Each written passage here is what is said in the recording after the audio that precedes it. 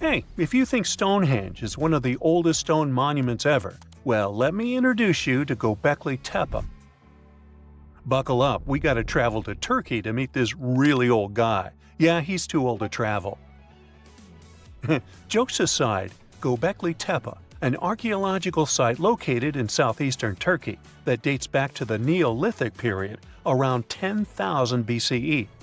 It's considered to be one of the oldest and most significant archaeological discoveries in recent times. The site consists of a series of circular and rectangular structures made of stone pillars. Yeah, it does look like its younger brother Stonehenge. Some of those pillars are decorated with intricate carvings of animals and other symbols. Now, you maybe wonder, hey, why on earth did they make such a fascinating building? What was its purpose? Sorry, I got no answer for that. The purpose of the site is still unknown, but it is believed to have been a ceremonial center for the ancient people who lived in the area.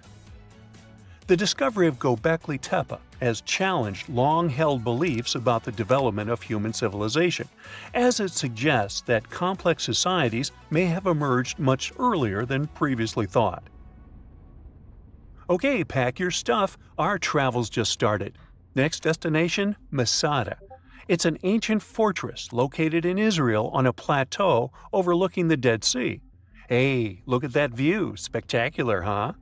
It was built by King Herod the Great in the 1st century BCE, and it was very smartly built.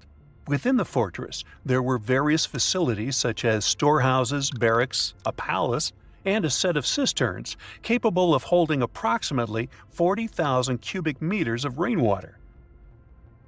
People living there believed that the collected runoff from a single day's rainfall could provide sustenance for over 1,000 individuals for a period of 2 to 3 years. Access to the fortress was limited to 3 steep and winding paths leading up to fortified gates. Still, at one point, the fortress was occupied by people who had fled Jerusalem after the city was captured by the Romans. They held out against the invaders for several months, but eventually they were defeated. But these guys didn't surrender. The story of Masada has become a symbol of resistance and bravery. Today, Masada is a popular tourist attraction and a UNESCO World Heritage Site. The next flight is going to be short. We're popping over to Egypt to see the Karnak Temple Complex. It's a vast ancient Egyptian temple complex located in the city of Luxor, Egypt. It was built over a period of 2,000 years and covers an area of more than 200 acres. The complex is dedicated to the worship of the deity Amun-Ra. Wait a minute, that should be Amun-Ra, and it was one of the most important religious centers in ancient Egypt. The Karnak Temple consists of several temples, chapels, and other buildings, including the Great Temple of Amun, the Temple of Khonsu, and the Temple of Ptah. Ptah! The Great Temple of Amun is the largest and most impressive temple in the complex, with massive columns, statues, and other decorations. One of the most famous features of the Karnak Temple complex is the Avenue of Sphinxes, which is a long avenue lined with Sphinx statues that leads from the entrance of the complex to the Great Temple of Amun. Another notable feature is the Hypostyle Hall, which is a massive hall with 134 columns that are over 70 feet high. The Karnak Temple Complex is a popular tourist attraction and a UNESCO World Heritage Site. It's considered one of the most important archaeological sites in Egypt and provides a fascinating glimpse into the religion and culture of ancient Egypt. Hey, we can't hop on the next flight and leave Egypt until we see the Pyramid of Djoser. It has another name, by the way. It's also known as the Step Pyramid. This ancient Egyptian site is located in Saqqara. It was built during the 27th century BCE for the pharaoh Djoser by his architect Imhotep, who is considered one of the most important figures in Egyptian history.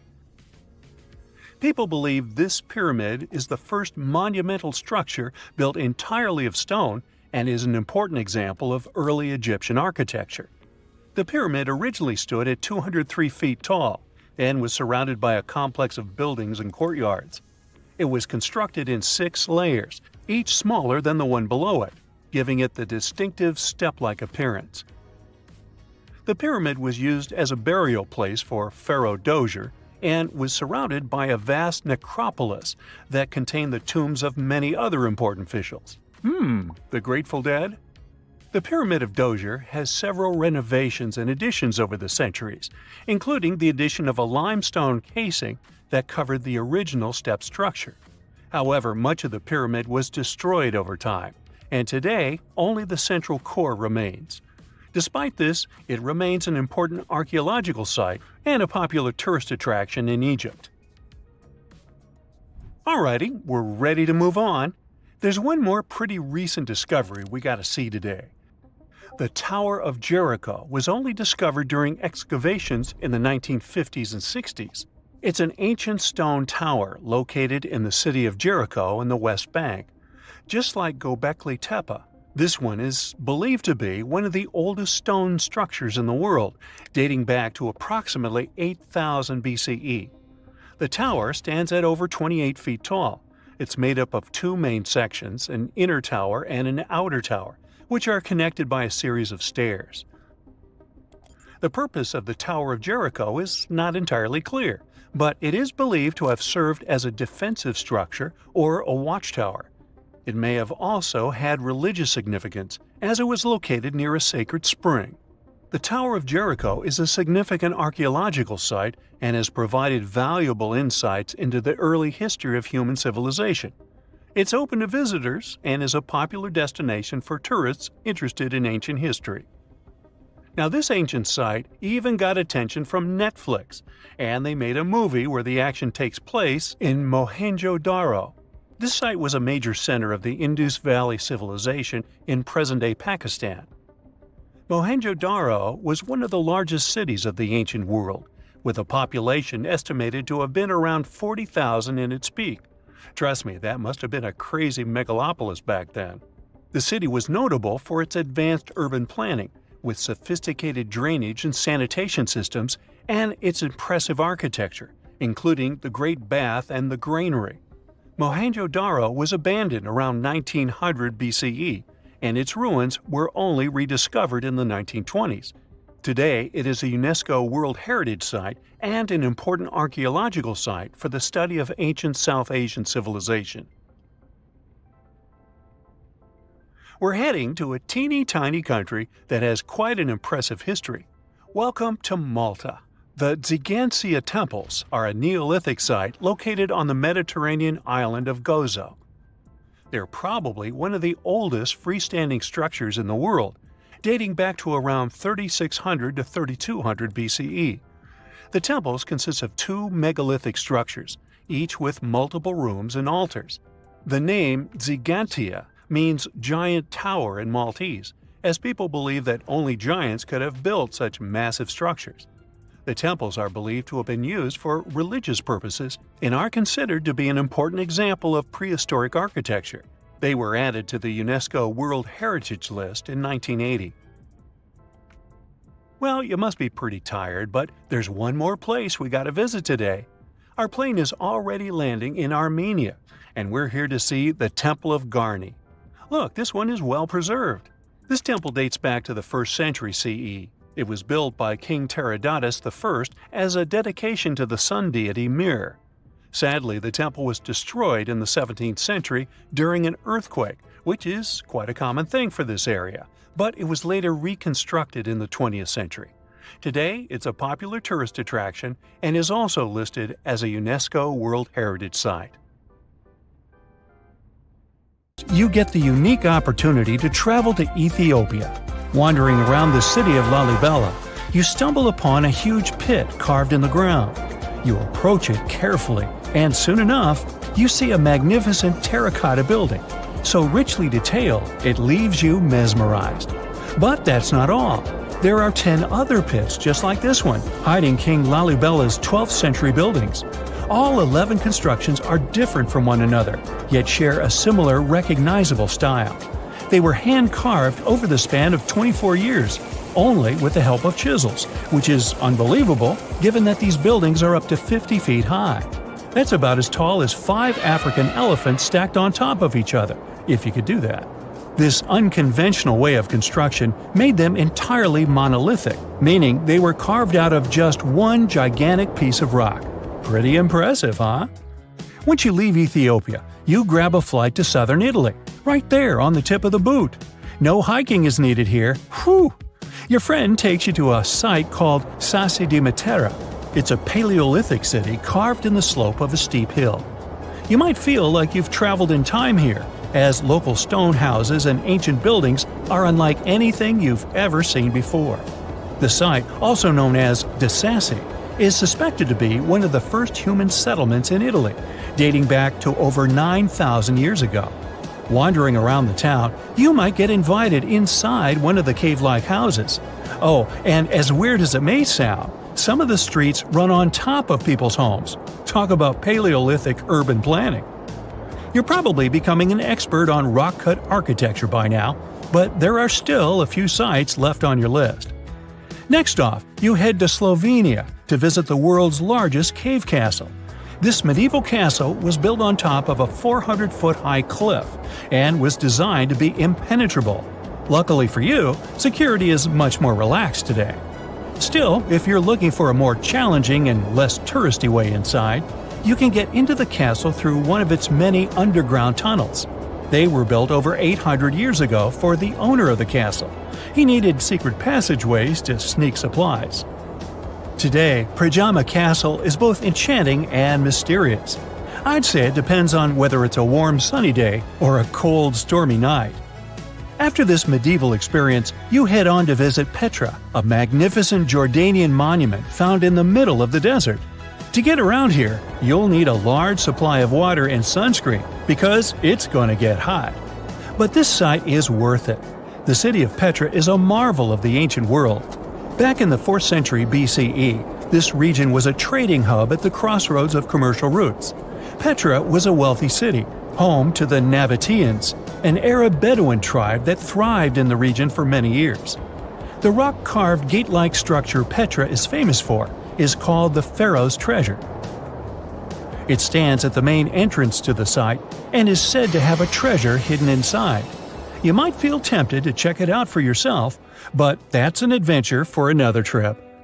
For now, you hop on another plane ride, this time to the Americas. First, you visit the USA, more specifically, the mountainous state of Colorado. You make your way to Mesa Verde National Park. There, in between the greenery and abundant vegetation, you'll find over 600 dwellings built in the cave beneath the cliff, carved deep into the mountainside. This ancient village is now considered a heritage site. The local Puebloan tribe built it back in the 1190s. One of its main buildings is called the Cliff Palace. It's a multi-story construction built from sandstone and mud mortar. The palace alone housed over 150 rooms. If you're feeling sporty, you might want to visit the Balcony House. To get there, you'll have to climb a 32-foot ladder. You'll get to see a mid-sized village of 38 rooms, including 2 kivas. Those are traditional chambers that were built by the Puebloans for ceremonial purposes. Still in the U.S., you make your way to the hills of South Dakota. You're there to visit one of the world's most impressive human-made sculptures on Mount Rushmore. What's so mysterious about this place, you might ask? Well, during Mount Rushmore's construction, a 70-foot-long secret tunnel was built behind the head of Abraham Lincoln. The tunnel was supposed to hold all the documents and artifacts important to the United States history. After the designers thought it through, they decided it was better to hide them in a safe box in the floor of the tunnel. The box holds the history of how Mount Rushmore came to be carved, as well as a brief history of the U.S. and the 4 presidents depicted on the mountain. Amazing, right?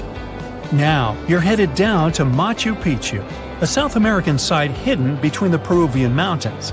Machu Picchu itself is already a mystery. Researchers still don't know why or even how the ancient Incan civilization managed to engineer the stone-built citadel all the way back in 1450 CE. To get there, you must endure a 3-day hike, reaching the impressive altitude of 8,000 feet above sea level. Or you can get a train, but that's no fun, right? You're here to check on a relatively new discovery. Back in 2010, French engineer David Crespi was taking measurements of the Inca ruins when he noticed a door he had never seen before. It was sealed off by stones. He went back to the site a few months later with an electromagnetic scanner. The scanner, which could detect objects behind walls, showed there were copious quantities of metals behind that sealed door. The researcher contacted the Peruvian authorities requesting to remove the rocks, but they didn't authorize it. As of today, the door is still locked. Whew, this trip was long, wasn't it? Make sure to get some rest, Indiana Jones. If you walk through this small stone doorway in Hierapolis, Turkey, you might never come back alive. Back in ancient times, people thought it was some sort of portal to the underworld. Romans would go in carrying perfectly healthy bulls, but after a few minutes, they would watch these animals collapse as if hit by some mysterious force. But what's even weirder is that nothing happened to people. They could walk in and out just fine. Now, recent studies might have an answer for these eerie happenings, and it all has to do with people's heights. The gate, known as Plutonium, named after Pluto, the deity of the underworld, is a stone doorway leading to a small 32-square-foot cave. But the real danger is what is going on beneath it. Hierapolis is a super active geological area, and there's a big crack under the city that constantly emits volcanic carbon dioxide, which comes up as a visible mist. During the day, the sun dissipates the gas. At night, the gas forms some kind of a carbon dioxide lake on the sheltered arena floor. At dawn, you need to get out of there before it's too late.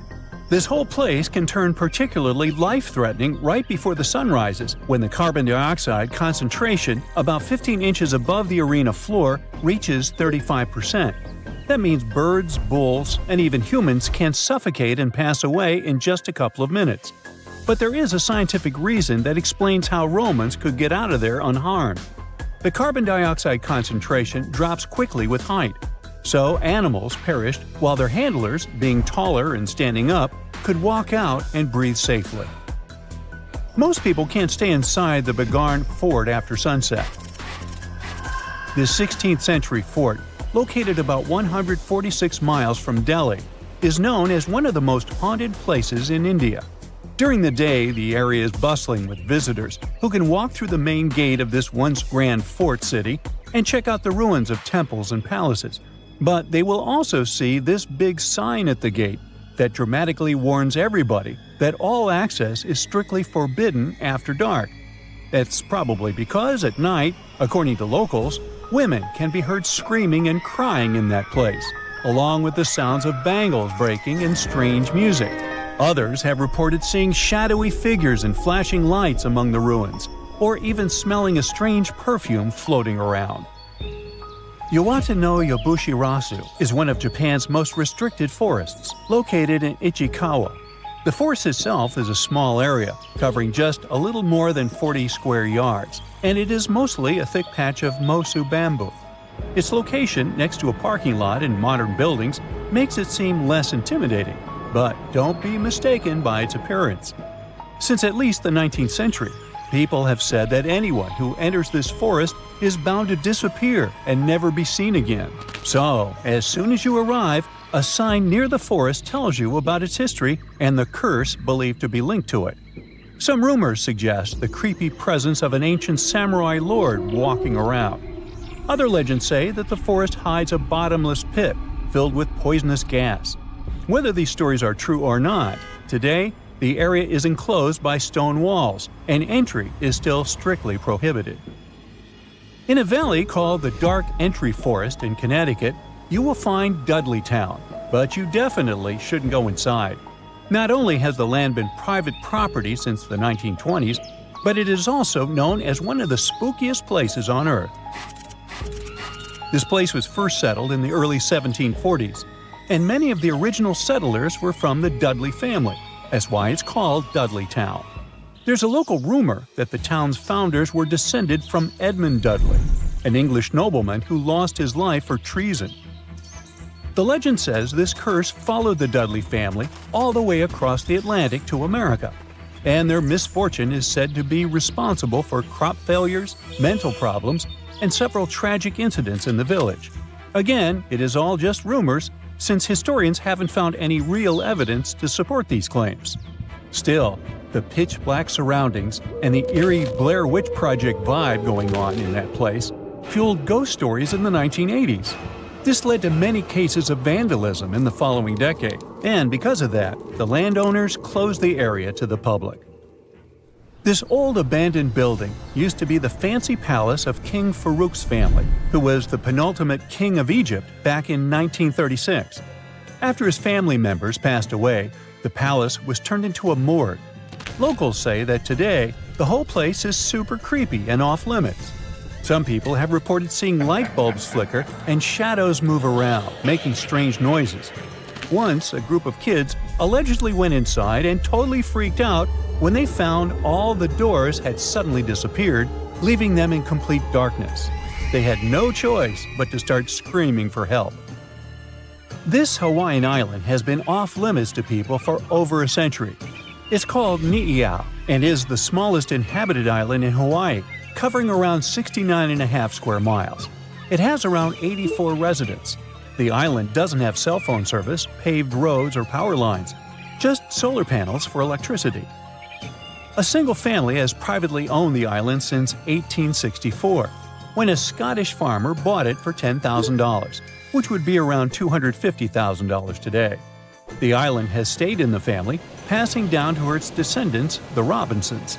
They have kept it private ever since, so access is highly restricted and basically by invitation only.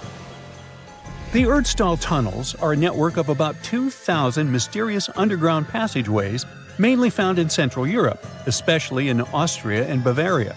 These tunnels are usually narrow and cramped, often just wide enough for one person to squeeze through at a time, and they are believed to date back to the Middle Ages, as far back as the 12th century. What's really puzzling about these tunnels is their purpose. Despite a lot of research, nobody really knows why they were built. There is a theory that they were used for storage, but since many of them are below the waterline and occasionally get filled with water, that doesn't seem very practical. These tunnels have very light, almost claustrophobic sections and sudden drops, which doesn't seem practical for other straightforward uses like escape routes, hiding places, or even spiritual purposes. To make things even more mysterious, there is a complete lack of artifacts, which makes it even harder for researchers to figure out what these tunnels were really for. Since 2019, adventurous people can get arrested if they try to climb this rock. Uluru, also known as Ayers Rock, has been off-limits because it is now considered a sacred site for local communities. But the fact that it is also extremely dangerous probably played a big role in the decision to close it off to visitors. This rock is 1,142 feet high, which is about the height of an 80-story building. The climb to the summit can be very slippery, and high temperatures, which can hit 116 degrees Fahrenheit in the summer, have led to people passing away from dehydration and heat-related issues. Something even creepier happens at the top of the rock right after storms. When it rains, small tadpole-like crustaceans called shield shrimp hatch in temporary waterholes and rock pools on top of Uluru. These extraterrestrial-looking creatures are about 3 inches long, and they spread their super-resilient eggs everywhere. When enough summer rain comes, they hatch and go wild, feeding on microorganisms and bacteria in the water. How these strange creatures end up in the fleeting pools on top of Uluru is still unclear, but the most likely explanation is that their eggs might travel there with the wind. Behind those huge steel doors is one of the most guarded places on Earth. It's known as Site R, or the Raven Rock Mountain Complex. You'll find it in Pennsylvania. The construction is 60 stories underground and is said to be a safe place for people in case of a natural or human-made disaster. There's not a lot of information online about this mysterious place, but what we do know is that it's equipped with 38 communication systems. It's obviously not available for visits via Google Earth, but you can catch a quick glance at the 2 gates that face the complex. Vatican City is one of the most famous enclaves on Earth, and it's certainly worth a visit due to its wonderful architecture and vast list of art pieces to check out. One place, however, will always be off limits for visitors: the Vatican's secret archives. They have some of the oldest and rarest books on Earth. These archives are available only to a limited number of people, and since they have been visited by a small number of people so far, they also trigger a lot of weird theories. For example, that there may be books proving there's life outside our planet. If you're fascinated by shipwrecks, you'll be interested to know that one of the largest wrecks you can see on Google Earth is on North Sentinel Island, India. It used to be called the SS Jassim. It was a Bolivian ferry that sank in the area back in 2003. The reason why people can't visit it physically isn't because of the ship itself, but because the island is home to the world's most dangerous tribe. We don't really know how many people live there, but it was estimated that between 50 to 400 people call this place home. And they really don't like tourists. No person that tried to reach them survived. Also, to protect them, their privacy, and their special status, the island is closely monitored by the Indian authorities. That's mostly because it's believed the locals don't have any immunity to modern diseases. So being in contact with foreigners might be dangerous for the tribe's people, since they've never seen the outer world. A huge pink bunny appeared seemingly out of nowhere in the Italian Coleto Fava Mountains back in 2005. Besides the locals, some people stumbled upon it online too. They were puzzled by the discovery. Unfortunately, that 200-foot-tall bunny is completely gone today. You can still find the images of it online though. The unusual object was designed by artists from Vienna. They encouraged tourists to climb, jump, or even take a nap on top of the large rabbit. The whole purpose of the project was to allow people to experience what it would be like to live as smaller creatures. The bunny didn't have any removal date at the time it was placed there and was expected to last at least until 2025. But Mother Nature had other plans. A Japanese artist decided to move back to her little home village named Nagoro. But she soon found out that most of her neighbors were moving to bigger cities. To deal with loneliness, she started putting together scarecrow-like dolls, or kakashi, and placing them all over her garden. She didn't stop there though.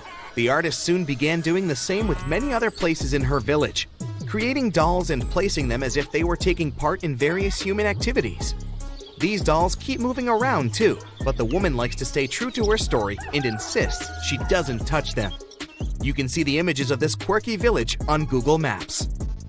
This weird portal was discovered via online maps in New Baltimore, New York. It gave people all sorts of bad dreams. With spooky-looking buildings and all sorts of blurry figures, this area soon became a source for many weird internet theories. Turns out it was nothing more than a technical issue, which resulted in those images being rendered in a distorted manner. Either way, if you look for these images on Google, you won't be able to unsee them. This cute miniature world map was created by an artist from Denmark. He continuously worked on this tedious project from 1944 until 1967, using mostly his hands and just a few tools for moving heavy rocks around. He gathered stones at the edge of the water, then recreated the map of the world on the surface of this lake. During the winter, he was able to use a sled to transport larger pieces of rock over the ice and then place them in the perfect position. Apart from the continents themselves, the map also features rivers and lakes, as well as some other famous landmarks. Care to have a look at a sea without any coasts? Search for the Sargasso Sea. You'll find it in the northern Atlantic Ocean. This weird sea is surrounded by 4 ocean currents and no dry land at all. It got its name from the seaweed that grows there, sargassum. Fingerprints on the lens of a satellite camera? You may be tricked into thinking this if you search for the Finger Maze. It's located in the city of Brighton, UK, and is a large fingerprint created in Hove Park. It also has a maze at the center. It can be really hard and time-consuming to look for wild animals on Google Earth, but the Geo browser does have a nice feature that can help if you're eager to see hippos and flamingos in their natural habitat. Try Googling animals from above and start scrolling through these images. This unique feature can take you from Kenya to Namibia and even all the way to Antarctica, where you can see emperor penguins. There are some places on Google Maps that, for specific reasons, aren't available for the online public, like the Royal Palace in Amsterdam. If you head over there via Google Earth, you'll see that everything around the Dutch Royal Palace is still visible, like the vegetation and roads, but the construction itself is blurred from all angles. That's probably because local authorities want to keep the unique views of the palace for the eyes of physical visitors only. The same goes for the Tantaco National Park in Chile. This one is a privately owned nature reserve that can only be seen on Google Maps from a distance. Once you reach a certain point, the zoom feature stops working. Some people say that since it's a nature preserve, it may be home to some endangered species, and extreme measures are taken for their protection. You know how a certain brand of fried chicken has a certain kernel on their logo? Yeah, you won't see any of these logos in high resolution on Google Maps. That's because the online map uses specific algorithms to detect people's faces and blur them out. As you can see, it's not always really that accurate. It's called Snake Island, and the Brazilian authorities prohibit people from visiting it. For good reason. You'll find the island near the city of Sao Paulo in Brazil. It's said to be home to over 4,000 snakes. Some of the most venomous types of reptiles on Earth call this place home. If that's not creepy enough, how about that some of them are so dangerous that a small drop of their venom can permanently damage the human skin? You can see the shape of the island on Google Earth, but the more you zoom in, the blurrier it becomes. Here's another cool thing you can do on Google Earth: time travel. Well, at least sort of. You won't be able to travel back in time and tell yourself to study more for that tricky exam, but you can see certain historical images of places you like. You can check if this feature works by looking at the upper left corner of the screen. If you can see a small icon with a clock, it may allow you to scroll some years back. But you can also see how sunlight affects Earth if you turn on the sunlight feature. You hear the word Paris, and a picture of the Eiffel Tower comes straight into your mind, or croissants. Or maybe you imagine going on a romantic stroll in the city of love, or croissants. But not many know that right below the bustling city of Paris, there is a series of underground passages, the catacombs. They're home to the remains of more than 6 million people. Whoa! But it wasn't always like that. Paris used to be a vast swamp. It was because most of the city was submerged in water at one time. Due to this, once the areas rose to the surface, the ground became rich in minerals, the most important being limestone. To extract it and use it to develop Paris, underground mines were dug up somewhere around the 14th century. They were dug horizontally to prevent collapse and to deal with the weight of the ceiling. Most of these mines were set up on the right side of the River Seine. Soon, Paris started expanding beyond its old city walls. Here's where it got tricky. The city started building on top of the land where they had dug all those tunnels. This caused some big problems, like the ground collapsing. In 1774, one of the roads in the suburbs collapsed about 100 feet into the ground. Due to rising safety concerns, officials decided to abandon the mines.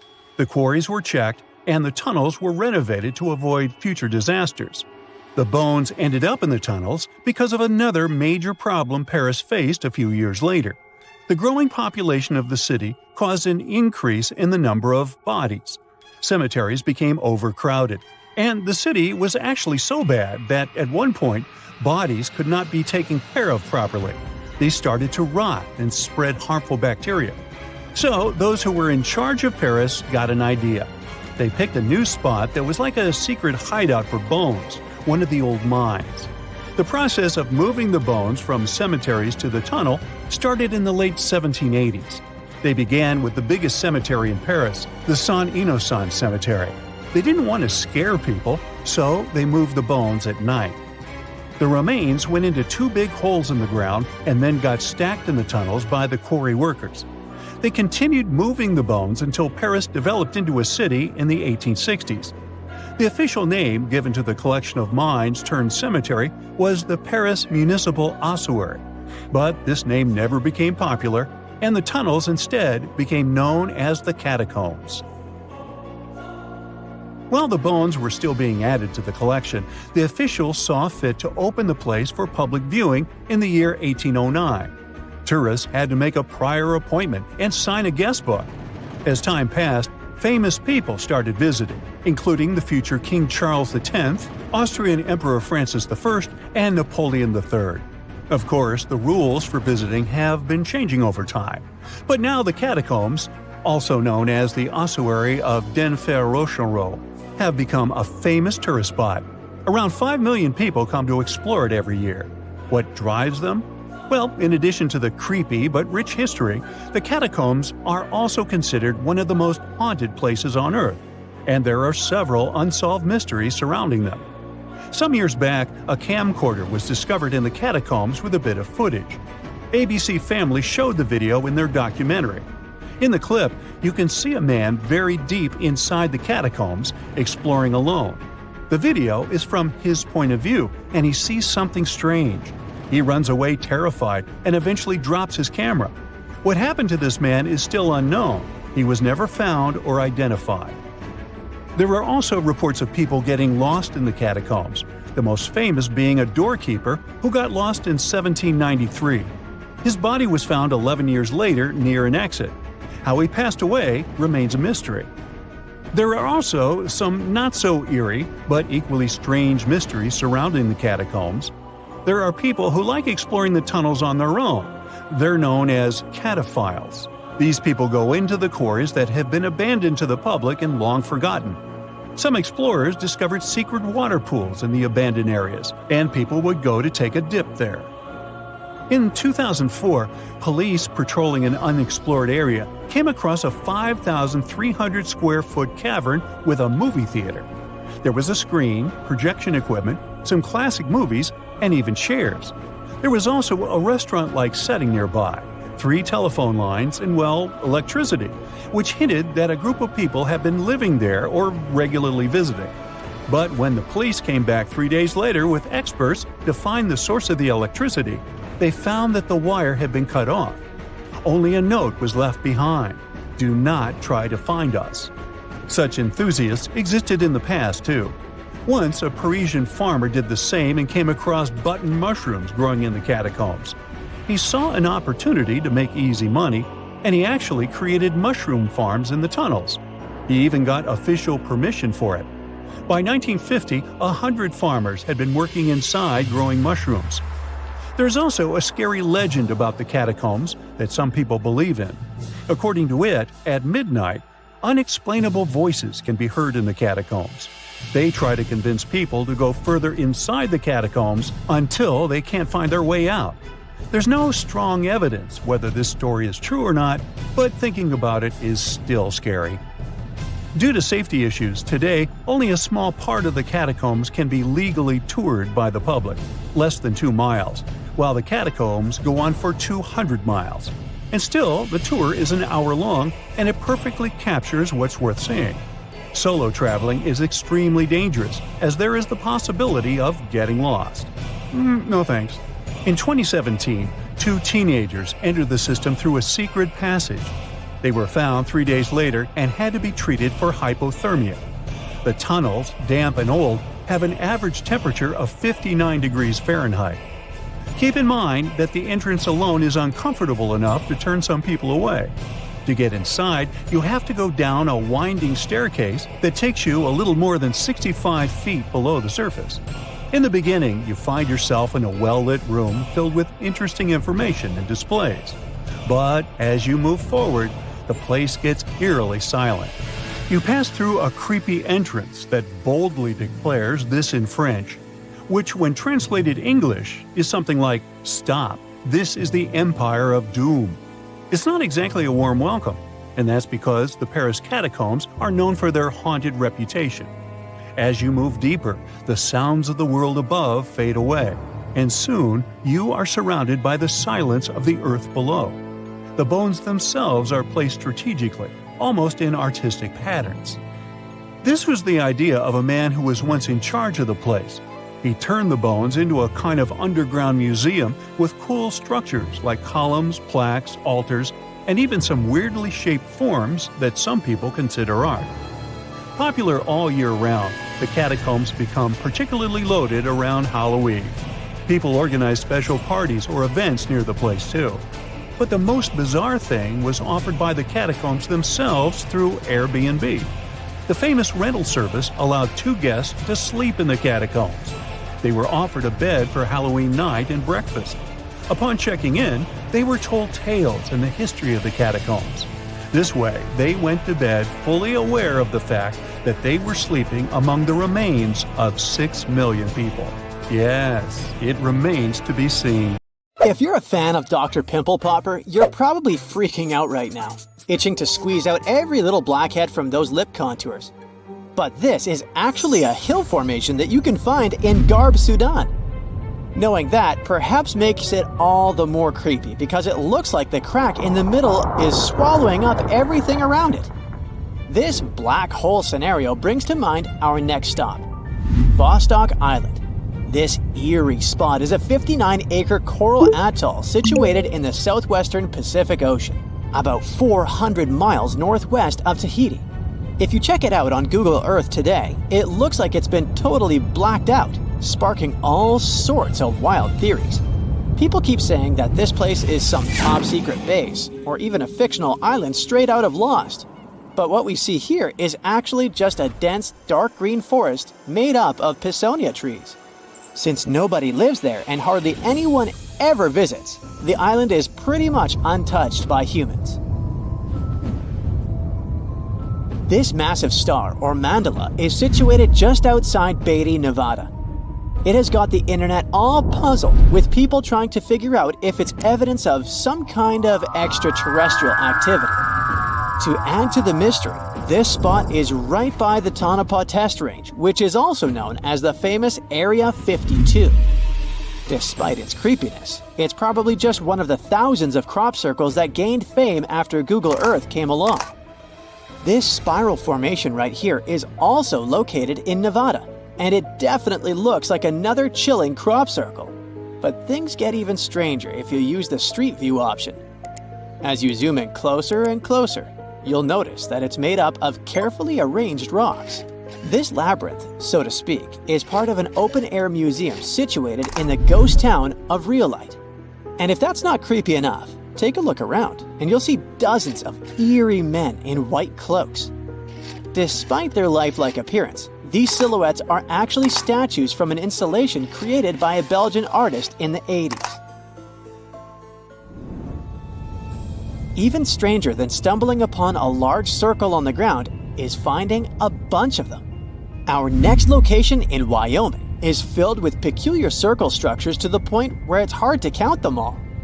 During the 20th century, this U.S. state shifted from a farming economy to an industrial one, dominated by the extraction of oil, gas, and coal.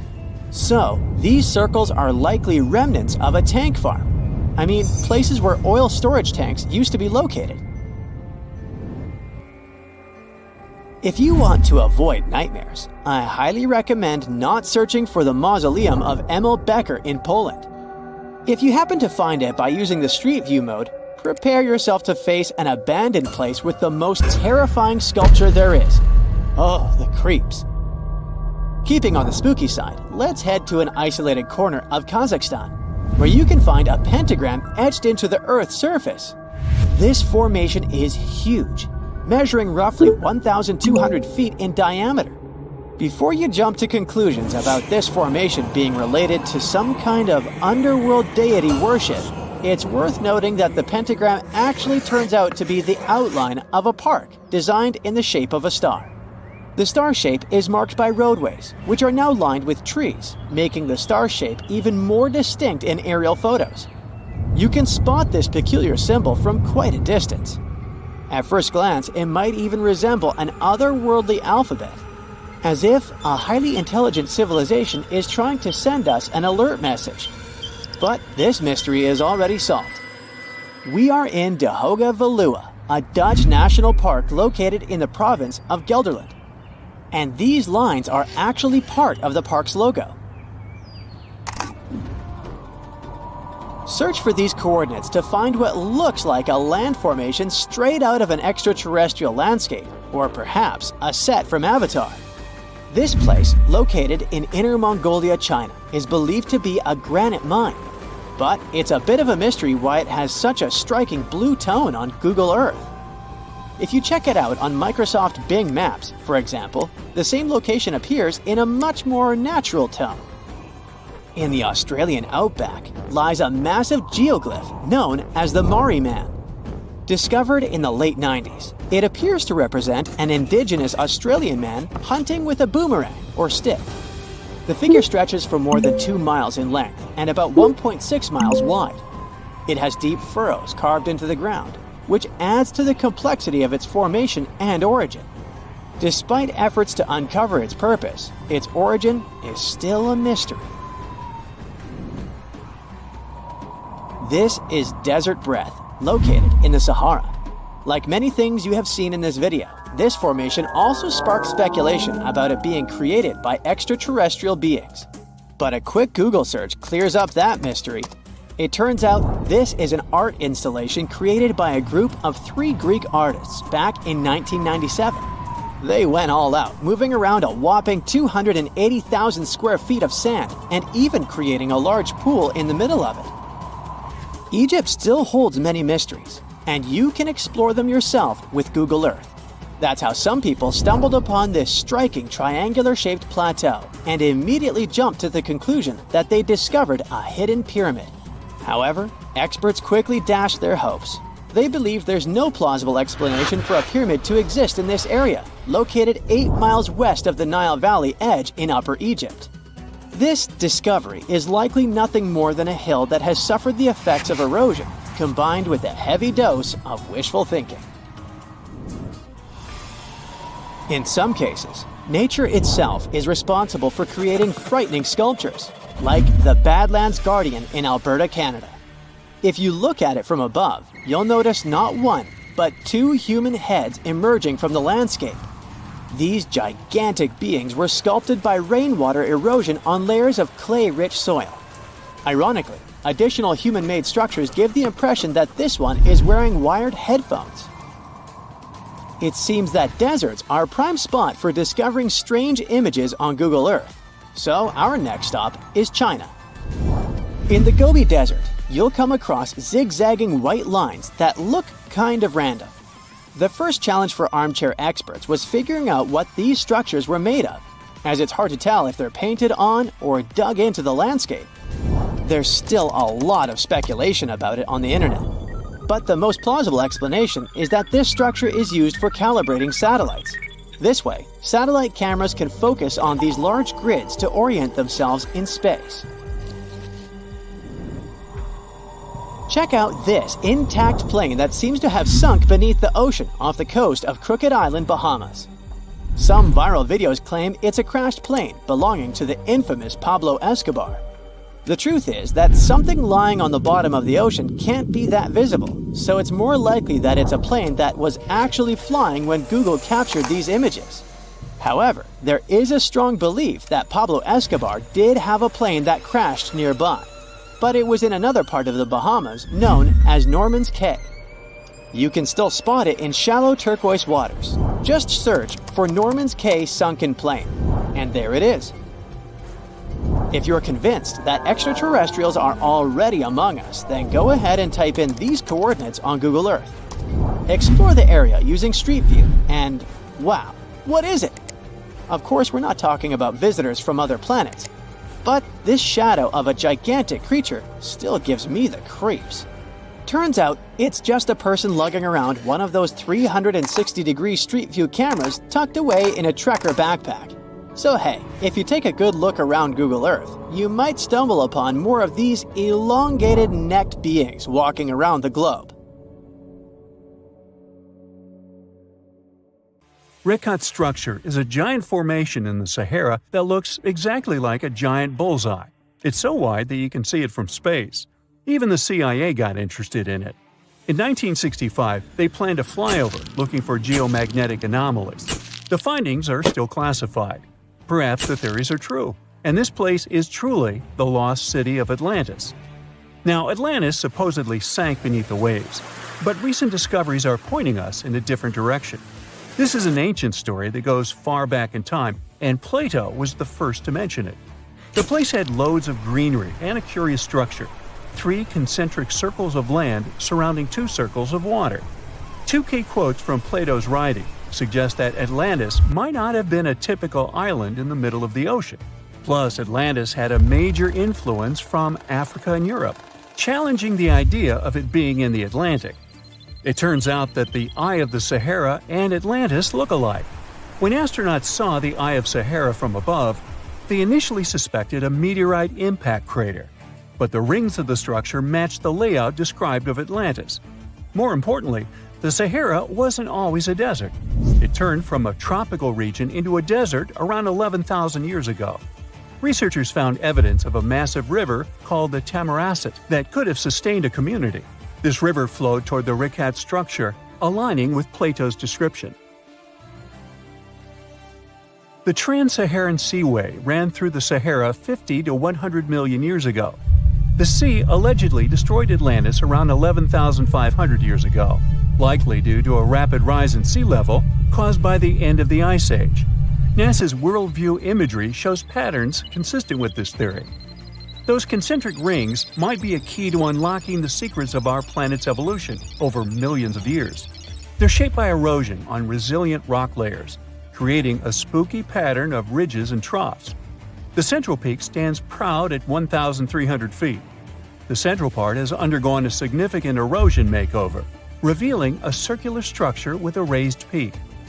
Unlike impact craters, the Eye of the Sahara flaunts a striking balance and symmetry. Some say it results from rock uplift, sculpted by wind and water.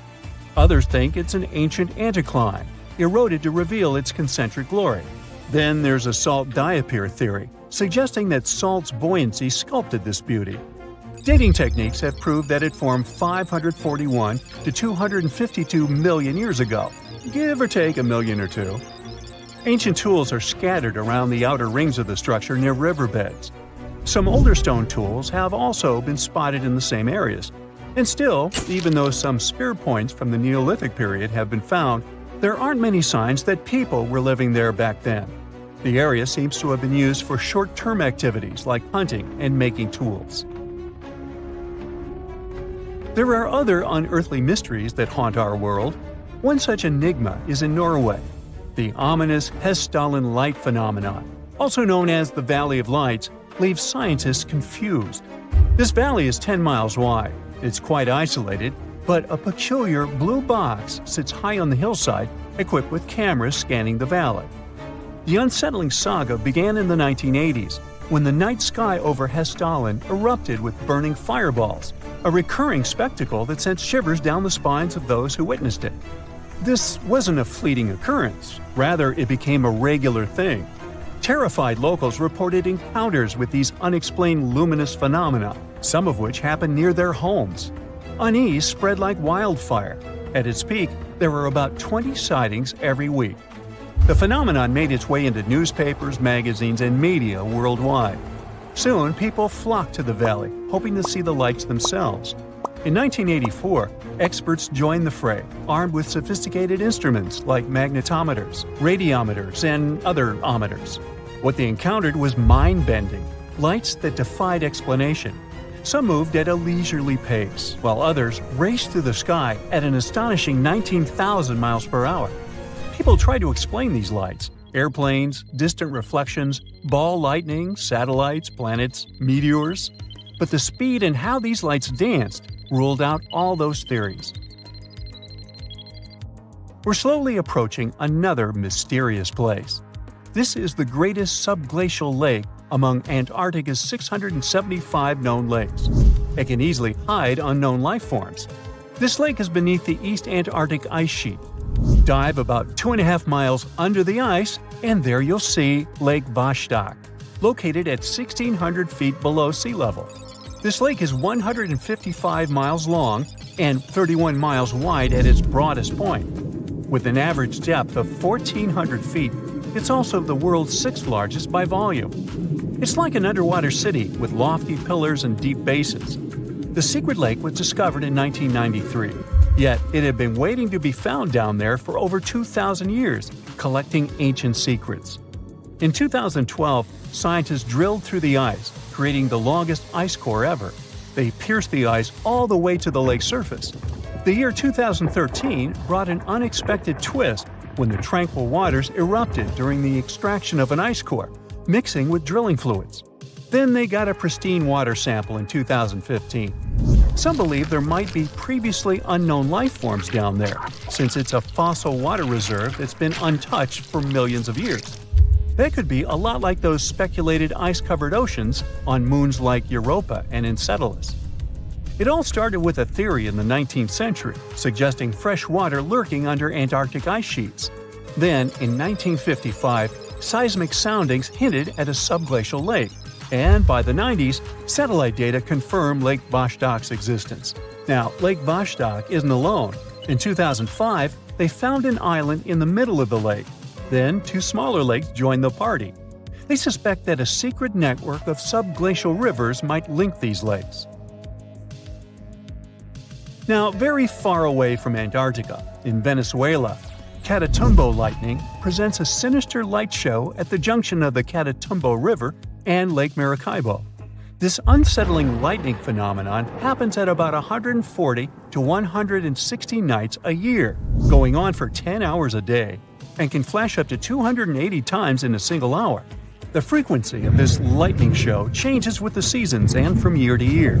There was a break between January to March in 2010, causing a bit of worry that it might vanish forever. As the sun sets, winds from the east start picking up speed.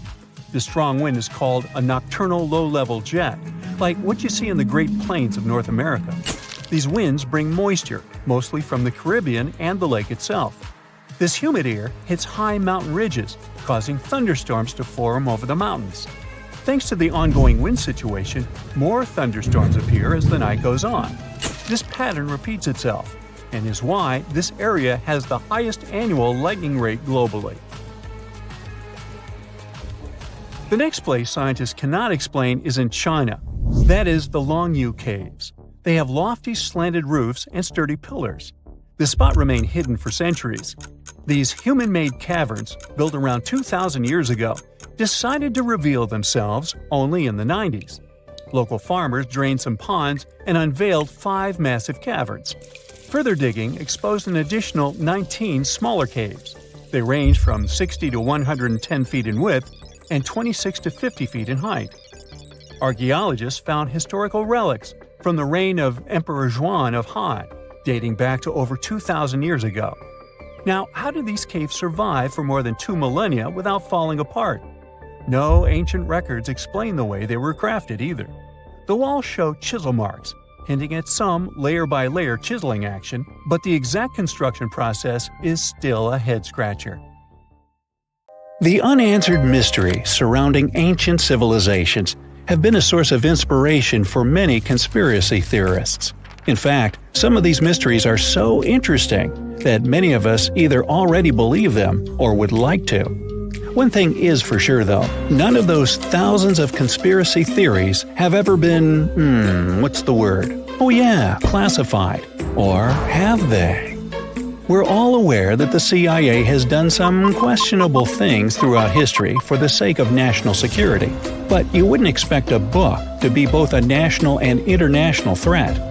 The CIA recently declassified parts of a book that talks about lost ancient civilizations and the catastrophic events that made them vanish thousands of years ago. This mysterious book was written in 1963 by a guy named Chan Thomas, and it was going to be published by Emerson House in 1965 until the CIA got involved. For some mysterious reason, they classified the book, and it was never released to the public until recently. But here's where it gets interesting. The book was declassified in 2013 due to the Freedom of Information Act, but it wasn't released to the public until 2016. And what was released truly raises a few questions. The original version of this document was 284 pages long, but the PDF essay that was released was heavily censored, with just 57 pages, which makes it 1/5 of the whole document. The pages were edited before they were released to the public in such a way that you wouldn't even notice that the other pages were missing. Now, no one really knows why this book was classified in the first place, but it has some interesting content from what I've gathered. The author of the book had quite the imagination and a huge love for ancient civilizations. And even though what he had to say is very thought-provoking, some of it is just bizarre. He believes that our planet is locked into a never-ending cycle of pole shifts and Earth crust displacements that are responsible for the mass extinctions of many civilizations which existed more than 6,000 years ago, even before the Sumerians. He believed that these events caused more damage to the Earth than meteors, and he bases this theory on a few artifacts that exist around the world, but weren't really noticed until recently. but I'll get into that in a bit. Those mass extinctions that the book talks about include the end of the Ice Age, when huge 2-mile-thick ice sheets disappeared from northern Europe, Northern America, and Canada, and caused 100 species to go extinct. And here's how the author illustrates his hypothesis. He believes that there was a geomagnetic pole shift which caused catastrophic changes to both the atmosphere and the Earth's crust, resulting in the extinction of many civilizations over time.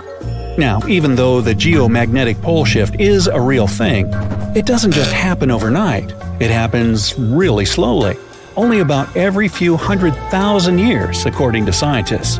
But it's a bit more complicated than it sounds.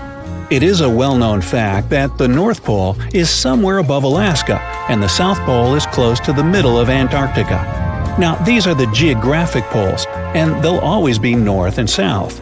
However, the Earth's magnetic poles flipped a few 100,000 years ago. So if you had a compass, let's say 700,000 years ago, it would instead point south and show you the Antarctic. But the author of the book has a different theory.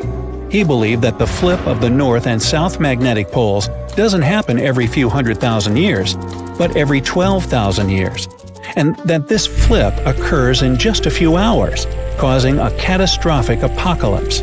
He thinks this happens as a result of an explosion inside the Earth's core. This explosion causes the magnetic poles to flip, but it also causes the Earth's crust to move. According to the book, due to these catastrophic events, a lot of the Earth's continents that were submerged underwater rose above sea level in just a few hours. Now, here's where it gets interesting. The author also states that the Peruvian Andes were beneath the ocean before the last pole shift. And even though it seems far-fetched, since the Andes are approximately 22,000 feet above sea level, there was evidence to support that claim in the late 80s. Scientists found whale bones and fossils that are said to be millions of years old on top of the Andes and the Himalayan mountains. It's also suggested in the book that the deep freeze the Earth went through during the Younger Dryas event caused the Gulf Stream to be disrupted, and he points to some interesting evidence to support that theory. Frozen mammoths were found trapped in blocks of ice with food still in their mouths. Now, this is a true mystery, because freezing cold weather is in their nature, and they were among the few animals that could truly survive in the Ice Age. So, what could have caused them to freeze so quickly? Kinda makes you go, doesn't it? The document describes the Great Pyramid of Giza as a true enigma as well. The Pyramid of Giza is made out of 2.5 million stone blocks that are placed on top of each other with great precision. It's close to 750 feet wide and more than 450 feet high. To this day, we're still not able to explain how it was constructed, and it's quite difficult to understand the internal design as well. On the inside, the pyramid has no similarities to the other pyramids, and, despite popular belief, there were no mummies found in any of them. If you think that's a bit weird, wait for the next one. There are absolutely no hieroglyphs found in any of the pyramids, and that goes both ways. What do I mean? There are also no pyramids, or anything that resembles a pyramid, in any hieroglyphs either. Mr. Thomas believes that the pyramids were created hundreds of thousands of years before the Egyptians by a civilization that went extinct. Speaking of civilizations, in his book he even mentions the Greeks. He claims that in Greece, there was another ancient race of people that went extinct as well. He claims they were extremely tall with blue eyes and blonde hair, and had access to advanced technology that the Greeks couldn't have known about in their prime. Now, before we drift too far away from the stone blocks, let's talk about another mystery, the temple in Baalbek, Lebanon, and its ginormous foundation blocks. Those stones, which make up the Heliopolis, were also used for the temple in Rome. The foundations of the temples are made of 900-ton trilithon stones, and according to the author, this is proof that there must have been a lost ancient civilization with advanced technology. Now, most archaeologists claim that those stones were made by the Romans. However, there's no evidence to support that. The Romans didn't have the technological equipment to make the stones or lift them. So, you might think, what if they just made them in that place right then and there? Well, those stones were also lifted 30 feet high and were placed next to each other with mathematical precision. And let's not forget about the blocks on top of the Heliopolis in Lebanon, which weigh about 800 tons each. But wait till you hear the next one. The Romans don't even credit themselves for these stones. They claim that they built up the sides, but they don't take credit for the extraordinarily large and heavy foundation stones. The author also makes an interesting point about the distance between the Roman capital and Baalbek in Lebanon. Why would the Romans build the world's largest monolithic stones in such a remote area, and so far away from their capital, and never take credit for it? Well, folks, it's a mystery to me. Now, let's move on to the most intriguing enigma, Easter Island, which is located in the middle of the Pacific Ocean, or nowhere if you will.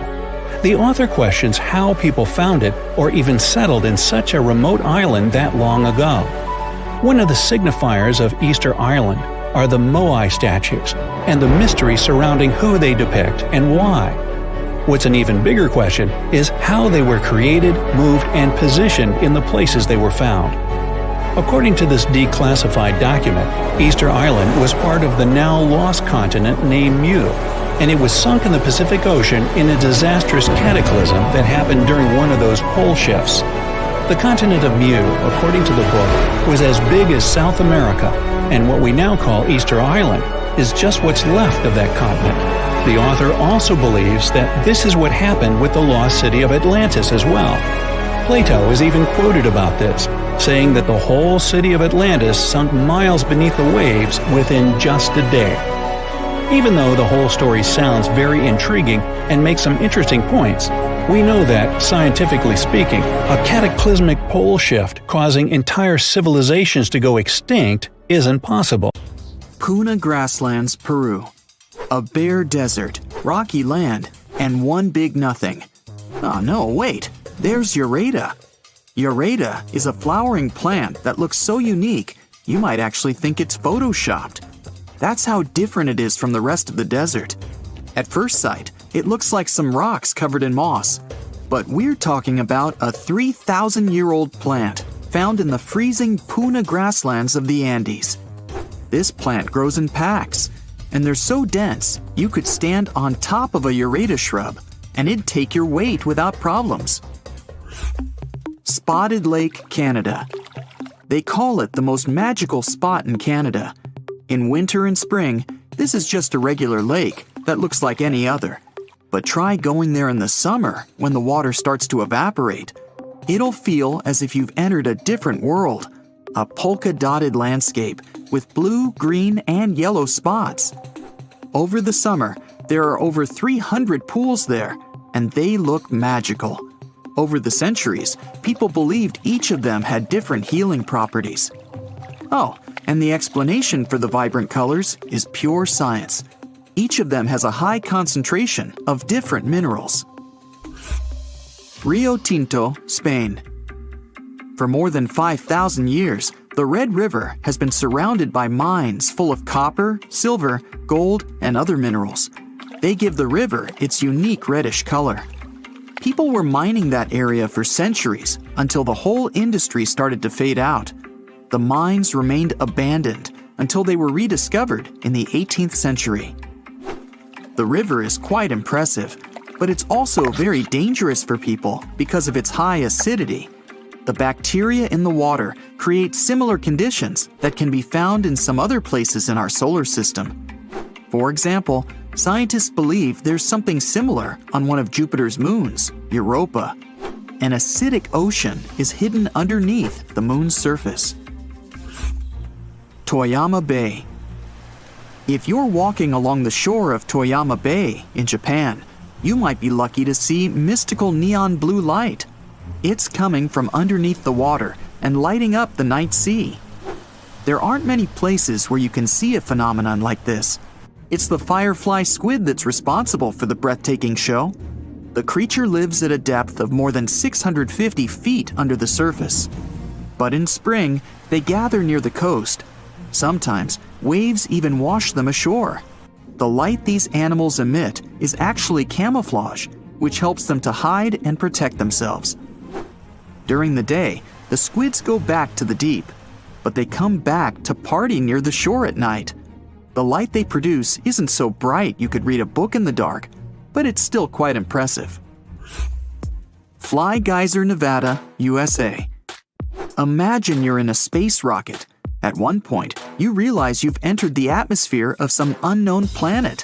You haven't even realized it's there. The planet's gravity starts to pull your rocket down. Soon, it crash lands on the surface. Luckily, your spacecraft is sturdy enough to stay intact. So you pull on your spacesuit and crawl outside. Right in front of you, there's something you've never seen before. Incredible nature, unbelievable colors, and a bizarre mountain-like thing. And suddenly, it spews out a column of boiling water. You shake your head. This vivid imagination of yours. You're actually in Nevada, looking at Fly Ranch Geyser. Don't get disappointed, it's still marvelous. The geyser appeared in the 1960s when a geothermal power company drilled a hole. This allowed the groundwater to escape. And the colors similar to those you can see in Yellowstone National Park? All because of algae. Speaking of Yellowstone, that's another place that looks as if it's been imported from another galaxy. On an area bigger than the states of Delaware and Rhode Island combined, there are more than 10,000 hydrothermal features, 500 geysers, and incredible waterfalls. Singi de Bemaraha, Madagascar. Now here's the place where you can easily imagine meeting some ancient animals. You can almost see them hiding somewhere among the pointy rocks, going up to 330 feet. Half of this national park is covered in forest, and the other half is rocky, formed by the erosion of water. The place is home to many animals, like chameleons, iguanas, frogs, and lots of different lemur species. Vatnajökull Glacier, Iceland. On your quest for the extraterrestrial wonders of our planet, don't forget to drop by Iceland. There, you'll find the biggest glacier in all of Europe. In some places, the ice can be more than 3,000 feet thick. Vatnajökull has 30 outlet glaciers ready to be explored. Those are channels of ice that once flew out of an ice cap, but remained stuck within the borders of the valley. As for famous Icelandic ice caves, they're formed when meltwater runs through a glacier, trying to get to the surface. This usually happens in the summer, when temperatures are higher and the water flow is more turbulent. When the temperatures go down, the water freezes. That's how the caves are shaped. Staffa, Scotland, UK. Staffa is an uninhabited island that looks like a place from a different planet. Once you see it, you can't shake off the feeling it hides plenty of secrets. In reality, though, it's a calm spot, almost completely taken over by seabirds and seals. Even so, no one can argue that the incredible rock columns give this place a unique and mysterious look. It's always encouraged local people to spread legends about the unusual cave. The columns themselves formed millions of years ago, mostly because of volcanic eruptions. Glowworm Caves in New Zealand. Imagine finding an entrance to a magical cave. You row your boat, eager to sneak a peek inside, and get rewarded with one of the most beautiful views ever. You see a closed cave that looks as if it's under a magnificent starry sky. You don't need to travel all the way around the Milky Way to find something like that. Glowworm Caves in New Zealand are there for you. The caves started forming millions of years ago, and now they have an impressive collection of stalagmites and stalactites.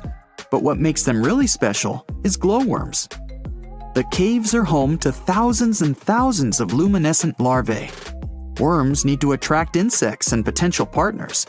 To do that, they use their tails that glow in the dark. There are lots of caves like this in the area, and people have been exploring them for over 100 years. Wulingyang Scenic Area, Zhangjiajie, China. This amazing place has breathtaking sceneries and more than 3,000 sandstone pillars.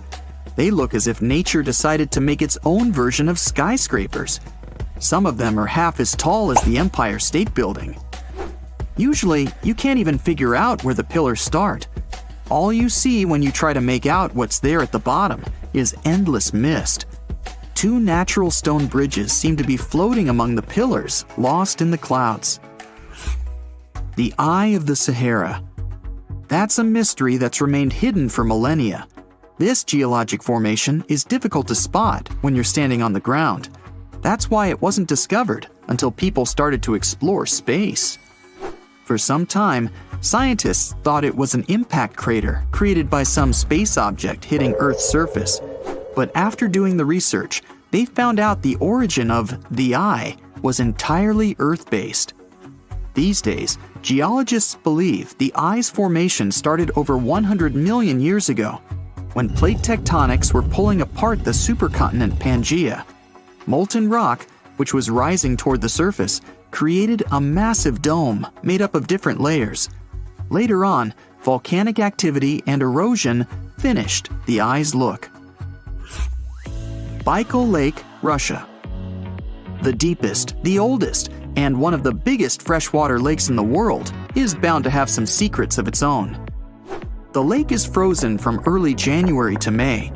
In the summer, the water is so clear you can see up to 130 feet down.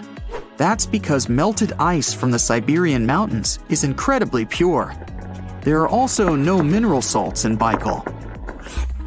Salar de Uyuni, Bolivia. It's one of the most extreme places in South America. The world's biggest salt flat stretches for over 4,000 square miles. It appeared when prehistoric lakes evaporated thousands of years ago. A thick, salty crust extends beyond the horizon. At one point, you're not even sure where the land ends and the sky begins. The Atacama Desert, Chile. The world's driest desert is all about rocky landscapes, salt lakes, dunes, and extreme temperatures.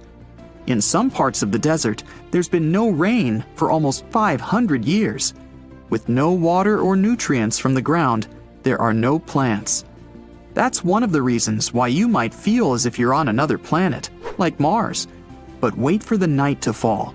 An infinite sky full of stars looks like a window to the universe and its mysteries. Imagine you could spend an entire week scanning ancient ruins and taking photographs of the world's most surreal archaeological sites.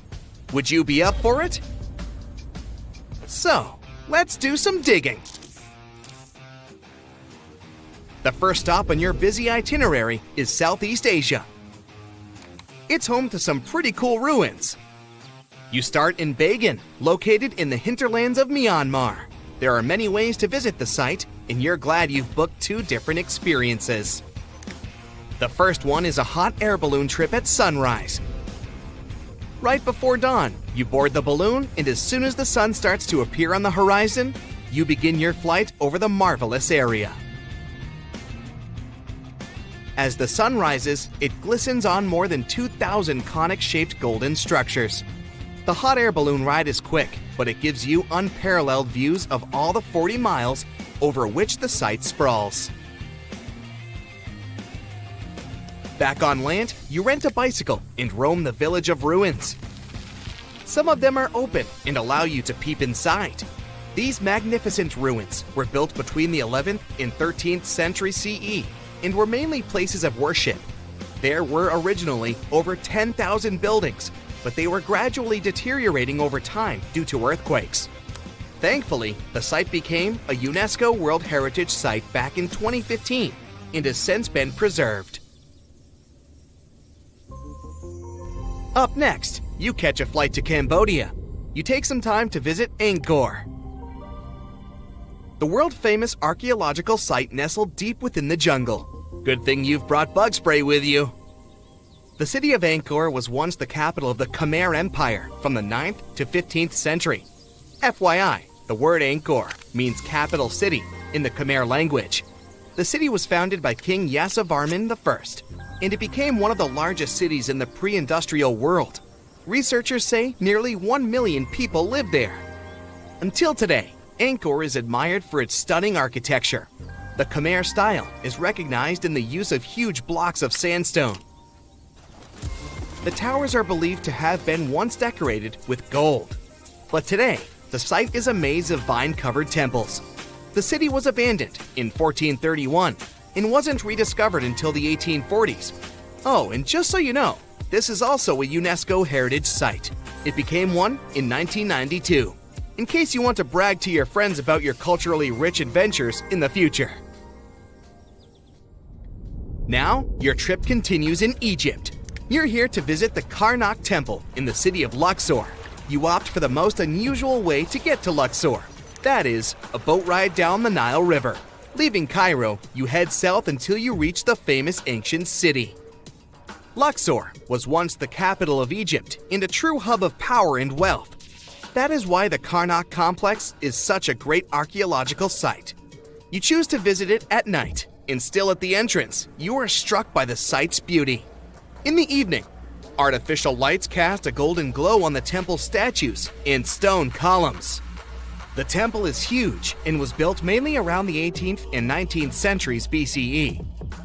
Each Egyptian pharaoh from that period left their own architectural mark on the site. The highlight of this tour is taking a walk through the Avenue of Sphinxes and discovering the Great Hypostyle Hall. This hall is filled with towering pylons and solid sandstone columns, a true wonder. From Egypt, you head down to Jordan. Now, if you like terracotta landscapes, you've come to the right place. The city of Petra is a marvel of the ancient world. Located in Jordan's desert, the city was a commercial hub back in the 4th century BCE. The Nabateans, an Arab Bedouin tribe, lived in the so-called Rose City and thrived for many years, having accumulated a significant amount of wealth. The city was known for its innovative water management system, which made the region inhabitable. And yes, you'll catch a glimpse of its ruins on your tour. The rock-carved gate-like structure Petra is famous for what is called the Pharaoh's Treasury. It stands at the main entrance to the site and is said to have a treasure hidden beneath it. Don't forget to stand right beneath it and take one of those classic pictures for social media. Once Petra has been ticked off the list, you fly to southern Europe. More specifically, to the tip of the Italian boot. You have a day trip scheduled to visit the ruins of Pompeii. Pompeii can be reached by car from the city of Naples. It's home to the eerie yet well-preserved ruins of a city that was once engulfed by lava. When Mount Vesuvius erupted in 79 CE, it left the city of Pompeii completely buried under millions of tons of volcanic ash. The ancient city was first discovered by beneath the volcanic rock in the 16th century, but it was first cleared from debris in the 1870s. Today, you'll be able to walk down the streets of these ancient Roman ruins and imagine what the town looked like in its heyday. Pompeii was a vibrant and rich municipality. The site's ruins revealed that many areas of Pompeii had boasted impressive bakeries, markets, and even houses with balconies, which were a sign of great wealth at the time. And believe it or not, even some artworks survived the eruption.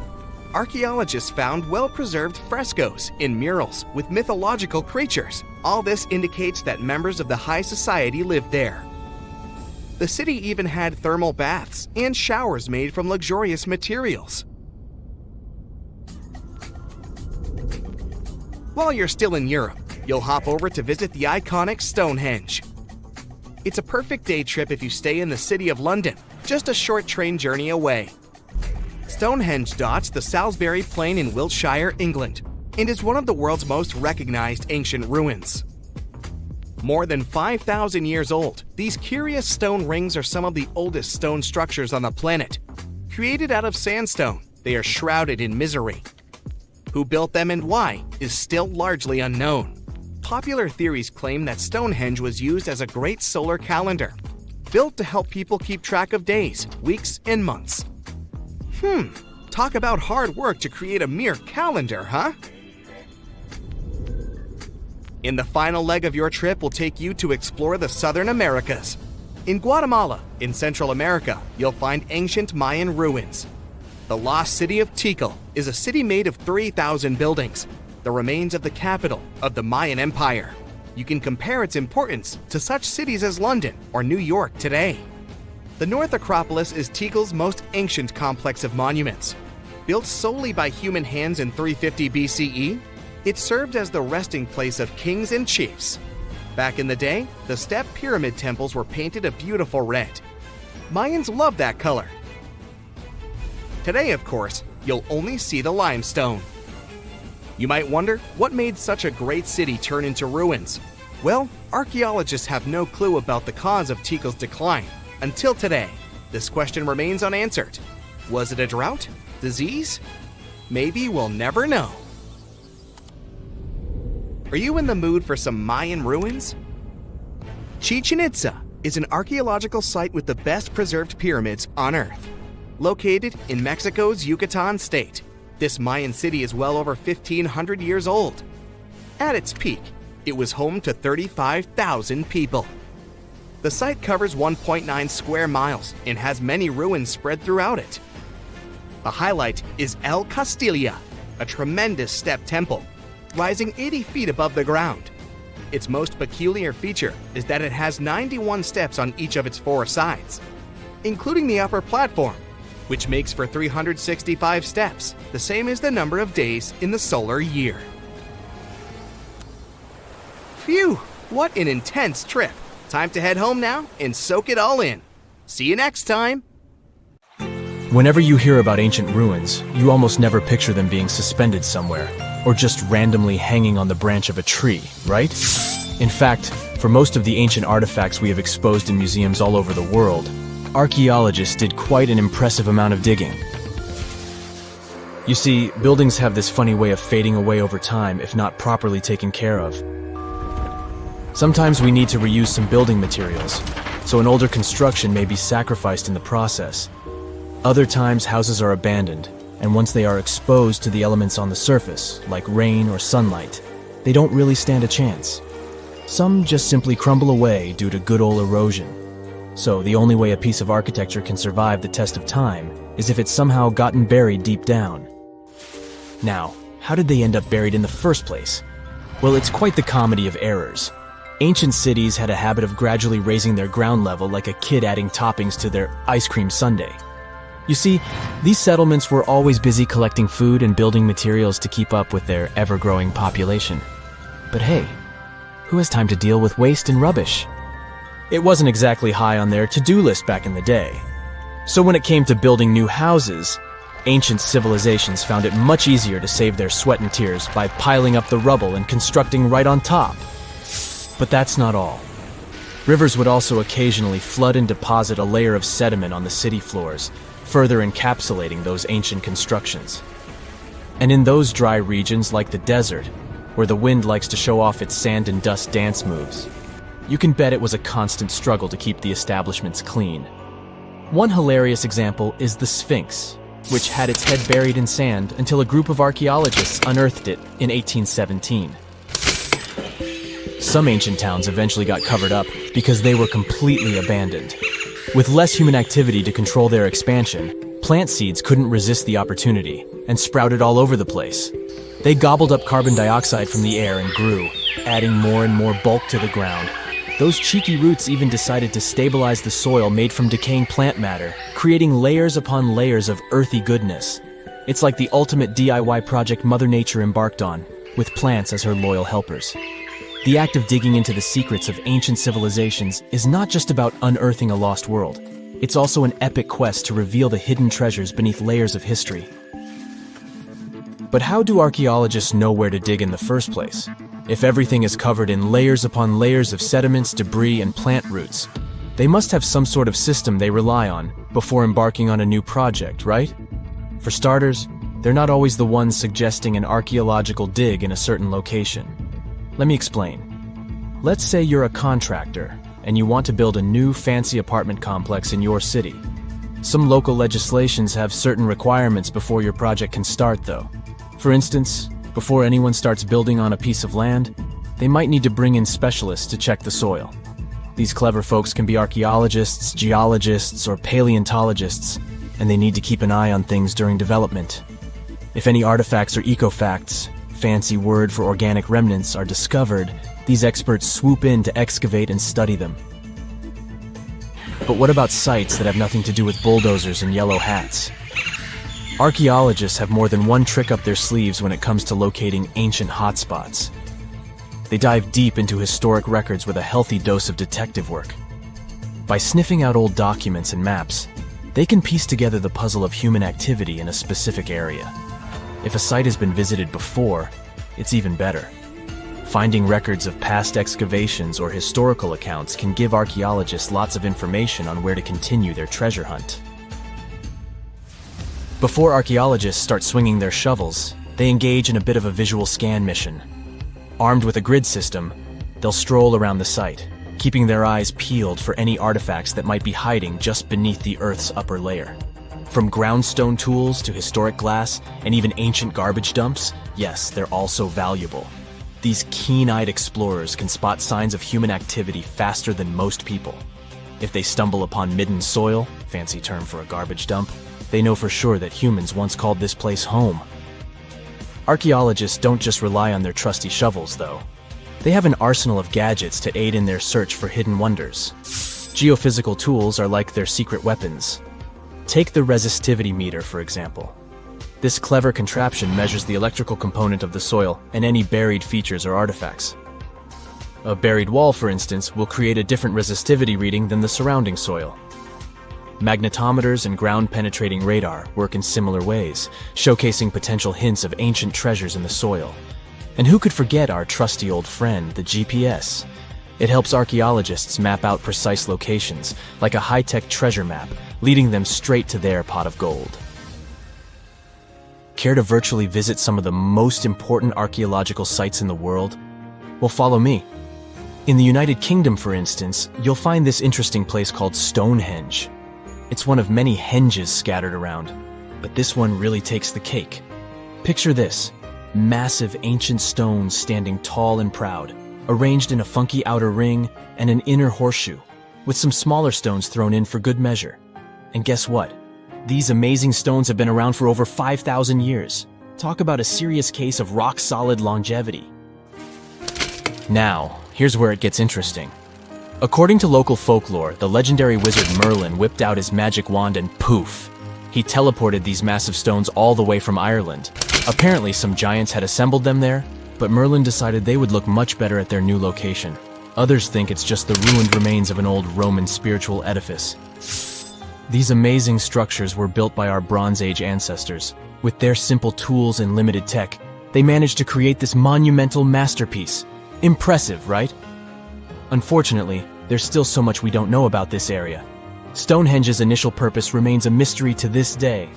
Sure, there are lots of theories, but scientists have yet to agree on the subject. However, we do know that it's perfectly aligned to catch the sunrise during the summer and winter solstices. The ancient city of Pompeii is an equally amazing archaeological site. Picture this. Mount Vesuvius, a notorious troublemaker, decided to throw a volcanic tantrum and completely covered this ancient Roman city. It turned it into a time capsule, located outside present-day Naples in Italy. Fast forward to the year 1748, when a bunch of adventurous explorers stumbled upon Pompeii. Lo and behold, they discovered a treasure trove of well-preserved goodies: streets, houses, food. Probably a bit stale by then. Blingy jewelry, fancy sculptures, colorful frescoes, everyday household items, and even animal and human remains. It was like an epic archaeological party. From the looks of it, Pompeii had it all. Fancy houses and villas, a massive 20,000-seat arena, cute little artisan shops, hangouts like taverns. And let's not forget the saucy spots like those luxurious bathhouses for some intense pampering. There's also the Sanctuary of Apollo, where people used to gather for their daily dose of worship. And of course, the bustling heart of the city, the Forum of Pompeii, where all the cool people used to hang out. And guess what? Pompeii is so cool that it made it to UNESCO's World Heritage List back in 1997. That's like the ultimate Hall of Fame for historical awesomeness. It also includes many other famous buildings and sites, like the Taj Mahal in India and the Acropolis of Athens in Greece. The Moai statues have been standing tall and proud for hundreds of years. Once, people put an enormous effort into carving these grand sculptures, and then they just suddenly stopped making them. But why? Let's figure out this mystery. Easter Island, located 2,500 miles east of Tahiti, has an area of 63 square miles. To this day, it's one of the most isolated islands in the world. Once it was covered with forests, filled with different trees and ferns. But when the first humans came to the island around 400 CE, the forest slowly began to disappear. And starting from 1250 CE, Moai statues began appearing all over the place. People made them from different types of rock: compressed volcanic ash, basalt, trachyte, and red scoria. As it's a volcanic island, these were all the ingredients the creators of the statues had to use. And once the builders completed their work, they covered the statues with pumice. The faces of the statues are different, but they all have distinct expressions with heavy brows and large noses. Their arms are carved into the body. Some have hats on top of their heads. There are nearly 900 statues all over the island. They differ in size. The average height is 13 feet tall, and the largest ones reach 33 feet in height and weigh up to 82 tons. Because the statues have so many different faces, there are theories that they represent and honor ancestors, chiefs, and other important people who lived on the island. But without any clear evidence, it's almost impossible to figure out the true purpose of the Moai. Once they stood beautifully along the coast, watching over people in settlements, and their backs faced toward the spirit world of the sea. When Europeans first discovered the Moai statues in the 1700s, many of them had already toppled over, and the construction of statues had stopped way earlier than that. Huge amounts of effort were put into making these things. Expert craftspeople spent a great deal of time slowly carving the statues with basic picks. A team of up to 6 people would work hard for an entire year to make just one statue. Then they often had to transport it to its special place on the island, as far as 11 miles. With the help of carbon dating, experts have managed to figure out that the statues started to appear in 1250 CE. And then, suddenly, in 1500 CE or so, the process just stopped.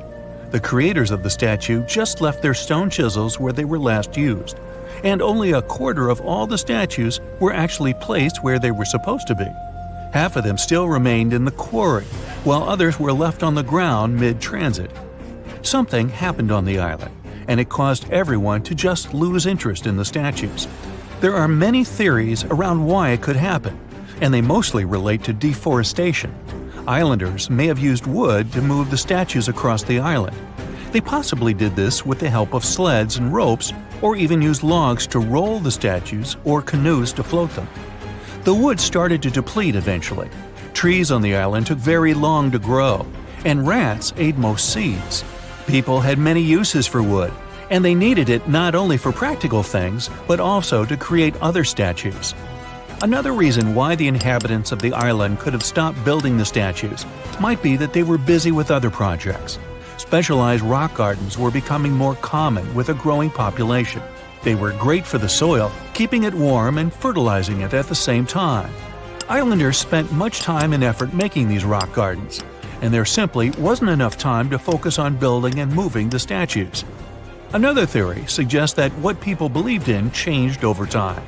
Supposedly, the islands once saw the statues as a connection to their ancestors.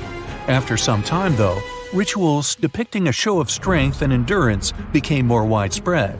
And with these rituals, islanders started to carve images related to seabirds. Seabirds became the main animal on the island.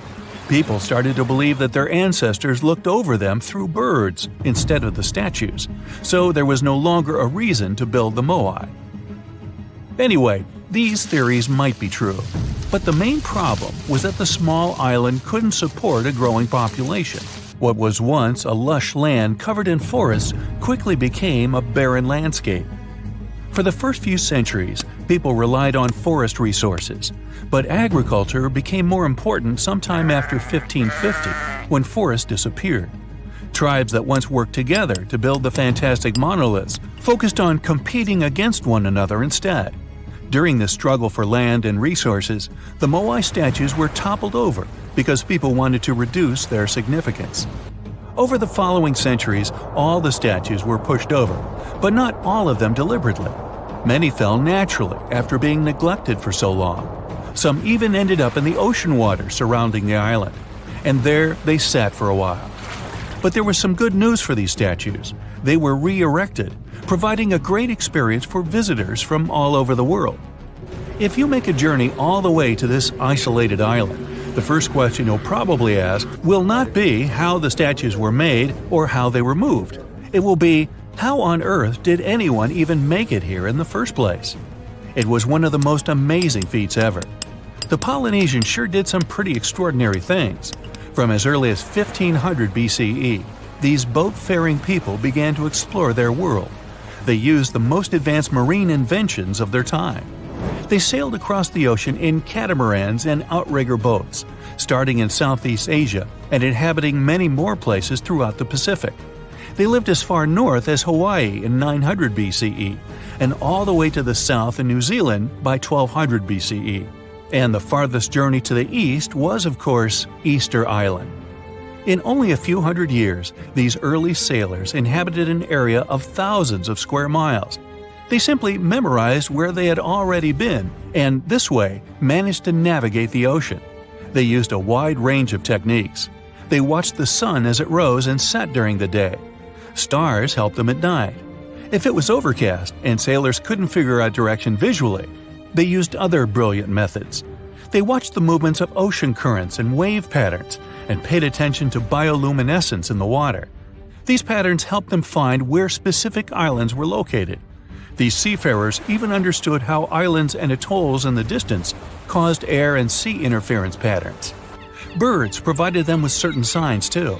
Some of them migrated long distances from one island to another, which gave travelers some kind of a visual connection for their route. Other types of birds had specific feeding times. Sailors knew when and where they hunted and directed their boats depending on where these birds fed.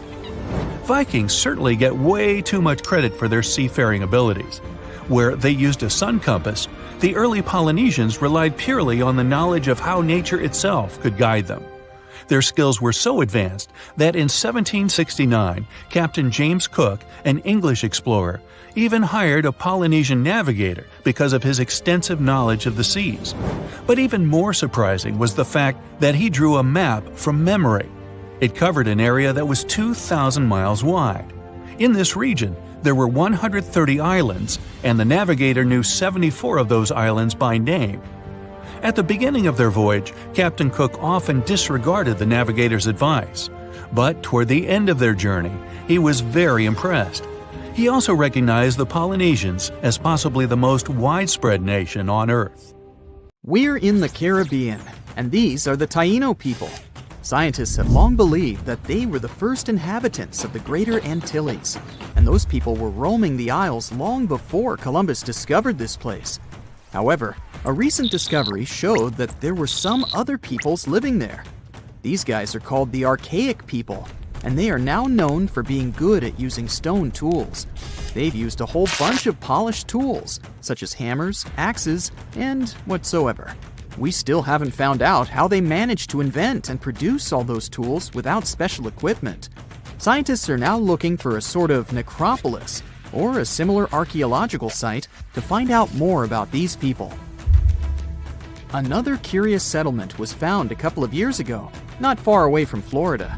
This one is pre-Columbian too, but it seems that the dwellers there were more into fashion than crafting using stone tools. The scientists discovered a complex of 37 oyster shell rings. There were many households with these rings, and the locals would produce beads from the shells of marine creatures. By the way, long ago, beads weren't intended only for fashion, but they were also an important social instrument. People would sew them on their clothes to manifest their power or wealth.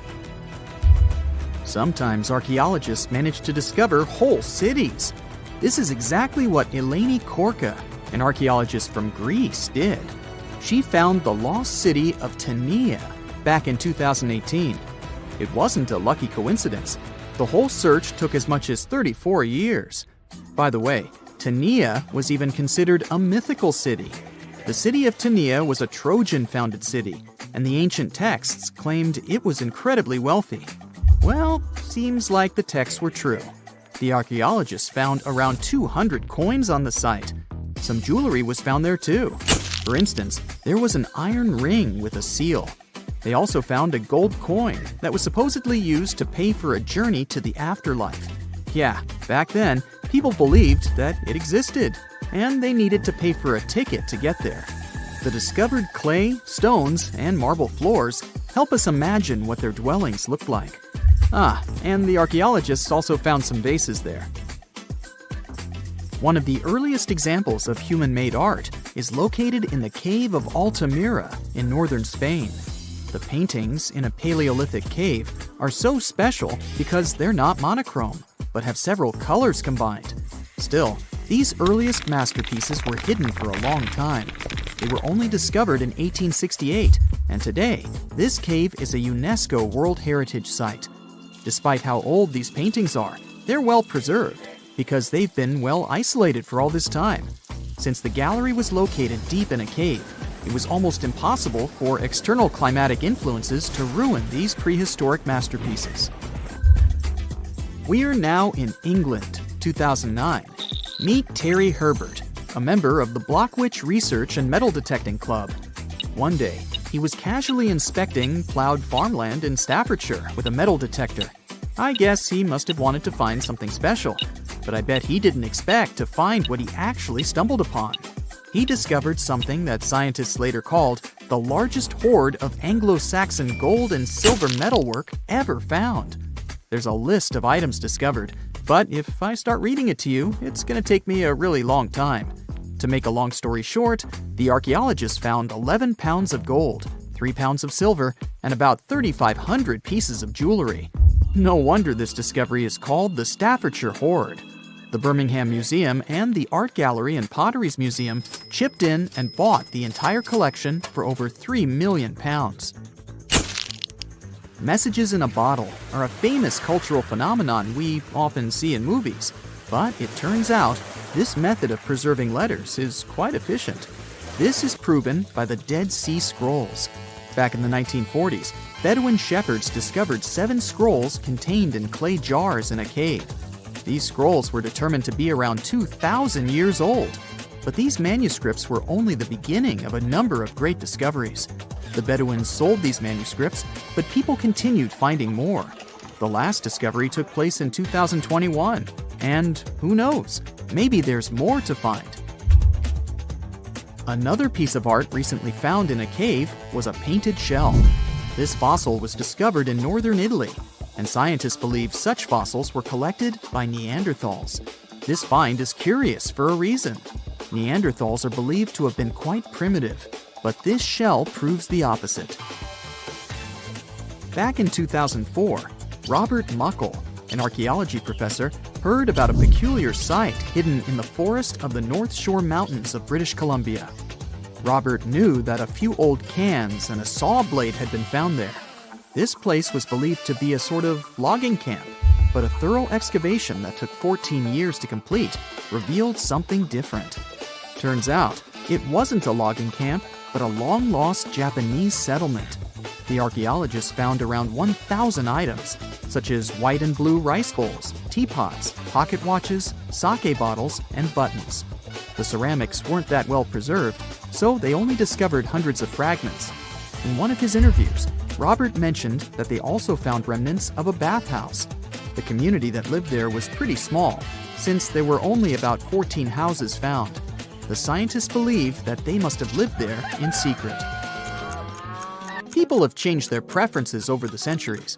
Fashion has certainly changed, and our houses too, not to mention our technologies.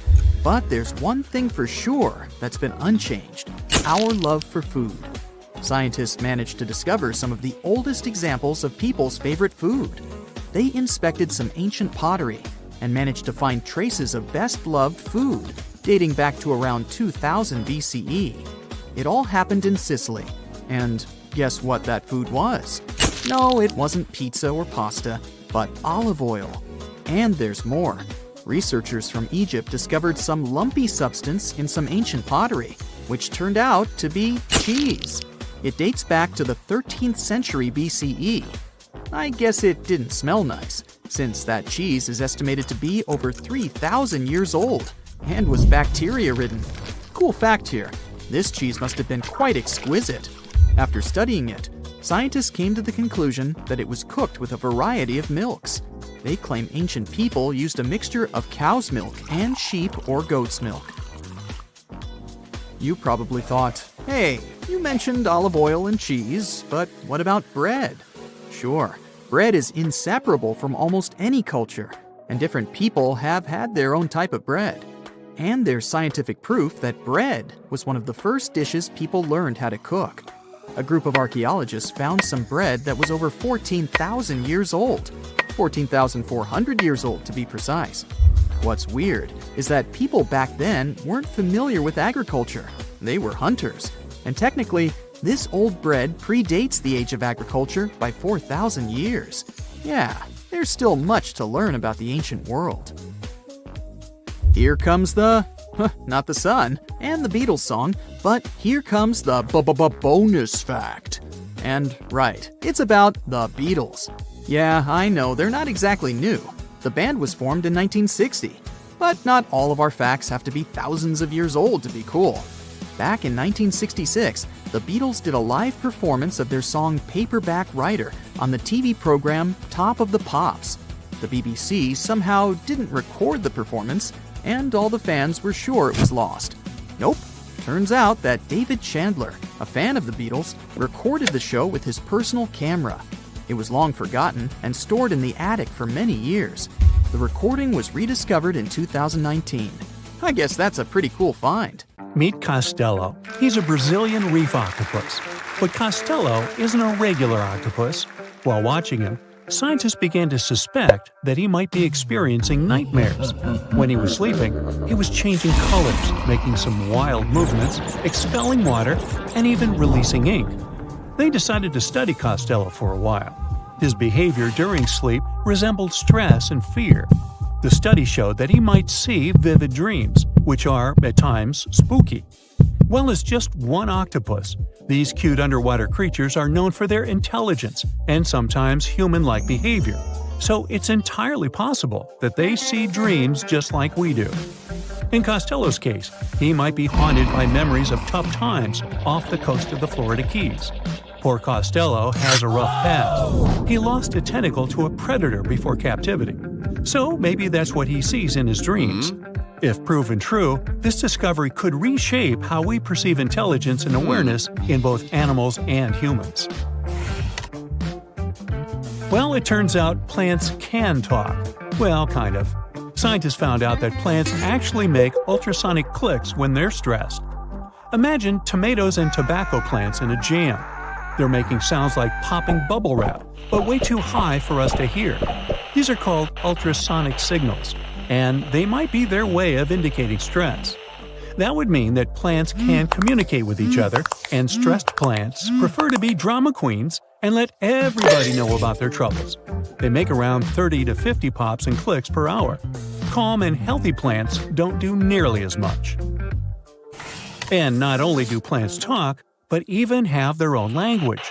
They make different sounds depending on whether the plant is experiencing thirst or is bothered by a snipped stem or something else. Moreover, some of them are so dramatic that they start ringing alarms even before they show signs of dehydration, when they know they're getting close to it. Scientists aren't sure why they do that, though. They believe that it might involve cavitation, a term that means air bubbles dancing in the plant's plumbing. Plants that sing these symphonies include corn, wheat, grapes, and even cacti. That is quite a big discovery in agriculture. We could use it to check if our crops are thirsty and stuff like that. So now we'll be eavesdropping on plants and deciphering their secret language. Okay, time for some universal news. Recent studies are shaking up what we thought we knew about the universe's age. Our findings during the last decades showed that the universe must be around 13.7 billion years old. However, a new study shows that it might be almost twice as old, up to 26.7 billion years. Keep in mind that it's not proven, so for now, the official number stays the same. Scientists were using the time since the Big Bang and studying ancient stars to measure the universe's age. But some stars were playing hard to get, looking older than the universe itself. For example, the ancient star Methuselah, which is estimated to be around 14 billion years old, which would be older than our universe. Also, the James Webb Space Telescope caught galaxies looking super mature just a few hundred million years after the Big Bang. All this poses some hard puzzles for astronomers.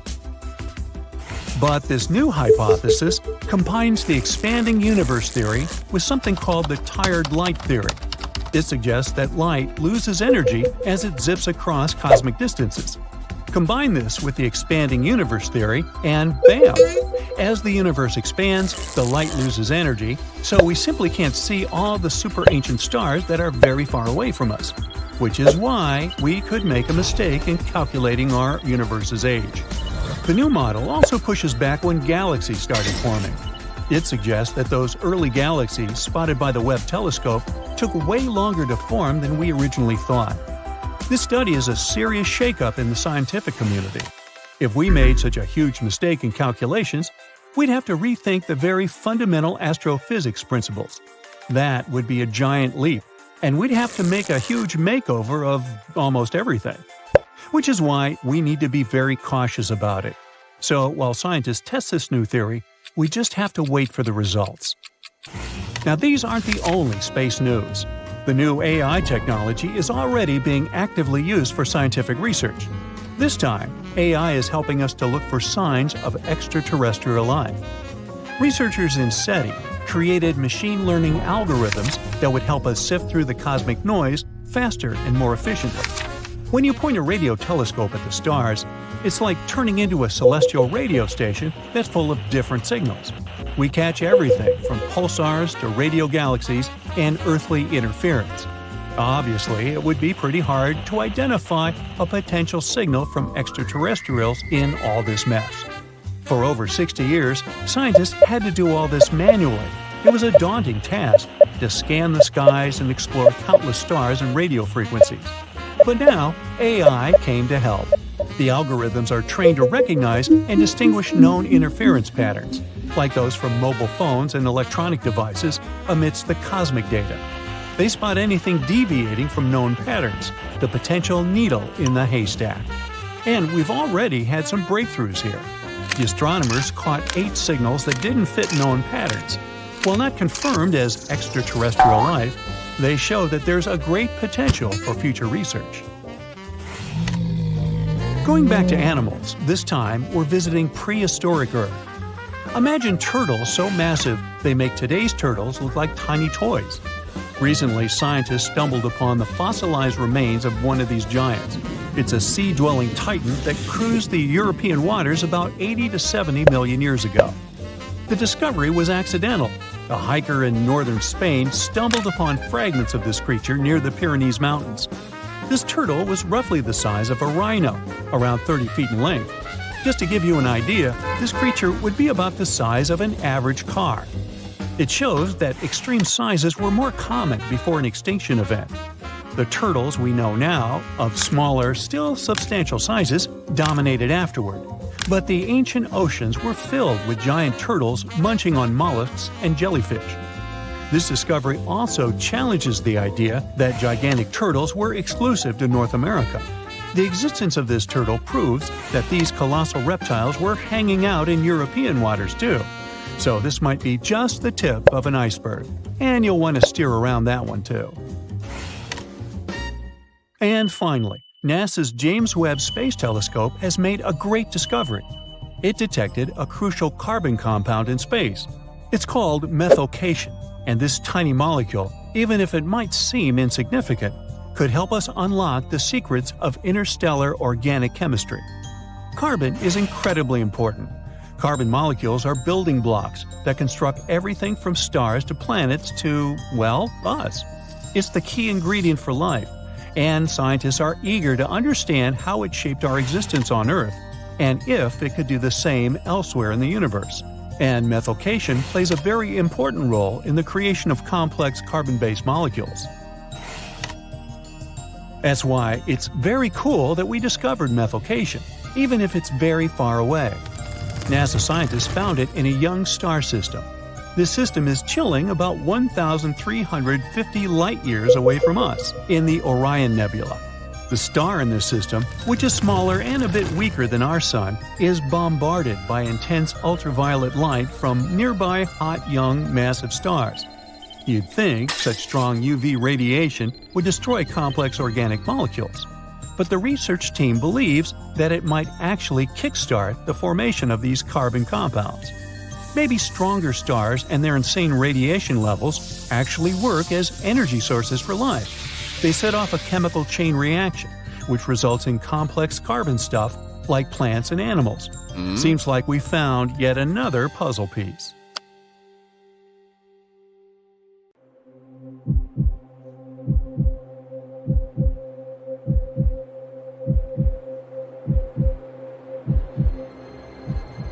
Leave it to people wandering on Google Earth to stumble upon the world's newest and weirdest places ever. Like this mysterious pyramid discovered in Antarctica. Soon enough, the internet blew up with all sorts of theories regarding this unusual shape. Could it be a sign from a different life form?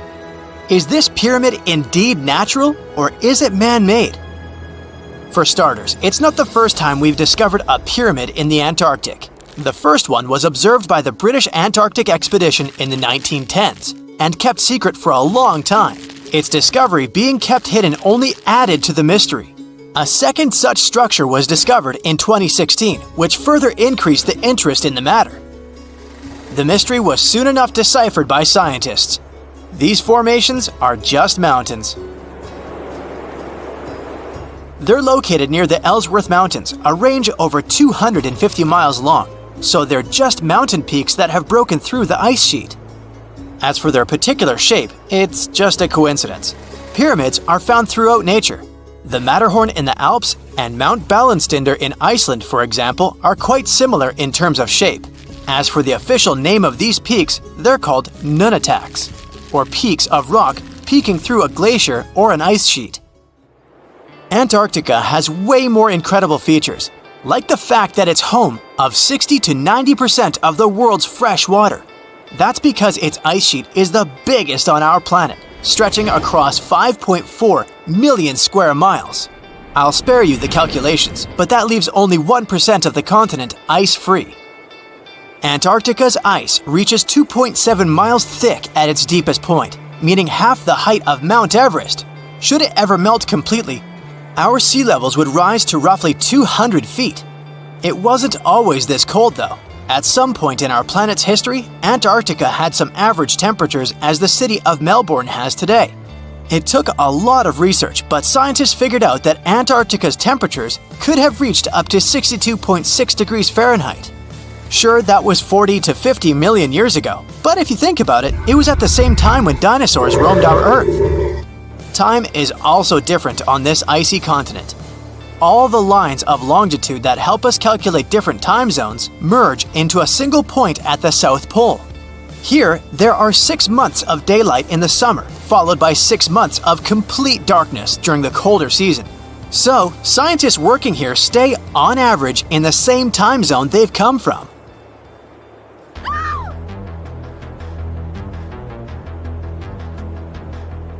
The Blood Falls aren't a chapter of a thriller movie. They are merely a series of waterfalls located in one of the driest regions of Antarctica. They emerge from an underground lake filled with a special type of bacteria. These little organisms use sulfates as fuel instead of sugars, which makes them very intriguing for scientists. The water contained in this lake is so full of iron that it basically just rusts when it meets air. So, the reddish color of the waterfall also gives it its trademark name. The megalodon was the largest predator ever known in our planet's history. In terms of its location, the megalodon lived practically in all waters on our globe, except near the poles. The reason why there were no megalodon teeth found in Antarctica is probably because the gigantic creature was adapted to only warm tropical and subtropical waters. If you plan to visit Antarctica by boat someday, just know you might not get there on a non-metallic boat. The hull of your transportation device must be made of either steel or aluminum to withstand the harsh weather conditions here. Antarctica isn't home to a lot of bugs. In fact, there is only one true species of insect that calls this place home. It's a wingless midge called Belgica antarctica. This fly is so tiny that it only reaches 0.08 to 0.23 inches long, but it's still the Antarctic's largest terrestrial animal. A lot of Antarctic fish also come with an antifreeze substance in their blood. They don't necessarily need it for protection against the cold temperature, but mostly against touching ice. These antifreezes are made up of large glycoprotein molecules. They surround any small ice crystals that may form, making sure they don't spread through the animal's tissues, which could cause a lot of damage. They also create a sort of small pillow blocking the sharp ice crystals, so they're less likely to cause any pain. It also doesn't rain a lot here on this icy continent, but one amazing meteorological quirk of Antarctica is that it's full of diamond dust. This dust is basically small ice crystals that pop out of humid air close to the Earth's surface. Think of it like an icy fog.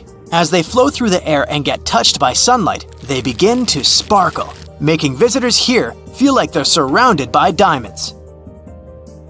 It's probably the last place you'd want to go into labor, but in 1978, the first person was born here ever. Emil Marco Palma was its name, and ever since, 10 other people have been born here in Antarctica.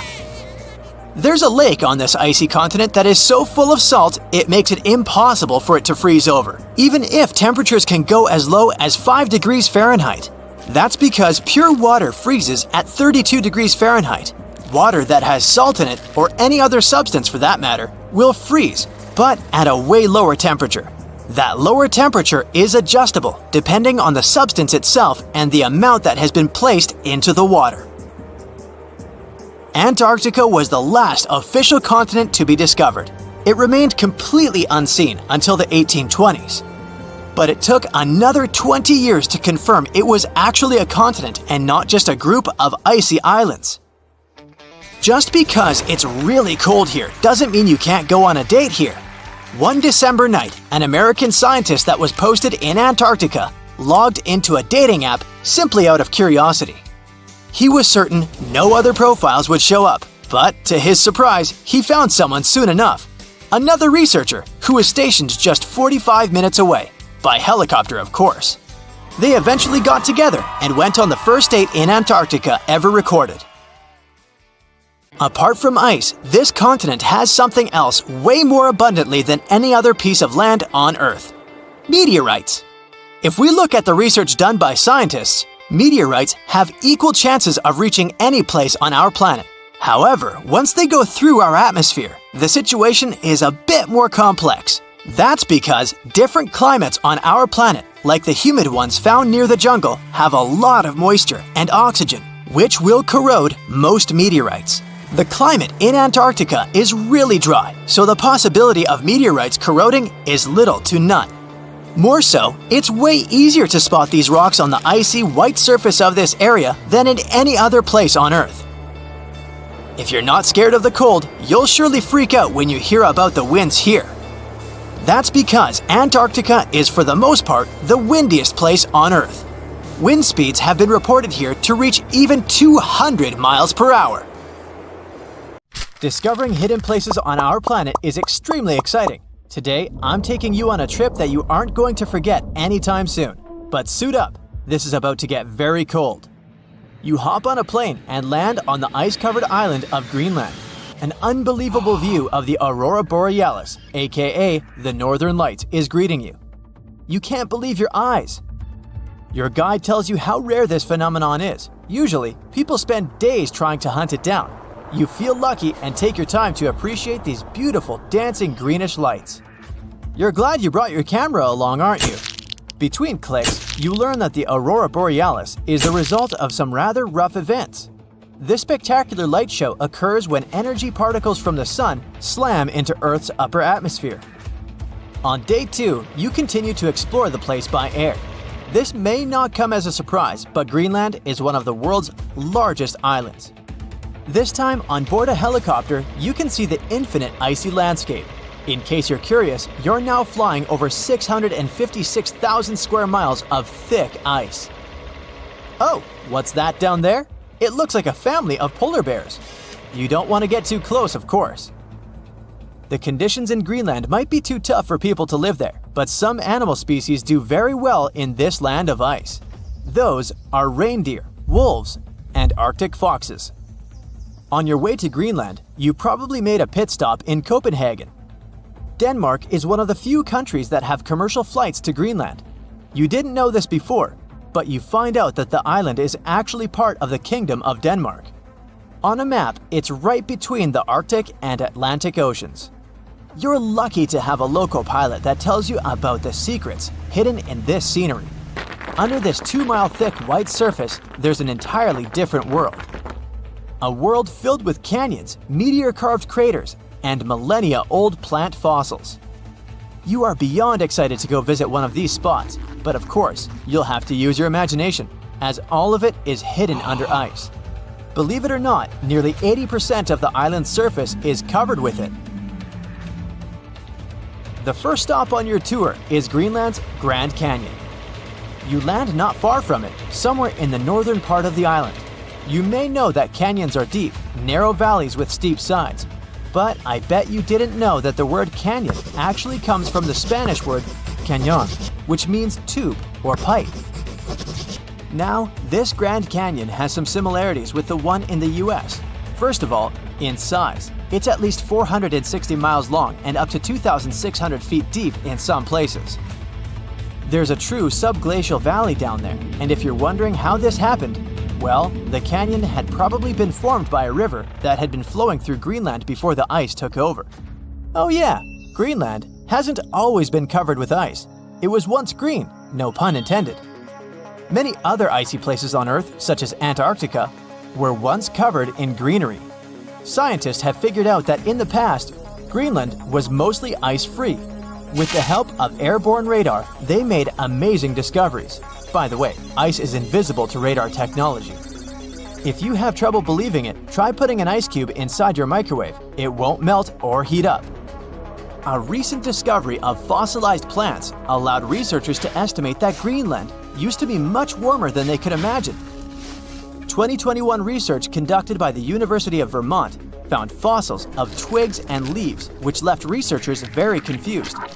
They expected to discover sand and rocks in the deepest layer of ice, but instead, they found some clear proof of rich flora. Judging by what you've seen of the landscape, it's hard to believe that forests were once growing here. Today, you'll find some tundra vegetation on the coastal part of the island, and that's pretty much it. But according to the genetic material found in these fossilized plants, researchers believe the island used to be much greener. It's very likely that there were insect-filled forests with butterflies and beetles flying around, and the average temperature on the island varied from 50 degrees Fahrenheit in the summer to 1 degrees Fahrenheit in the winter. NASA's Operation Ice Bridge has flown over Greenland more than 100 times. This has allowed researchers to create 3D maps of the island and figure out the age of each layer of ice in Greenland's ice sheet. Ice sheets can help answer many scientific questions as they form over the span of thousands of years. They're layers of snow on top of more snow. The snow gets compacted into ice, which in turn creates what we call an ice sheet. Remember those fossils we were talking about? They're believed to be from the Eemian period, which was 130,000 to 115,000 years ago. According to the groundbreaking 3D footage from NASA, we can see 3 distinct climate periods within the ice sheet. The uppermost layer is quite flat and uniform. If you decided to dig deeper, you'd find the layer formed during the last ice age. It's more complex and rugged. The ice there is darker than what you see on the surface. If you let your mind wander, you can picture what this part of the world looked like when mammoths were roaming around. If you kept digging, you'd eventually find leftover ice from the Eemian period I've told you about. Now, canyons aren't the only unusual thing found under ice. If you could sneak a peek under all those layers of snow, you'd see an impressive mountain range and also plunging fjords. In 2017, scientists created a map that showed what Greenland had looked like without all that ice. There was a bowl-like depression in the middle of the enormous island. This depression was most likely an ancient lake. Around it, there was a circle of coastal mountain ranges. This scenery probably resembled the landscapes of modern Patagonia. Big mountains with snowy tops surrounding crystalline lakes. This ancient lake in Greenland is a wonder on its own. Imagine a pit the size of Rhode Island and Delaware put together. The lake is believed to have covered over 2,700 square miles, and back in the day, it was fed by at least 18 different streams. These crystalline blue waters were surely very inviting, and freezing of course. But if you ended up going for a swim, I'd say be careful, as the water could get up to 800 feet deep in some places. On day 3 of your adventure, you discover a true under-ice water park.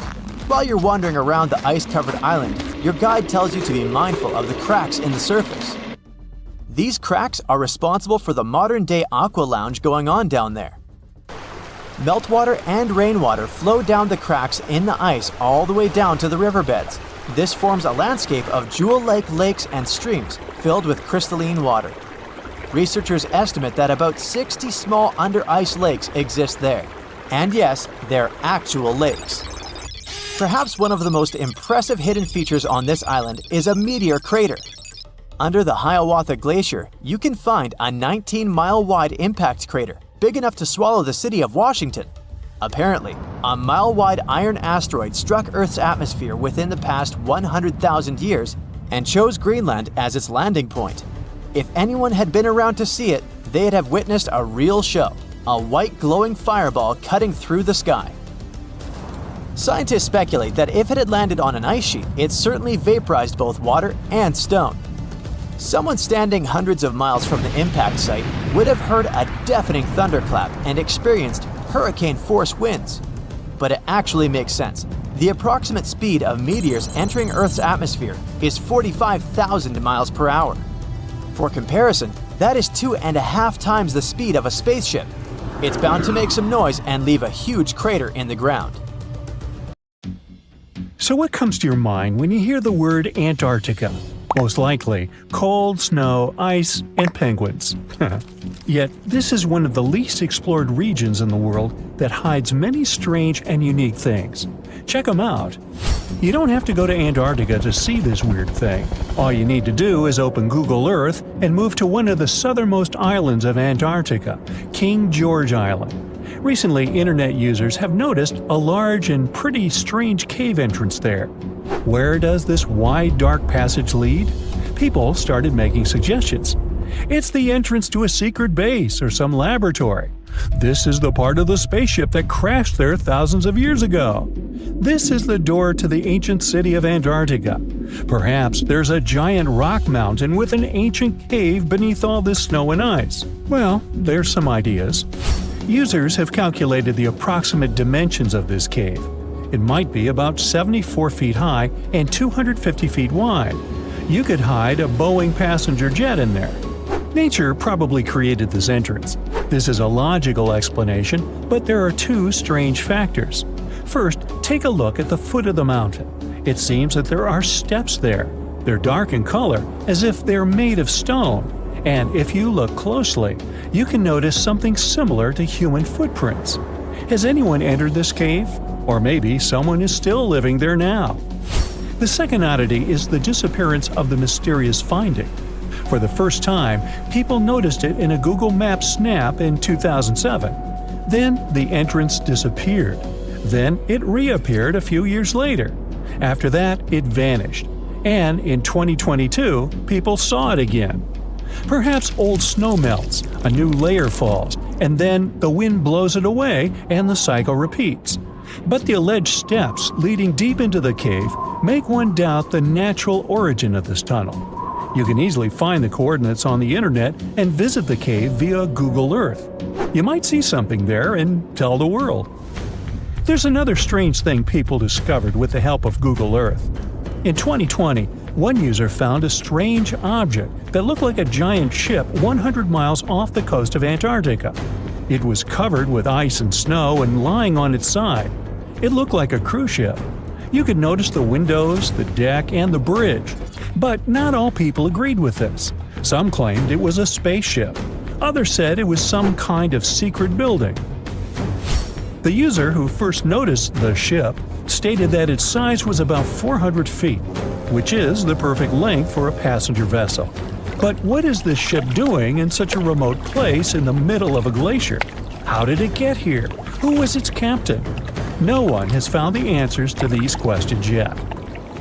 In 2016, people using Google Earth discovered a photo of an unknown sea monster floating off the coast of Antarctica. This creature resembled a giant squid with a length of about 200 feet.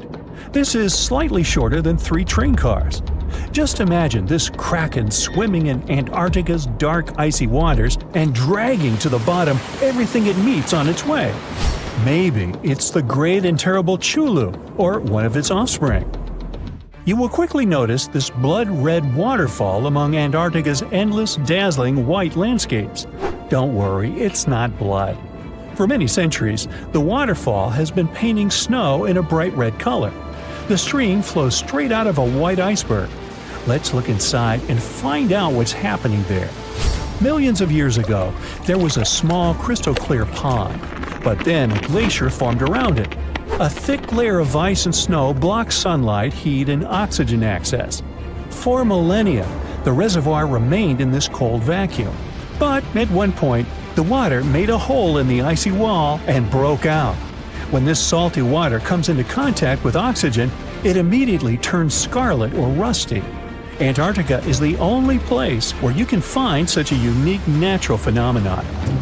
One of the driest places on Earth is located in Antarctica. It's one of the most lifeless deserts in the world, the McMurdo Dry Valleys. In this desert, you won't see the scorching sun, hot sand, and cacti. A desert means a place with a lack of precipitation and life. The McMurdo Dry Valleys meet these parameters. But this place is also unique for Antarctica, since you won't find glaciers there. Despite the frost, ice can't form in the desert because it hasn't rained for millions of years there. It also never snows. A strong wind coming from the mountains reaches speeds up to 200 miles per hour. It would be difficult for you to stay on your feet there. The wind is filled with moisture. It heats up and evaporates all the liquid and snow in the desert because of its high speed. Only dry air reaches the ground. But you can find several lakes there. They don't freeze, only thanks to the high concentration of salt. The water is so salty that large life forms can't develop there. But scientists have found microscopic organisms near the lakes. 20 million years ago, Antarctica was filled with swamps and trees and swarming with insects and animals. But now, it resembles the surface of Mars, literally.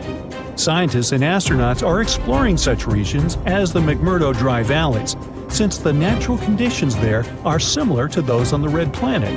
So, before you go to Mars, you can practice living in similar places on Earth. Also, scientists discovered an underwater world in the Antarctic filled with hundreds of amphipods, crustacean animals similar to shrimp. Wait a minute, it happened in the Antarctic? But the McMurdo Dry Valleys are located in Antarctica. Well, the words are very similar, but what is the difference? Oh, and don't forget the Arctic. The Antarctic is the region in the southernmost part of Earth that houses the continent of Antarctica, and the Arctic is another land altogether. They have the same natural conditions, frost, ice, and snow, but they're located in different parts of the planet. The Arctic is at the North Pole, Antarctica is at the South Pole. Now, back to the discovery. Scientists put forward theories that the ice of the Antarctic hides a vast network of freshwater rivers and lakes. And in 2022, they found a new ecosystem. Researchers explored the Antarctic Ross Ice Shelf and its underwater rivers. This is a massive piece of ice floating in the ocean. A team from New Zealand used a special drilling rig equipped with a hot water supply to drill a hole 1,640 feet deep. That's more than the height of the Empire State Building. Then, they lowered some video cameras and saw thousands of crustaceans swimming in different directions. So it seems they're very unorganized. In the waters of the Antarctic, you can also meet some of the scariest creatures on the planet. These are sea spiders. They got this name because they resemble land spiders, but they're actually a species of marine arthropods. And unlike land spiders, those in the ocean are much larger. They look like 8 strong legs without a body. One such spider can be a dinner plate in width. Some of them have no eyes and have proboscises instead of jaws. Sea spiders are poorly studied because they live in deep, cold waters. Antarctica hides many little-known animals. There are long tunnels in its glaciers leading to scary darkness. On this cold continent, people have found the remains of giant dinosaurs and other ancient creatures, such as the ancestors of modern ducks. Many underground rivers and lakes hide unexplored wildlife. Even the ice here can be weird. Take a look at these striped icebergs. They have blue, black, green, and turquoise shapes. The color depends on the conditions of the water during freezing. For example, green lines appear because of algae, blue ones form when the water freezes too quickly. Okay, I'm freezing. Time to go thaw somewhere warmer. Hawaii. Yeah.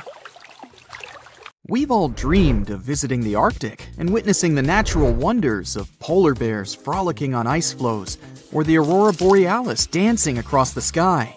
Well, sorry to break it to you, but you won't find any tourists flocking to Antarctica anytime soon. Why, you may ask? Let's dive into it. First off, where is Antarctica? It's located in the southern hemisphere, specifically at the South Pole. The Southern Ocean surrounds it, and most of the continent is covered by ice, making it one of the most remote and frigid places on Earth. Now, have you ever met someone who's visited Antarctica? Probably not. It's one of the least visited places on the planet, and only a handful of lucky explorers have seen its interior, which is mostly made up of glaciers and ice fields. But trust me when I say the wildlife and scenery are out of this world. Why shouldn't you travel to Antarctica? Well, for starters, the environment is incredibly fragile and can be easily damaged. Plus, there are no native human populations on the continent, so your travels would essentially be like visiting an uninhabited island. And let's not forget that it's also one of the most expensive destinations to travel to. Despite all that, Antarctica is not exactly guarded like a fortress, but there is an international agreement called the Antarctic Treaty.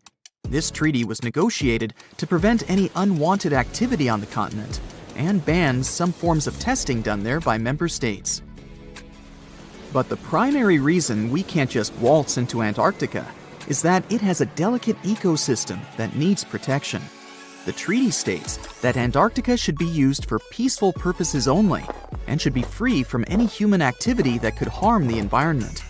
Scientists are still learning about the continent's unique ecosystem, and our activity and machines could disrupt the delicate balance that exists there. If you're still itching to go to Antarctica, getting permission isn't exactly a walk in the park. U.S. citizens, for example, need to complete a special form and send it to the Office of Ocean and Polar Affairs. And once you're there, you'll need to follow some strict guidelines to protect the environment, like not disturbing any wildlife or taking souvenirs like rocks, plants, or animals. Now, technically, can you live in Antarctica? While there are no laws banning people from living there permanently, it's a very inhospitable environment and unsuitable for human habitation. Temperatures can reach -76 degrees Fahrenheit and below, making it nearly impossible for anyone to survive without the proper equipment and experience. Plus, the nearest piece of land is over 1,000 miles away, making any inhabitants completely cut off from the rest of the world. Who knows? Maybe one day we'll get the chance to visit this unique and fascinating continent. But until then, let's admire it from afar. Let's now talk a bit about the discovery of Antarctica. Unlike other places that were already inhabited, Antarctica never had a native human population. Ancient Greek philosophers had an idea about the continent and called it Antarktos, meaning opposite the bear. The bears it refers to are not the polar ones though, but rather the Great and Little Bear constellations, which are only observable in the northern hemisphere. As a result, the term signifies the opposite of the land of the bear. Whaling and sealing voyages in the late 1700s and early 1800s would venture further south when rounding Cape Horn at the tip of South America.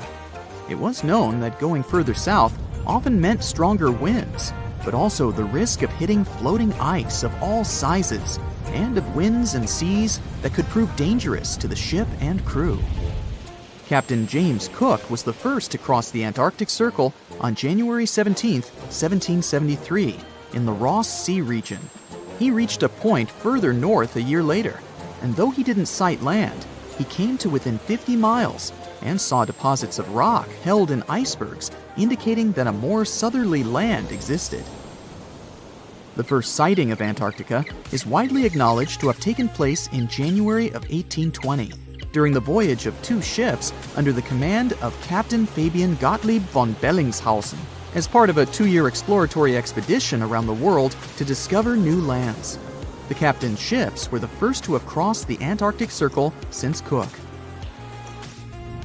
The first undisputed landing on Antarctica didn't happen until much later, on January 24, 1895, at Cape Adare during the whaling voyage of the ship Antarctic, led by Henrik Bull. A small boat with 6 or possibly 7 men on board rowed ashore during calm conditions. You might not believe it, but Antarctica is actually a desert. With all that ice, you'd think it'd be like a winter wonderland with snowball fights and hot cocoa all day long. When we think of deserts, we picture camels and cacti and people struggling to find water. But in Antarctica, it's a whole different story. The struggle isn't to find water, it's to find anything that's not covered in ice. And the average rainfall has been just over 0.4 inches in the past 30 years. That's like a few drops of rain compared to what we're used to. So technically, it's not the dunes or sizzling heat that makes a desert, well, a desert. It's the lack of precipitation. But don't worry, if you ever find yourself lost in Antarctica, you won't have to worry about getting thirsty. Just make sure you bring a jacket and some mittens, because it's cold enough to make you into a popsicle. Not only is Antarctica one of the driest places on Earth, but it's also the coldest, the windiest, and the highest. Talk about overachieving. The penguins and scientists down in Antarctica have at times found themselves in a bit of a pickle when it comes to time. You see, unlike the rest of us on this big blue planet, there is no Antarctica time zone. All the lines of longitude meet at a single point at the South Pole, making it a bit of a head-scratcher when trying to figure out what time it is. Now, you might be thinking, but how do the scientists and researchers keep track of time down there? Good question. They typically stick to the time zone of the country they departed from. However, with stations from all over the world on the Antarctic Peninsula, things can get a little wacky. Imagine trying to coordinate with your neighboring countries without accidentally waking them up in the middle of the night. You might think that not much could survive in a place where the temperature is extremely cold, the sun barely shows up, and the wind could blow you away faster than a tumbleweed. Well, as in many places on Earth, life found a way in Antarctica too. Believe it or not, this frozen continent is buzzing with activity. It's home to billions of krill, which in turn attract lots of seals and more penguins than you can shake a fish at. But don't let their cute and cuddly appearance fool you. Penguins are the ultimate swimmers, with streamlined bodies that would make Olympic medal winners jealous. They come ashore to breed and chill, but their real talent is stealing pebbles from each other and forming mathematically precise huddles to stay warm. Antarctica is also home to the largest species of penguin on Earth. It's called the emperor penguin. Sure, these creatures are flightless birds, but that doesn't mean they can't jump. In fact, some of them can leap up to 120 inches. And let's not forget about the seals. With their furry bodies and special songs, these marine mammals are protected by the Antarctic Treaty, and they're thriving in the cool waters of the Southern Ocean too. But the real stars of the show are the whales.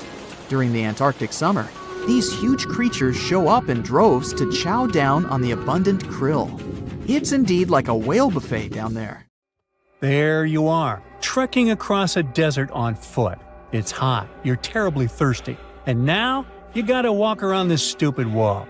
Wait, a wall in the middle of a sandy, lifeless nowhere? Exactly, a wall in the northern Saudi desert. Archaeologists have just made a super exciting discovery, and what they found was not just a single wall. No, it was a whole ancient walled city that might date back to 2400 BCE. They think this place was home to around 500 people and could have been used for 1,000 years. This discovery is groundbreaking. It means that the area could have been way more advanced than anyone expected. The city was well organized, with different zones for living, towers and strong walls for protection, and different sections for all kinds of daily life. This ancient city, now called Al-Natab, was basically an oasis town, and it's great since it can give us a peek into what life might have been like in this desert thousands of years ago. Apparently, they had clearly separated areas, like residential sections, a cemetery, farmland, and even a town center. This oasis city, found in the Khaybar area, is the first big organized settlement from the 2nd or 3rd millennium BCE that researchers have uncovered in northwestern Arabia. The first surveys show that this town, which covered about 6 acres, had several districts, including the residential area, the cemetery, and the legal one, with courts. The houses were set up in neat rows, all connected by small roads. Those streets kept the residential area separate from the rest of the town. Back then, most people in this region were nomadic herders, always moving around. But archaeologists have been sure that during the Bronze Age, northwest Arabia had small walled towns and oasis centers scattered across it. These connected oasis towns were unique, offering secure places for people to live, store goods, and trade. They started showing the beginnings of urban planning, which hints that people of that time were already starting to settle down and organize communities more seriously. The research team estimated that there were about 50 homes in Al-Natab, but that number could go up to 70 as they keep digging. They think that a few hundred people lived there, and probably one of the coolest things is that some houses went up to 3 stories tall. Built on a slope near a couple of major trade routes, this city was set up in a prime spot. Now, one of the most impressive things about this place is its water supply. The oasis had springs and aquifers, which are underground water sources, and such conditions were perfect for farming. Those water sources meant residents could grow their own food, making the town self-sufficient. The outer walls probably helped control who could enter the town and get access to its resources. This settled way of life was an impressive shift from nomadic living to a more agro-pastoral lifestyle, which means a mix of farming and herding animals. Another find that supports this theory is a bunch of tools, like grinding stones, mortars, and pestles, discovered inside the town. People there must have ground grains and prepared food. They had a diet of cereals, meat, and milk from animals they raised themselves. These astonishing findings show that the inhabitants of the town could easily feed themselves and were surprisingly advanced for that time. Thanks to better access to Saudi Arabia in the past couple of decades, archaeologists now have a much clearer picture of what life there was like thousands of years ago. The most exciting thing is that Al-Natab might have been part of a whole network of similar fortified oasis towns spread across the region, and all of these connected sites could show us how trade routes and small settlements worked together at that time in that arid area. Now, at the same time, this recent discovery isn't the only one that has the scientific world buzzing with excitement. How about we visit Egypt and see for ourselves? After all, archaeologists have just found a stash of ancient Egyptian and Greek treasure underwater. They were exploring the lost city of Thonis Heraklion off the coast of Egypt, which sank more than 1,000 years ago. This city was legendary, and nobody even knew where it was until it was rediscovered in 2000. Now they're uncovering more and more, and on this dive, they found a pile of gold and silver treasures. Those were probably used in rituals to bless Egyptian pharaohs when they took the throne. The researchers even found an ancient Greek temple dedicated to Aphrodite and some super-old Greek weapons. Frank Gaudio, the lead archaeologist, said it was astonishing that those delicate objects had survived the disaster that brought the city down. Back in its prime, Thonis Heraklion was one of the biggest port cities in the Mediterranean. It was a huge center of social life and was the main entry point for ships from Greece coming into Egypt. But tragically, due to rising waters, earthquakes, and a catastrophic tidal wave, the soil underneath the city literally turned into mush, and then the entire city sank into the Mediterranean. It was forgotten until Gaudio's team found it in 2000. Since then, they've been uncovering new parts of the city and piecing together its history little by little. If a lost underwater city doesn't seem impressive enough, we can travel to the Amazon. The discovery made there is truly mind-boggling.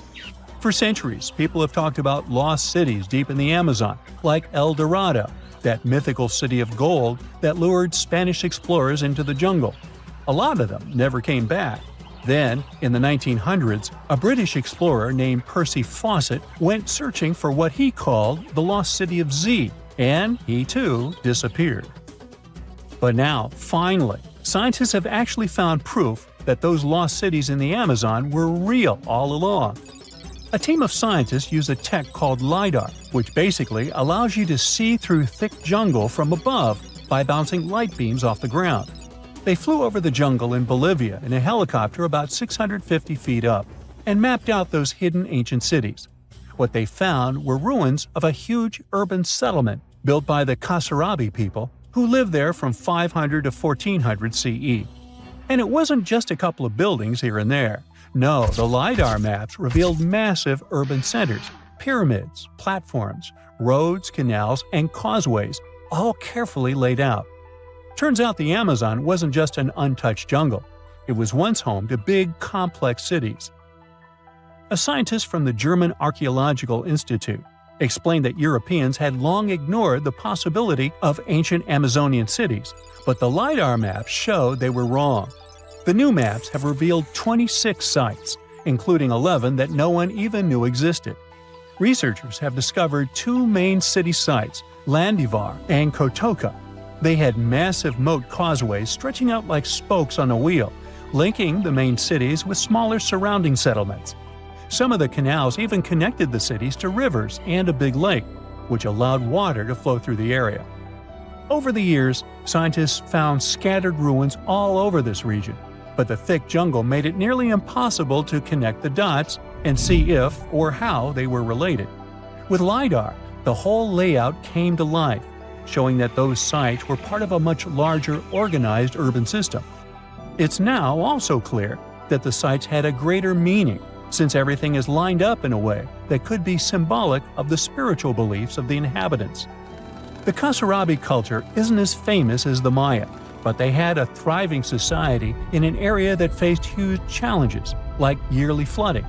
And although the nearby Andes had their own monumental sites, the Kasarabi were doing something absolutely unique. They even had reservoirs to store water, which suggests they might have been dealing with occasional droughts, which is pretty unusual for the Amazon. Actually, those terrible droughts could be why the Kasarabi eventually left their cities around 1400 CE. Something strange is lurking beneath the sands of Giza, and scientists have no idea what it is.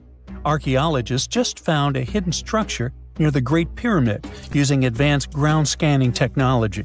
What's inside? Nobody knows, but excavations are already underway. The Great Pyramid of Giza is one of the most famous monuments on Earth, but it doesn't stand alone. It's surrounded by an ancient necropolis, a massive royal graveyard filled with tombs and monuments. They belong to pharaohs, nobles, and other high-ranking officials.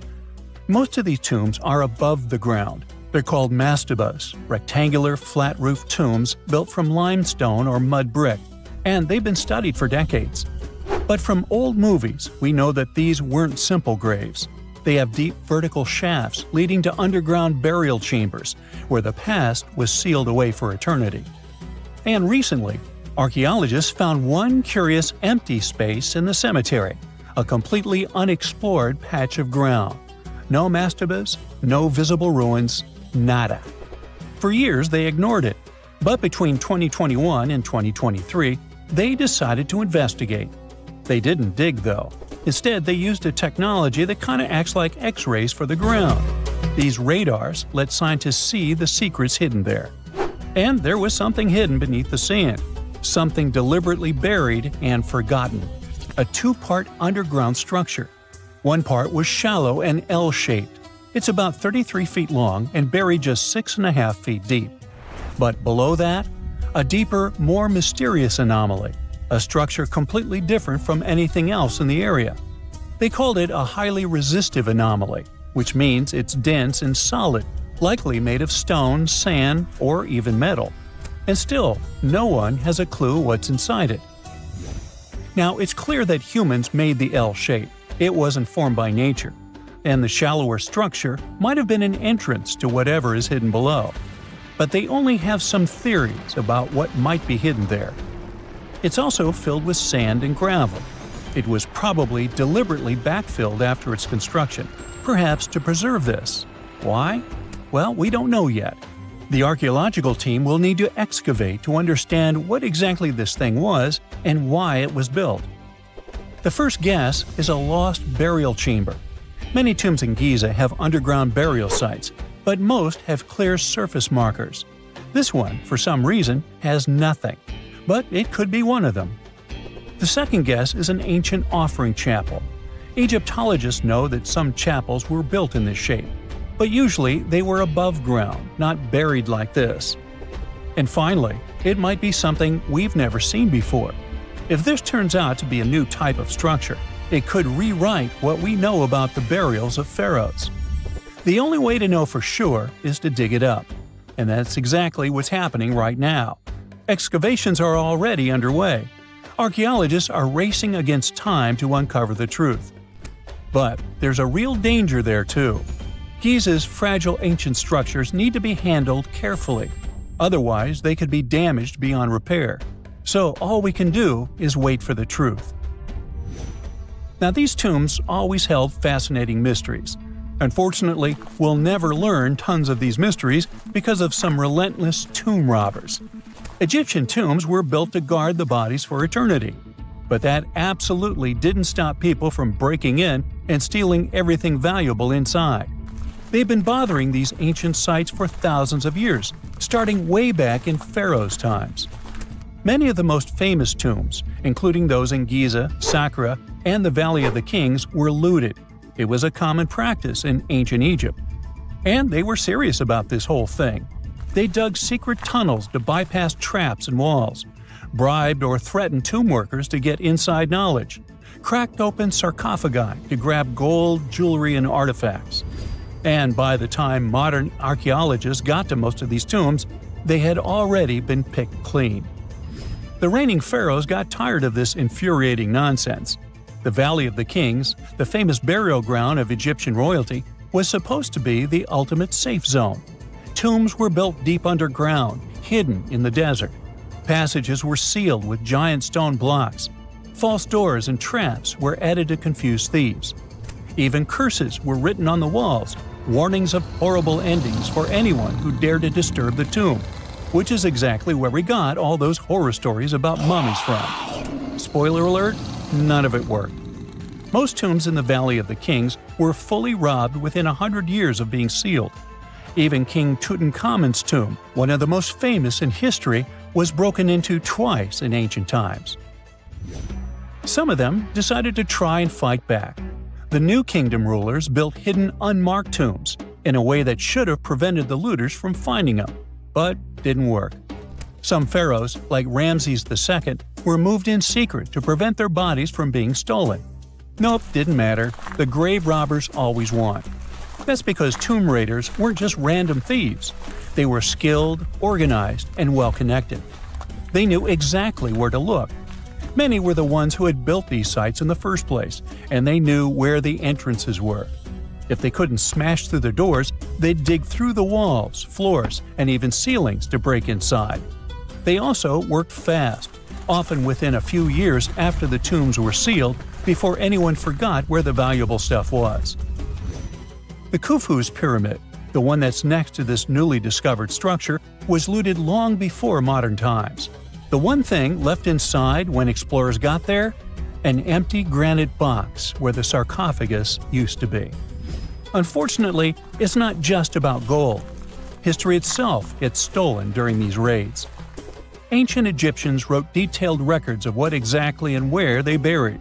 So when archaeologists compare these lists to what's found, they can see what's missing, which is often everything valuable. Most artifacts don't end up in museums. They just disappear into private collections, where they can never be studied again. Which is, of course, completely unfair. In fact, a few countries have had enough and started passing laws to take historical artifacts back from private collectors. In Italy, If you own an ancient Roman artifact, you must prove you got it legally. China is actively hunting down stolen artifacts, and they must find ways to retrieve it back from the Western collectors. In Egypt, they passed new laws making it illegal for private citizens to own any ancient Egyptian artifacts at all. Other countries, like the US, the UK, Germany, or Switzerland, are completely fine with rich guys owning their history. The British Museum is built on looted things. European empires invaded half the planet and took whatever they wanted back home. Their museums are often full of such stolen artifacts, and unfortunately, they refuse to give most of them back. For example, the Rosetta Stone. It was taken from Egypt by Napoleon's army, then stolen again by the British after they beat the French. Egypt has been demanding to return for years, but they still can't get it back. Or the Parthenon marbles. These magnificent, massive Greek structures were taken from the Parthenon in Athens by a British lord in the 19th century. Greece has been begging for them back ever since, but the UK doesn't feel like it. Not to mention tons of Mesoamerican artifacts scattered in various museums across the world. European explorers raided Mayan and Aztec temples, took statues, jewelry, and sacred objects, and now Mexico is fighting to get them back. Well, wouldn't it be surprising even if this mysterious underground chamber has somehow been looted already? But if it's a newly found place, could it be one of the few that escaped the hands of grave robbers? Could there still be ancient artifacts, untouched for 4,500 years? We can only hope that those guys didn't get there first. Now, let's assume that another species, whether humanoid or dolphin-like, could have existed millions of years ago. How do we find their traces? There was a Doctor Who episode about a non-human industrial civilization on Earth that existed long before us. These reptiles, called Silurians, were forced deep underground by a catastrophic rise of temperatures on Earth, and there they thrived for centuries. That inspired scientists to create the so-called Silurian hypothesis. If there was an advanced civilization before us, we should find their traces somewhere. Well, let's try. Climatologist Gavin Schmidt and astrophysicist Adam Frank decided to dive into this themselves. Like us, any technologically advanced civilization would be hungry for energy, so they looked for global effects that would leave a widespread mark. For example, hints of large-scale industrial processes, like plants and factories, and their leftovers. Then comes the question of how long these civilizations would last. If they existed for a long time, we should look for long-lasting signs, like residues from burning fossil fuels, mass extinctions, synthetic chemicals not found in nature, and even traces of nuclear fission. Basically, we should search for the same kinds of things that humans are currently leaving behind as evidence of our activities. Unfortunately, this evidence isn't that easy to find. Let's imagine an unsettling scenario if humanity suddenly disappeared. Even though it seems like we've left a lot of changes on our planet, the future civilization millions of years from now would struggle to find any remnants of our existence. Why? Well, our planet has existed for 4.5 billion years. Complex life on Earth has existed for more than 400 million years. Compared to that, our industrial period only lasted around 300 years, and we haven't left any significant traces. Our record of Earth's history is full of gaps, especially the further back you look. The fossil record captures only some things, being very selective and incomplete. On average, one fossil emerges every 10,000 years, and dinosaur footprints are even rarer. Mountains rise, oceans change, and plate tectonics can easily wipe out evidence of entire civilizations. After a couple of million years, chances are any physical signs of a civilization would disappear. In order to find at least something, we have to look for things like odd sediment patterns or unusual isotopic ratios. Also, fossils mostly form in water, leaving us in the dark about creatures on land or in the jungles. So even if there was a technologically advanced society millions of years in the past, and even if they were far more advanced than us, we might struggle to find any clues of its existence. Frank and Schmidt try to understand how we could ever hope to spot signs of them. Discovering actual cities would be the ultimate proof of a Silurian-style civilization on Earth.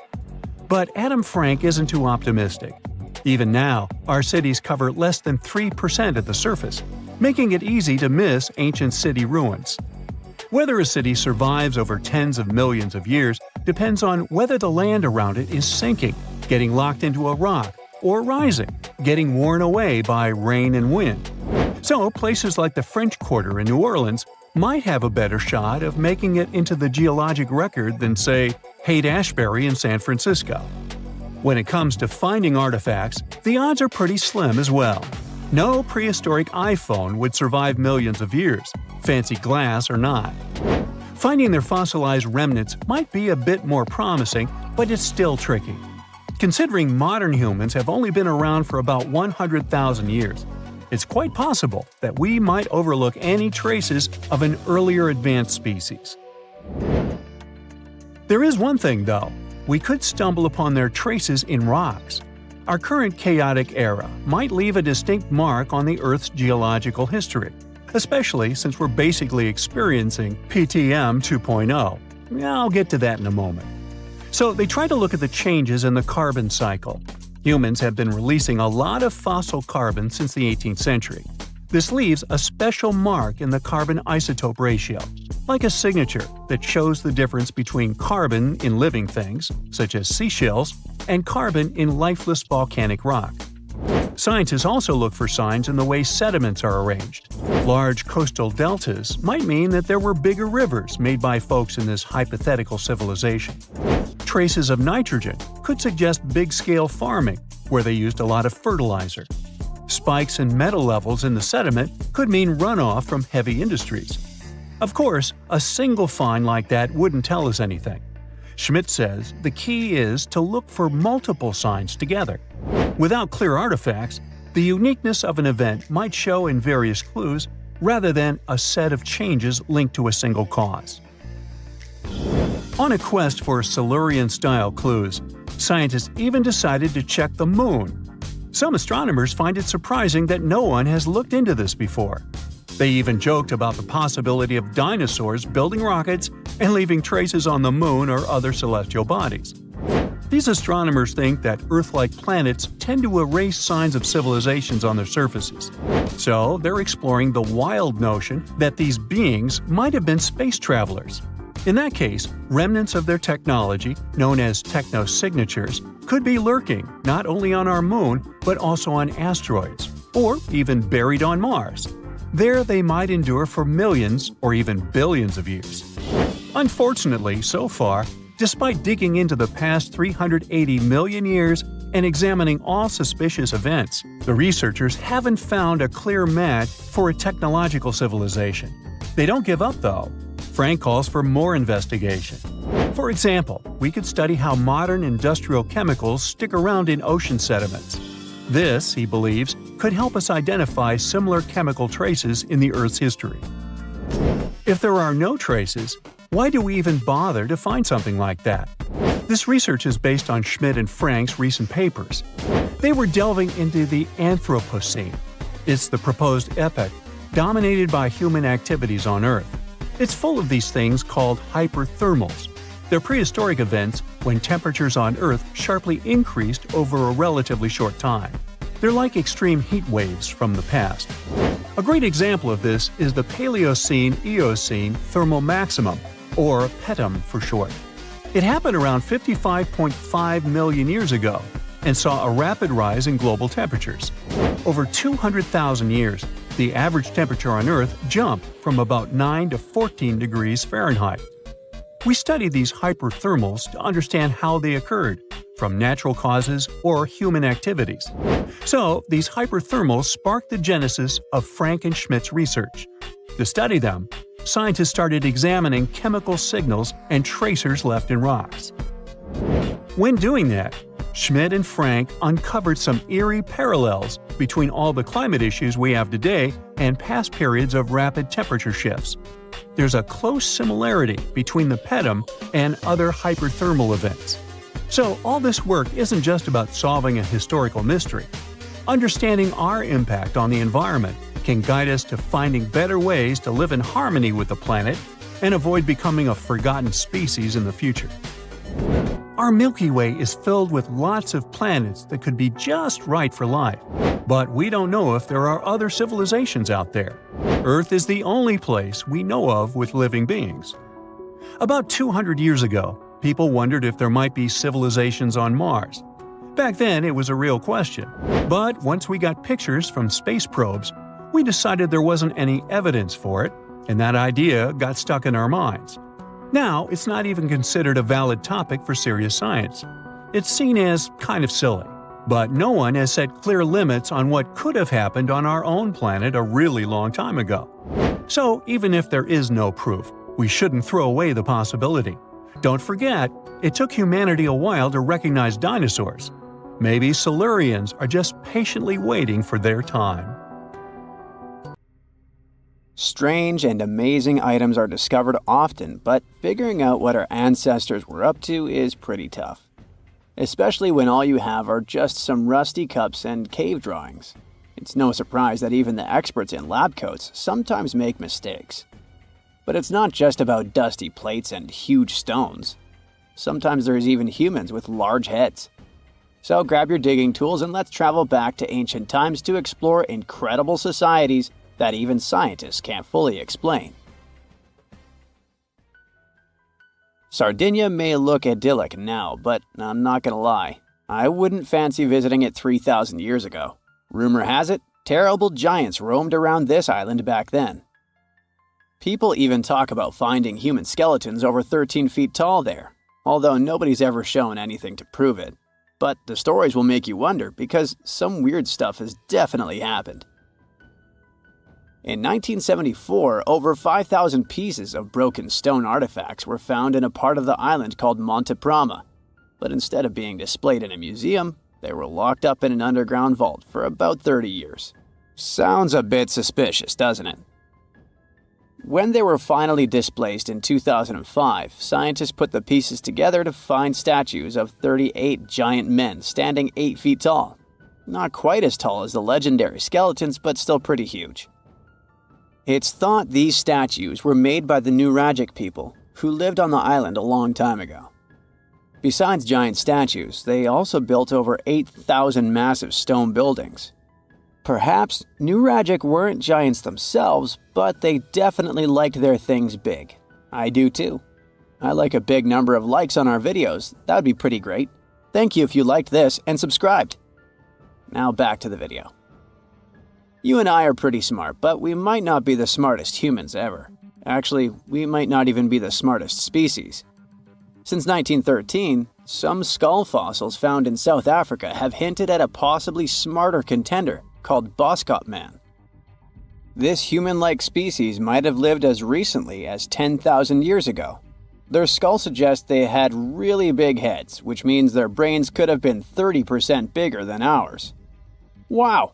Their average IQ could have been around 149, making them among the smartest 0.05% of people today.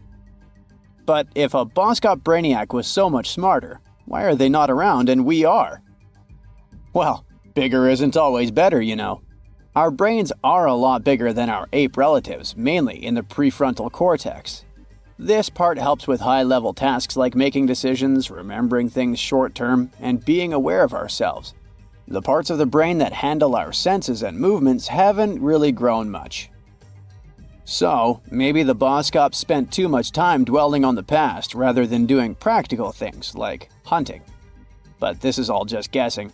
We really don't know what happened to these clever cousins of ours. Some people even argue that Boskops weren't any different from us, with the only evidence being parts of skulls. The jungle is huge. Did you know the Amazon rainforest is home to about 30% of all the world's plant and animal species? That's impressive. However, the history of one native species, humans, has long puzzled scientists. The mysterious Kasarabe people lived here for hundreds of years and then vanished around 1400 AD.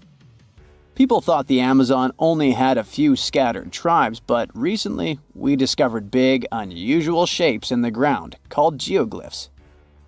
These might look like simple shallow ditches, but they're actually the remains of a vast civilization that spread over 5,000 square miles and includes about 450 markings, some as wide as 1,300 feet. That's insane! They likely contained ceremonial buildings and could have hosted up to 1 million people as recently as 550 years ago. Thanks to new technology like LiDAR, which uses a safe laser to map the forest without harming it, we can explore deeper. In 2019, some scans showed miles of raised roads and pathways and even pyramids over 70 feet tall. They found 26 separate settlements, 2 of which were at least 250 acres each. Damn, that's like 330 soccer fields. It's not certain what happened to the Kasarabi people. Maybe European conquistadors drove them out. Maybe the most baffling ancient civilization is one we've never actually found a trace of. Yep, I'm talking about Atlantis, the grand city that supposedly sank into the ocean. The first mentions of Atlantis come from the ancient Greek philosopher Plato, who talked about a great city near the Strait of Gibraltar. But for ages, everyone just thought Plato made up Atlantis as a perfect version of his own Athens. So why, about 12,000 years after it supposedly vanished, do we still wonder if it might be real? Well, in the 19th century, U.S. Congressman Ignatius Donnelly wrote a book giving 13 reasons why he thought Atlantis was more than just a myth. Then, in 1965, some folks thought they actually found Atlantis when they discovered the Richat structure, a massive 25-mile-wide dome in Mauritania, Africa. It's so big that you can see the whole thing from space. 2 astronauts flying over the Sahara Desert spotted this giant eye staring back at them and thought they'd made the discovery of a lifetime. Unfortunately, there's no solid evidence linking this structure to Atlantis. It's believed to have formed from volcanic activity about 100 million years ago. But it does look suspicious, doesn't it? Still, we're no closer to knowing the truth. Imagine going back to about 3,300 BCE and finding yourself in South Asia. Welcome to the Harappan civilization. These people were way ahead of their time. They had cities like Harappa and Mohenjo-Daro, complete with baked brick houses, sophisticated drainage systems, and even public baths. This place might have had over 5 million people, making it one of the densest regions at the time. They also invented a system of standardized weights that was incredibly useful for traders. And trading they did. These people had connections stretching all the way to the Middle East, thanks to their great skills in metallurgy. They even had a form of ancient branding. The seals were used to stamp clay on trade goods. Despite being so advanced with a thriving urban life, there's a whole bunch of mystery shrouding their language and script. We've got bits and pieces of their writing, but no one's deciphered them yet, even with all the technology we have today. We also still don't know how exactly their society worked.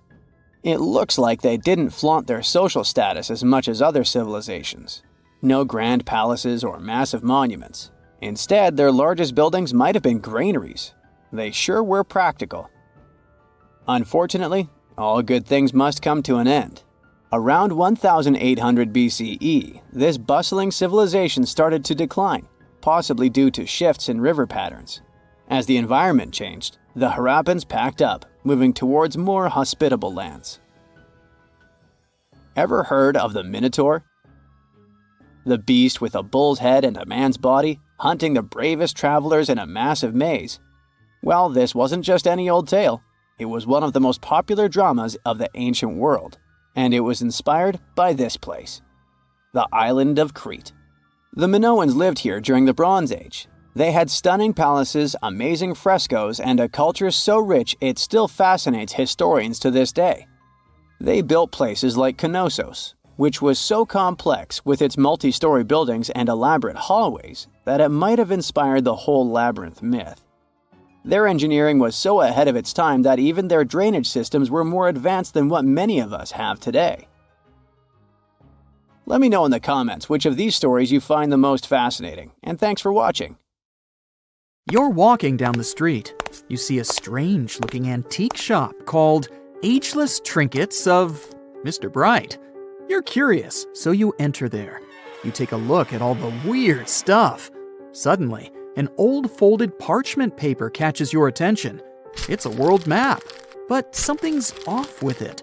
Instead of showing the countries as you know them, it shows the locations of 4 mythical lost worlds and civilizations.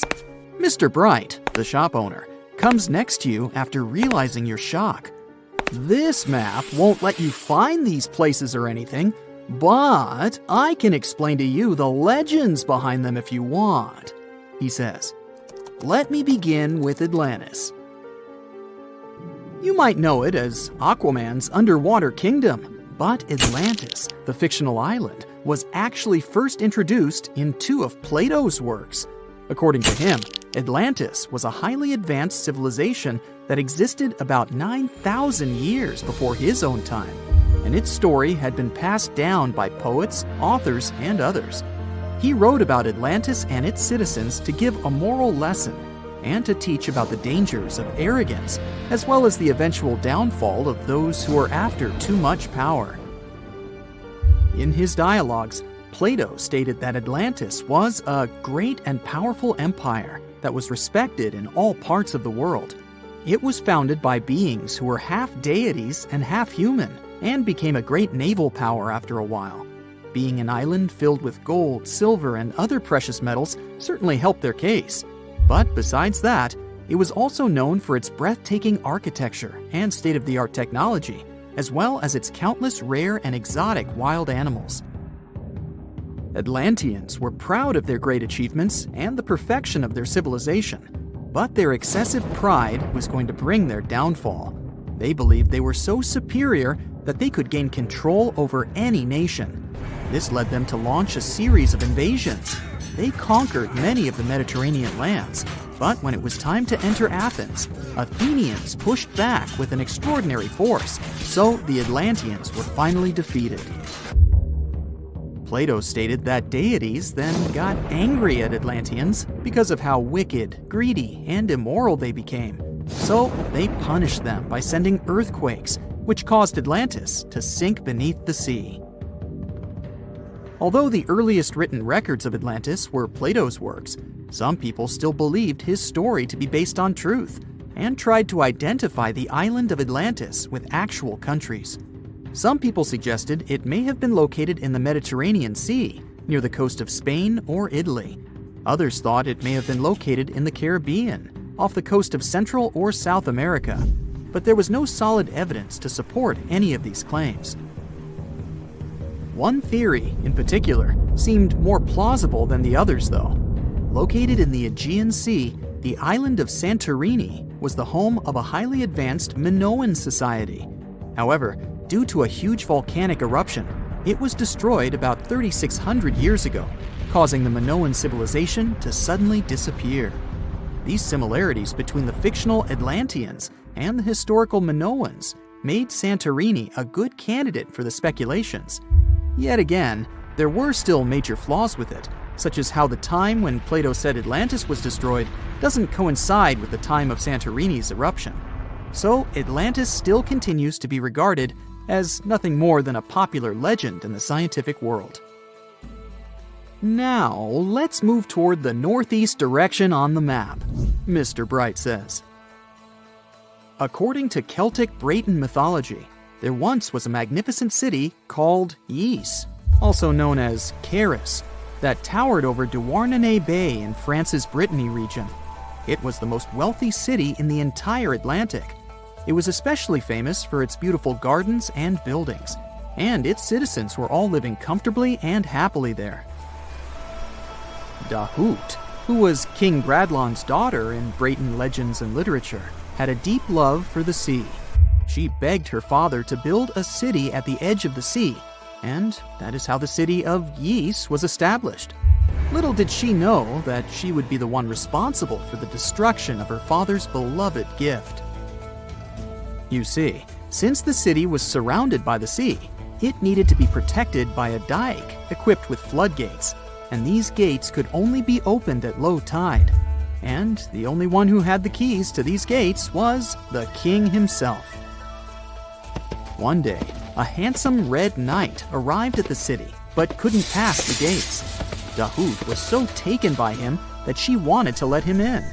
She knew that her father was the keeper of the only key to the city, so she sneaked into his room and stole it from him. Then she gave it to the Red Knight so that he could enter the city and they could be together.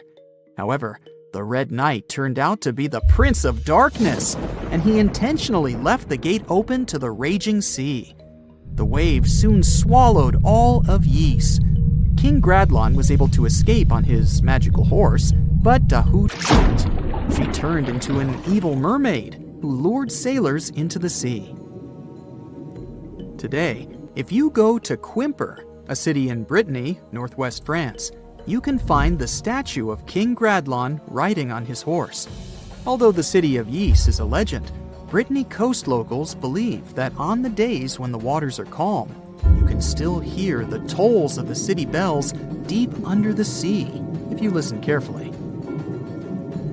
Mr. Bright then points at the Indian Ocean on the map and says, "Now, have you heard about Lemuria?" Back in the mid-1800s, a few scientists suggested that there was once a continent that existed in the Indian Ocean, somewhere close to the south of modern-day Sri Lanka. The first one to popularize this theory was the British lawyer and zoologist Philip Lutley Sclater. In his paper, The Mammals of Madagascar, he stated that he found lemur fossils in India, and not in Africa. However, this discovery was extremely shocking to him because of the fact that lemurs' original homeland, Madagascar, is much closer to Africa. He proposed that this was possible only if some larger continent connected the two once. He stated that this continent must have eventually sunk to the ocean floor. He then named it Lemuria, and hence the theory was born. People who came after Sclater took his theory a step further and thought that Lemuria was also the home of an extinct race of humans called Lemurians, who had 4 arms and enormous bodies, and were also the ancestors of modern-day humans, as well as lemurs. Of course, as new scientific discoveries were made on plate tectonics, evolution, and the study of DNA, the theories regarding the fictional continent called Lemuria were debunked. The last fictional land on the map is Agartha, Mr. Bright says. Taking its roots from Eastern mysticism, one legend says there's a kingdom called Agartha that is located deep beneath the surface of the earth. It's where all 4 corners of the world are connected by paths and tunnels. It is said that there's a secret entrance into Agartha hidden in the Gobi Desert, and it's built by Agarthans themselves using advanced technology that can't be detected by us, the surface folks. According to some beliefs, Agartha exists to counterbalance the energies of those who live above the surface.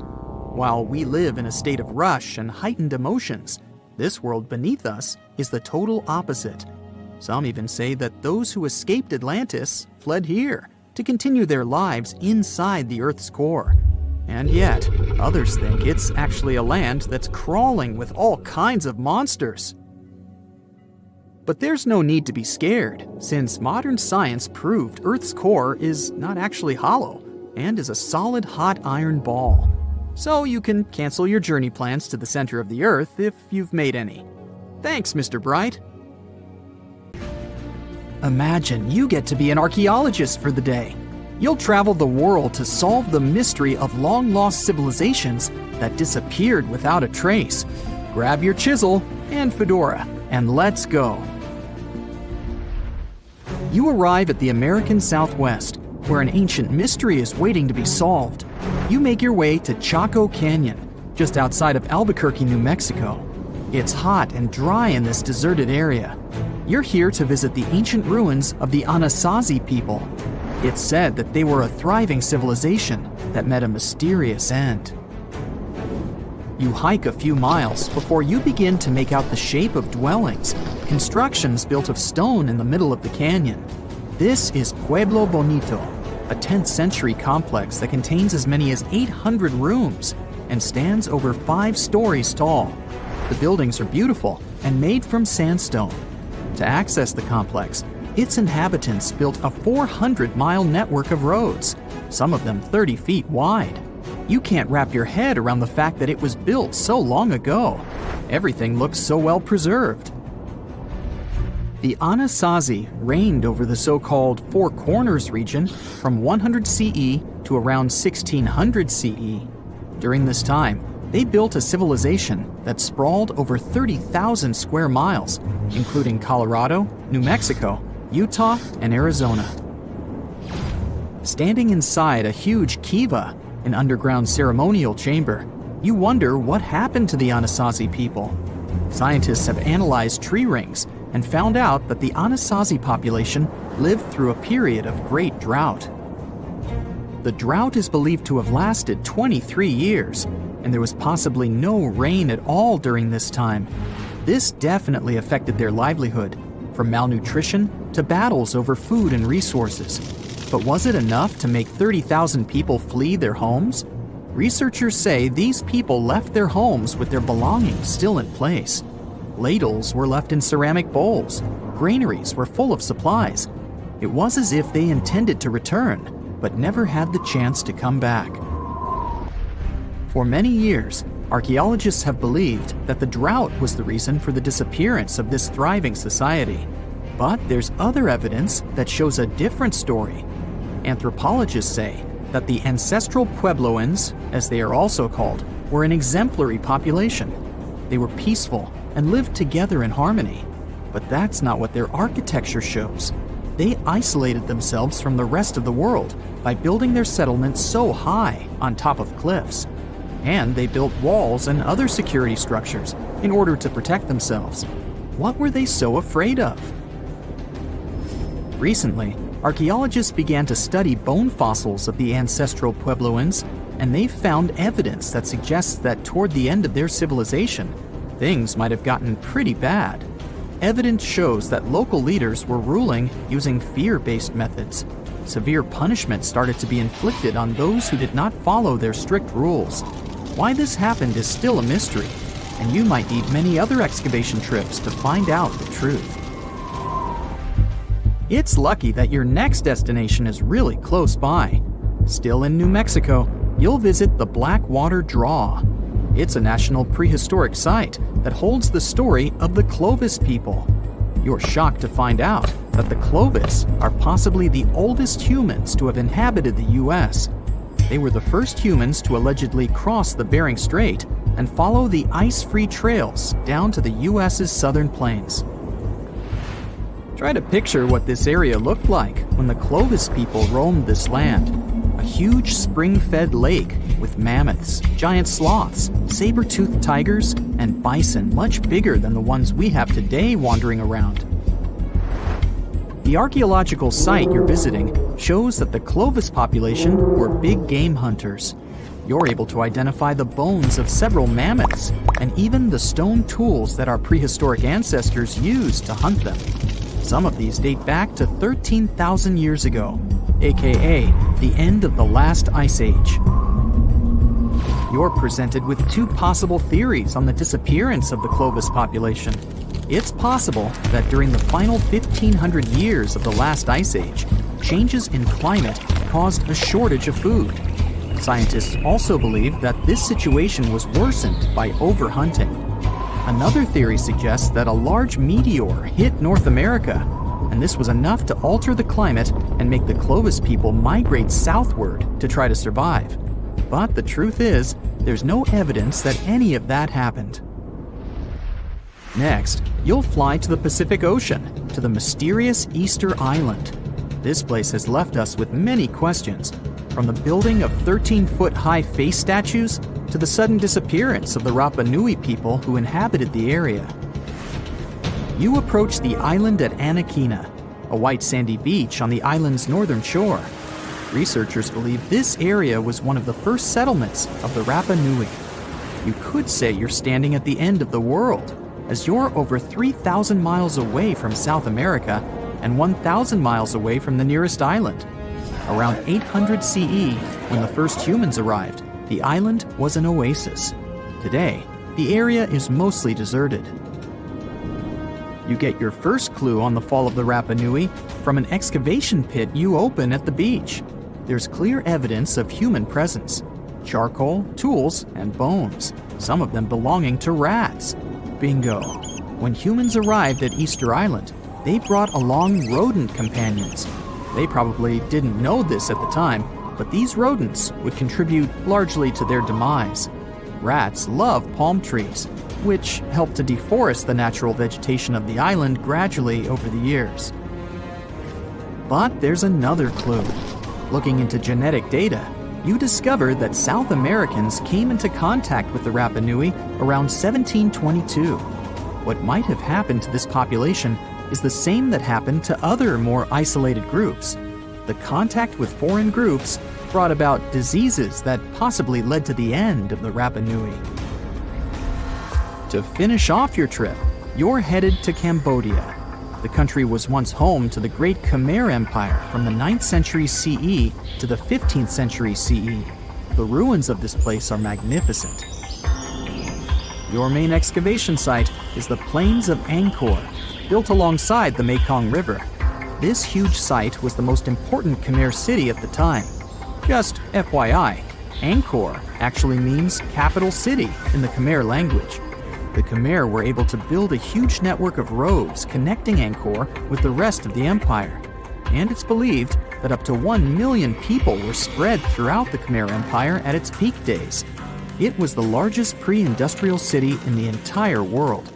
It's comparable in size to modern-day Los Angeles, just so you can get an idea. The Khmers were also master builders and engineers. They managed to build a complex irrigation system that helped their rice farming through the centuries. And to connect their cities, they built almost 500 miles of intricate highways and bridges. Oh, and not to mention the complex architecture of their religious buildings, such as Angkor Wat, one of today's most visited tourist sites in Cambodia. It took over 30 years to build, and it spreads over almost 500 acres. Back in the day, its towers were probably decorated with gold, but today, the site is a maze of vine-covered temples. Like your fellow researchers that came here before you, you're unsure of what caused this civilization to be wiped off the map. One possible guess has to do with the climate in the region. Strong monsoons might have caused massive floods and severe damage to the infrastructure, especially to the water system the Khmer people heavily relied on to survive. But another reason could have been regional conflict and immigration. Toward the end of the 15th century, the empire started to decline in numbers, and this could have weakened its strong power. You might not go home with many answers, but you've certainly learned a lot, huh? At some point in its long and very interesting history, our dear planet Earth was sort of snoozing, just doing its planetary thing, spinning around the sun. And then, bam, life starts getting fancy. Plants and animals start strutting their stuff, showing off their complexity. Fast forward a bit, about 65 million years ago to be exact, and a cosmic disaster strikes, or at least that's what we presume. An asteroid probably smashed into Earth, wiping out the dinosaurs and other big animals. We can't pinpoint specifics about the asteroid, but we do know that it was extremely large and it crashed into our precious planet, creating a dusty mess that settled everywhere. You can still find remnants of that dust layer in sedimentary rocks today. If you dig beneath it, you'll uncover a whole bunch of fossils. These prehistoric creatures were living it up before the asteroid crashed the party. Think of it as the planet going on a cleaning spree, leaving a bunch of empty spaces waiting to be filled. And guess who took the opportunity? Mammals. These furry little critters were the ones to rise to fame. But why is it that this disaster became such a great opportunity for mammals? It's pretty simple, actually. With no big bullies around, they grew, multiplied, and had a population expanse. All kinds of mammals joined to fill in the blanks. Primates, rodents, basically, the whole furry gang. We're talking about placental mammals, marsupials, and even egg-laying mammals, adding some serious variety to the mix. We like to think of primates as our closest relatives here on Earth. What's their story? Well, Around 63 million years ago, just a couple of million years after the dinosaurs' final dance, the primates decided it was time for a family reunion. They split into two groups, the dry-nosed primates, who became the cool monkeys and apes we know today, and the wet-nosed primates, who went off to become lemurs and aye-ayes, hey-hays. The fun didn't stop there. About 58 million years ago, the dry-nosed primates began their own little mission. One special guest called the tarsier, arrived on the scene, featuring big eyes that were perfect for late-night shenanigans. This tarsier took a different path from its primate relatives, embracing its unique niche and evolving separately. To this day, the tarsier is the only primate that feeds exclusively on meat. These little guys have a taste for insects, small birds, rodents, and even lizards. But that's not all that makes them unique. Their eyes are twice the size of their brains. Also, their heads can do a full 180-degree spin, just like an owl. Because of their features, the tarsiers are the true kings and queens of the night. With their superpower of ultrasonic tracking, they can spot their prey instantly. Plus, their legs and feet are like springs ready to launch them into action. They've got this special ankle bone called the tarsus, which gives them those epic leaping skills. Hence the name, if you were wondering. But let's leave these little critters to rest and get back to our story, shall we? About 55 million years ago, the Earth cranked up the heat, literally. This sudden hot pod was a bit too much for many deep ocean dwellers and plants to handle, and they bid their farewells. But hey, every goodbye is an opportunity for something new, right? The oceanic mammals known as cetaceans, saw their chance and took it. They splashed into those empty niches, becoming the rulers of the sea. In this category of creatures, you can find the blue whale and the dolphin. A special primate guest made an appearance around 47 million years ago. Scientists now affectionately call the fossil of such a creature Ida. This little wonder caused quite a stir, initially hailed as the missing link in human evolution. But here's the hilarious part. It turned out Ida was not one of us dry-nosed primates, but a cheeky wet-nosed one. Moving forward to 40 million years ago, this is when another big event happened in the primate world. The New World monkeys, our distant cousins, decided to take a different path and branch off from our lineage of Old World monkeys. They packed their bags and set off to conquer South America, where they're still living it up today. What's the difference between the two, you might ask? Well, one crucial thing that sets them apart is the fact that the Old World monkeys had nostrils that pointed downwards. Around 25 million years ago, another troop of apes entered the scene, and these guys had something special, the lack of a tail. These unique creatures would go on to become our closest relatives. We're talking apes and great apes, the cool gang who share a whole lot of genetic similarities with us. The first ape to break free from the monkey madness was the gibbon. About 18 million years ago is when this little acrobat swung into the picture. A few million years later, the great apes made their grand entrance too. Orangutans were the pioneers, venturing into the wilds of southern Asia. We're getting closer and closer to the present. It was 7 million years ago when the great apes took a major fork in the evolutionary road. One path led to our ancestors, the future Homo sapiens, and the other path led to chimpanzees and bonobos. These two primate branches remained united for a few million years before finally going their separate ways. 5.6 million years ago, a game-changing ape called Ardipithecus made its way into our evolutionary history. It had a special talent, bipedalism. That's right, this was one of the first apes to walk on 2 feet, probably making its primate buddies raise an eyebrow or two. The real showstoppers, however, arrived around 4 million years ago, the Australopithecus crew. These were the earliest members of the Hominina hominina subtribe, our tribe. What made them so special? Well, probably the fact that they brought some serious tools to the game. Stone tools, to be precise. It seems that at some point in their evolution, these clever primates started using stones to make their lives easier. Now here comes a crucial turning point in our story. About 2 million years ago, our ancestors faced a food shortage. Survival of the fittest was the name of the game, and two strategies emerged.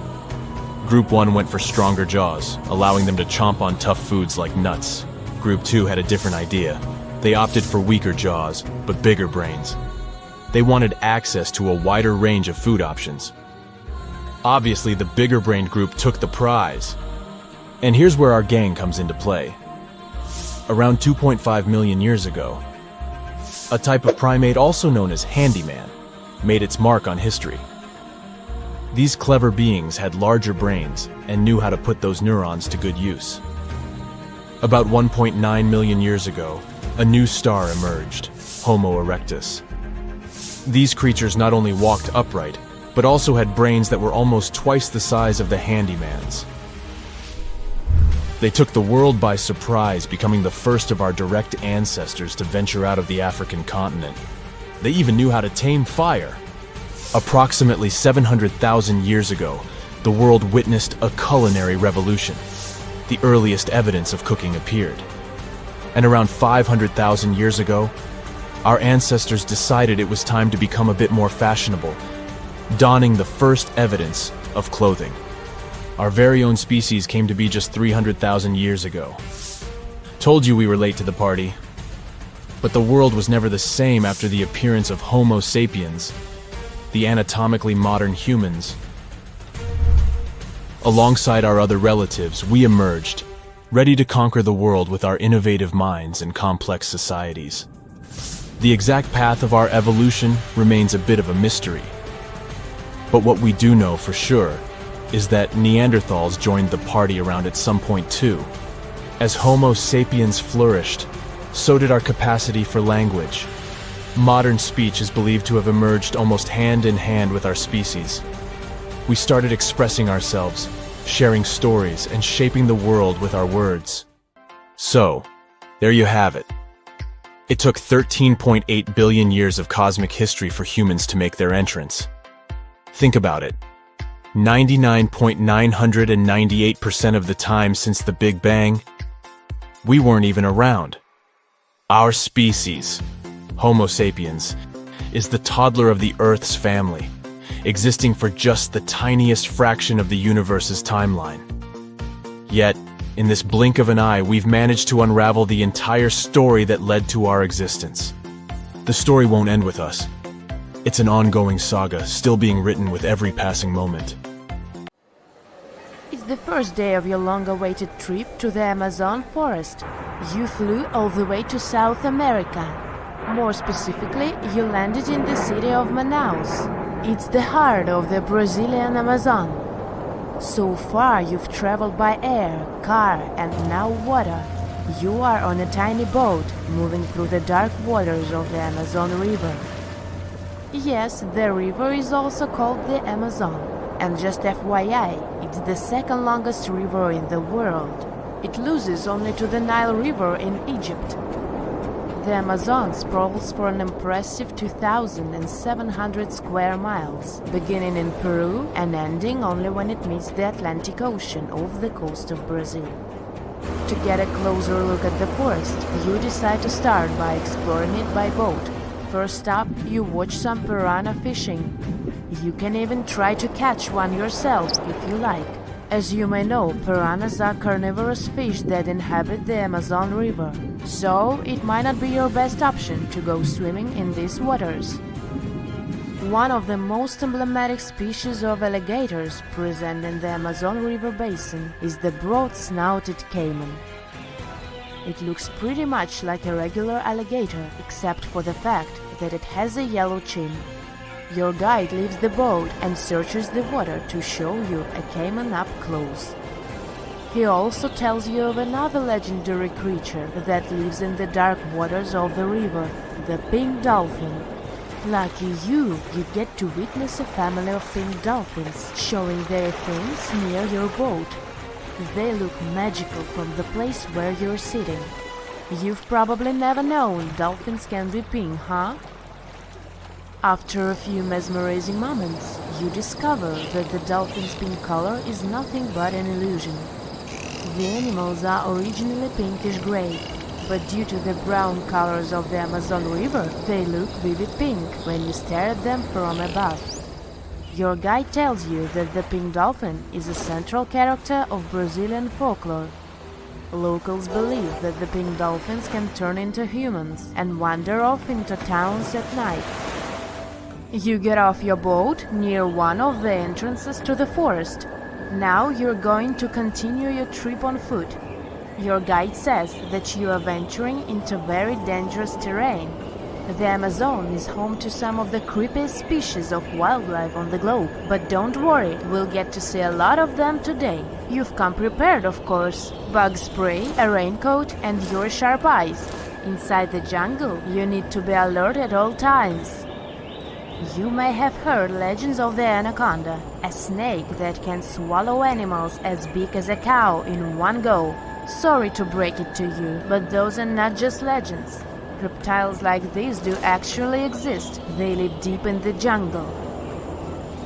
It right there, moving between the trees. Is it a spider? The so-called Goliath bird-eater is a monster spider. Its legs can grow up to a foot in length, and the spider itself can weigh around 6 ounces. It's also known as the king of tarantulas. You shouldn't get too close, of course. It's not venomous to humans, but its bite can surely sting. As its name suggests, the Goliath bird-eater can even eat birds, as long as they are smaller than it is. Up next, you run into another species of spider that draws your attention. This one is so tiny that you almost don't see it. It's known by the popular name of the decoy spider. You see one of its creations, a gigantic spider built by the tiny Cyclosa spider in order to scare off large predators. This is as amazing as it is creepy. A spider that uses the remains of other insects and dry leaves to create the image of a large spider on its web.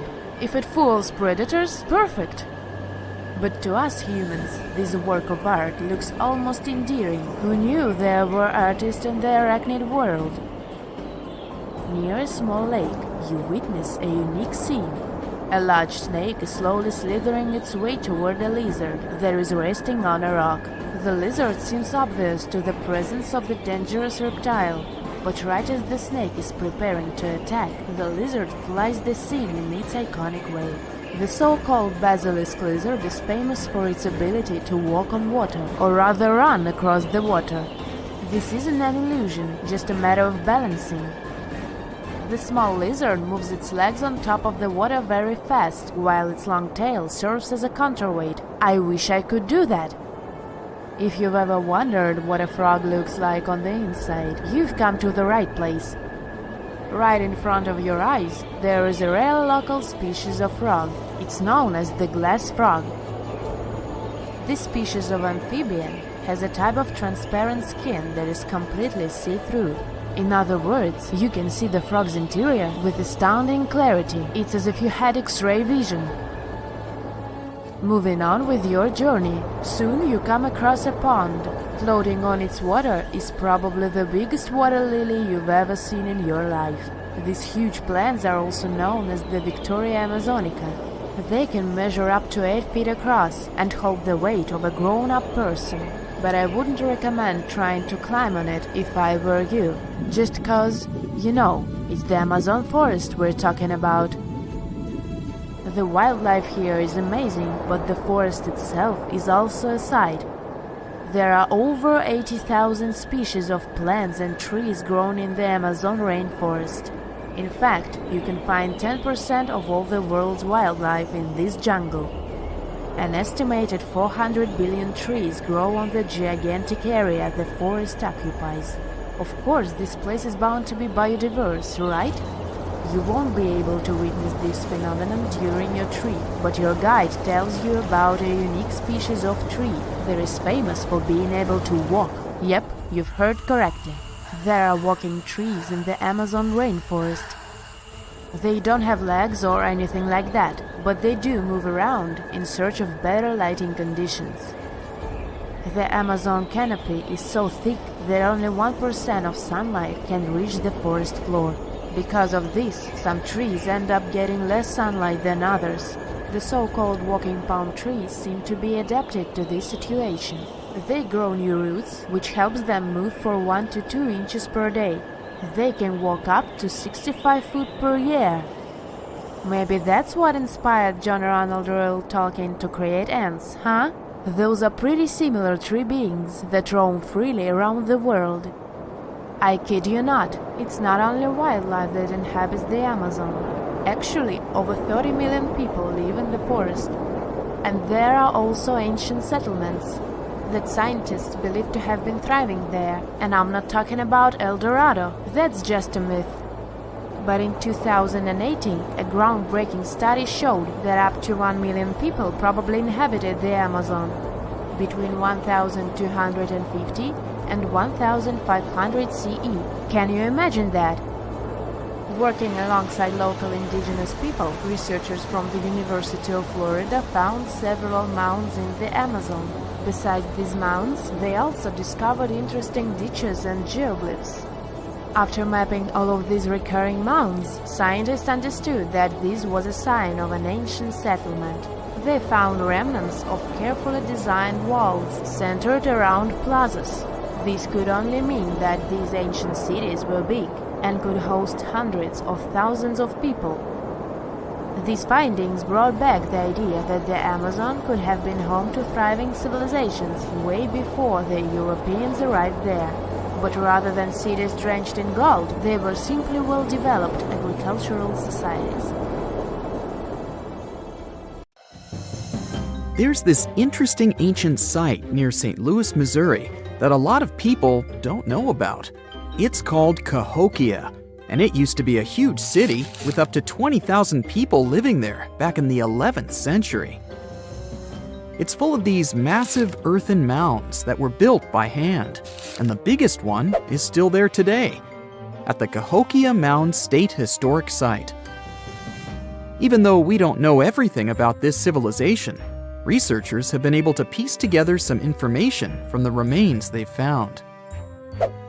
For starters, they found some pretty old teeth at this site. After studying their appearance and structure, scientists suggest that a lot of different indigenous groups lived there.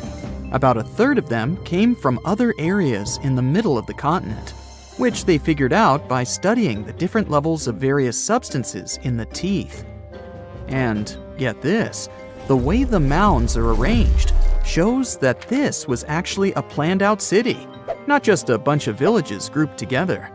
The rulers lived on top of the mounds, while everyone else lived in other structures. It's amazing to think that they were doing things like farming, hunting, logging, pottery, and weaving, all within this one giant city. Right in the middle of Cahokia, there was this giant mound that was about 100 feet tall, and around it, there was this huge wooden fence. Inside the fence was the city center, which had a big open space called a plaza. Archaeologists think that the plaza was designed to represent the 4 cardinal directions of the world. It was like the people who built it wanted to create a place that was in harmony with the universe. The center of the city was where they held ceremonies and events, and it was such a big deal that people from outside Cahokia would come to be a part of them too. What became of this city? Hard to tell. Some people think that the reason it fell apart is that they cut down too many trees and the land got all messed up.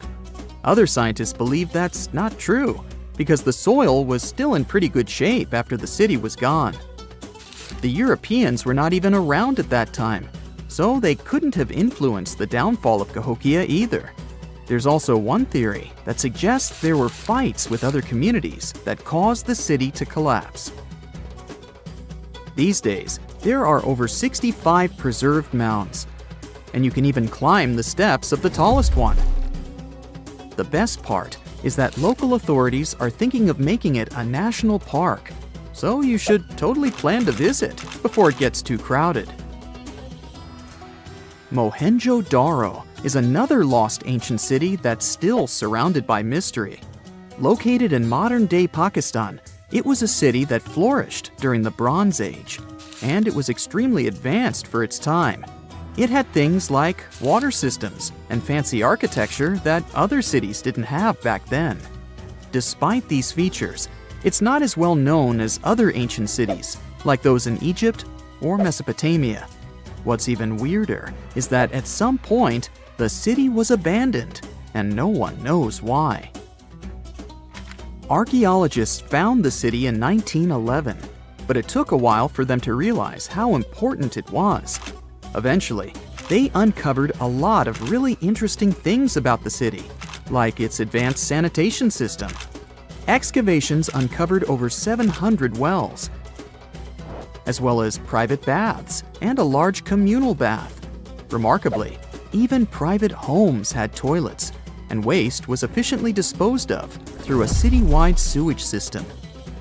They also had a lot of trade connections and made some really beautiful objects, like pottery, jewelry, and figurines that were sold all over the region. Despite its amazing culture and knowledge, scientists have yet to figure out why the city was abandoned. Some people think changes in the nearby river might have had something to do with it. The writings that the people of Mohenjo-Daro left behind are still a complex code, even for the most skilled specialists, making it even harder to piece together their history. Have you heard of the lost city of Kolmanskop? It used to be a small settlement in the Namib Desert. Legend has it that it got its name from a man named Coleman who got stuck in the local dunes and was never seen again. But that's not the interesting part. In 1908, a railway worker found a shiny stone and showed it to the chief railway foreman, who turned out to be a hobby mineralogist. They discovered it was a diamond, and soon, Kolmanskop became the richest town in Africa and one of the richest places in the world. It had luxurious stone houses, a school, a hospital, and even an ice factory to produce ice for fridges. The hospital had the first X-ray machine in southern Africa, which was supposedly used to check if workers were illegally swallowing diamonds. Its popularity began to decline in the late 1920s when another diamond-rich location was discovered nearby. Most of the inhabitants soon began to flee the city in search of a better life, leaving the buildings abandoned. In 1938, all machinery was taken south and the town was left to the desert. The last inhabitant left Kolmanskop between 1956 and 1960. The hot climate and low humidity have preserved the structures over time, and tourists can now visit this desert ghost town. You've surely heard about this next ancient city, Machu Picchu. It's this incredible ancient location in Peru. It stretches across a huge piece of land in the Andes Mountains and sits high above sea level. It's even considered one of the wonders of the modern world. But here's the thing. Scientists aren't exactly sure what it was used for. It could have supported up to 750 people, but there aren't a lot of human clues left behind. Some people think it was more of a spiritual or ceremonial place, while others believe it may have been like a fancy spa retreat for the nobles.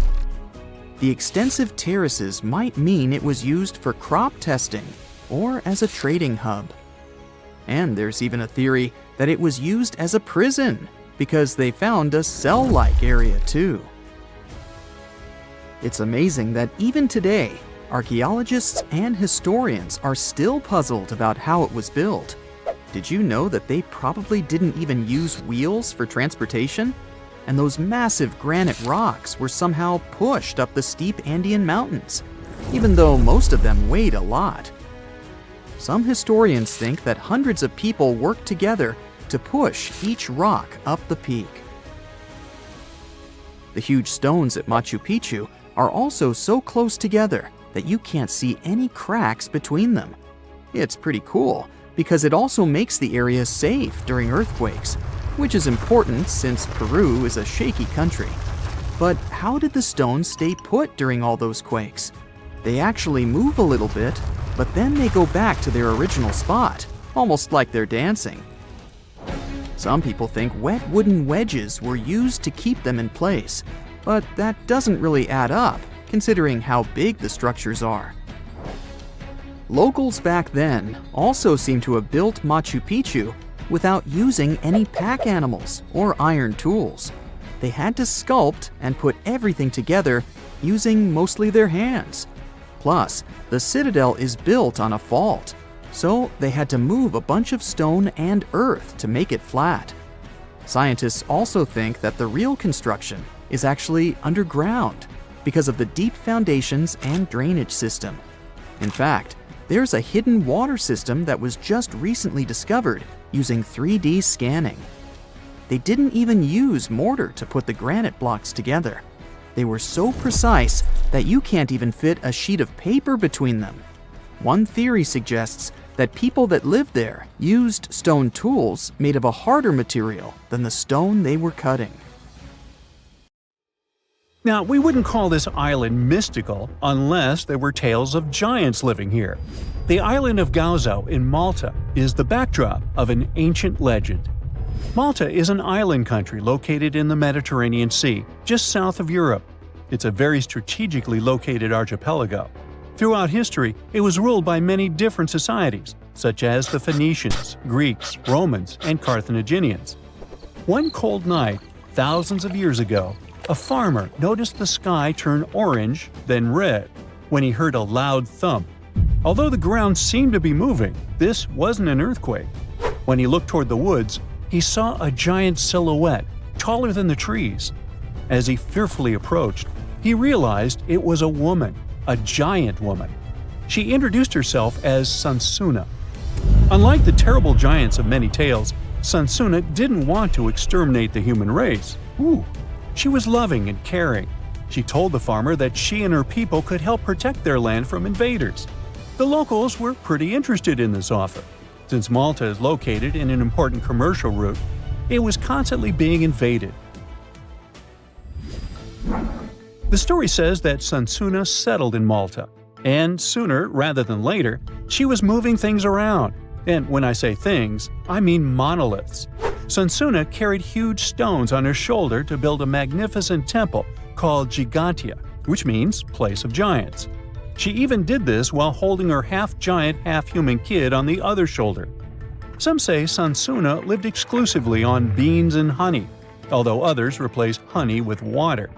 The funniest bit here is that Malta is the 10th smallest country in the world, but it somehow managed to host giants. Hey, go figure. The temple looked like a giant game of Tetris, with some stones weighing as much as 20 elephants.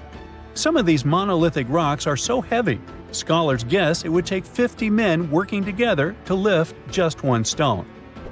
Now, as much as this is entertaining, humans never proved giants were real, so this story couldn't be true. There's a brief mention of a species of giants called the Nephilim in some ancient texts. The Nephilims would have been terrible giants that wreaked havoc on the earth and only survived until the Great Flood. But nobody ever found real proof of this species really existing on Earth, until this came along. The world of Maltese archaeology unearthed quite a few shocking things in the past years. One of them are known as the hypogeum skulls. Hypogeum is the Greek word for underground, and this incredible site was discovered in the first decade of the 20th century. Back then, Malta's National Museum director received an important phone call. Someone had accidentally dug some impressive bones and asked him to come check it out. The hypogeum looked like an underground city, filled with mazes and rooms that stretched along multiple floors. They were all made with similar limestones as the Maltese temples above ground. The hypogeum was filled with important relics and artifacts. Scientists quickly understood that the hypogeum was built as a type of final resting place for locals. So, along with skulls, they found a lot of bones and skeletons. One of these artifacts were skulls, but these weren't regular human skulls. Rather, they were of the elongated type. To make matters worse, these skulls were hidden from the public for years. People started to talk and created a bunch of theories behind it.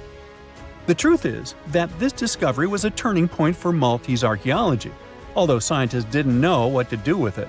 Some wondered if these skulls were natural or manipulated. since they knew some cultures in the world used head binds to alter their skulls. Other scientists threw in the hypothesis of little gray people or even the legendary giants. Some say that the elongated skulls could have been sculptures that worshipped otherworldly deities. There was no way to confirm any of these theories. So the question remained: who were the builders of Malta's megalithic temples? Now let's take a look at what scientists know. The Maltese megalithic temples have been standing strong since 3500 BCE, which is even older than the pyramids of Egypt. The main dilemma here is that these temples were built even before we invented writing, yet they required advanced technological skills to exist. The Gigantea Temple seems too absurd to have been built by humans. The South Temple has a corridor with 4 oval rooms on the sides, looking like a big shamrock leaf. In one of these rooms, scientists found altars decorated with spiral patterns. It looked like an altar of some sort, indicating early Maltese people used them for ritualistic purposes. The North Temple is similar but smaller, with a very low entrance that makes people crouch down to get inside. You get it? You need to bow down to their deities in order to get into this sacred place. I mean, one can't help but wonder about the secret reasons these ancient builders had to build such a huge temple. I'm thinking they probably cast one of Daenerys' dragons to move the monoliths around. Yeah, I'm joking here. But hey, remember the entrance to King's Landing? Yup, the series used the Medina Gates in Malta as the exterior of King's Landing during Episode 3 of Season 1. Anyways, back to the giants. The ritualistic theory of the whole thing won a few points when archaeologists uncovered these mysterious figures. They're popularly known as fat ladies. These tiny statues have round bodies and faces that show how much they enjoyed life. They kind of look like a miniature Sunzana, the giantess we talked about. Scientists believe these were statues that celebrated well-being and prosperity. It does prove that the people of the time had advanced craftsmanship skills, and they were pretty intentional with their constructions and art manifestations. One of these statues is known as the Sleeping Lady. This Neolithic piece of art depicts the figure of a large woman lying on her side sleeping. After studying it deeper, scientists guessed this statue was meant to represent the Great Reaper. It was found in the hypogeum, which we now know is a huge resting place.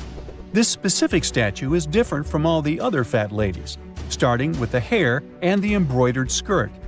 Then there's this statue. This is supposed to represent an 8-foot-tall woman and the rim of her skirt. She was discovered in the most unusual of ways. A farmer was trying to plow his field, but he kept hitting large blocks of stone. All the way back in 1915, the farmer called Malta's National Museum director and asked him to come check it out.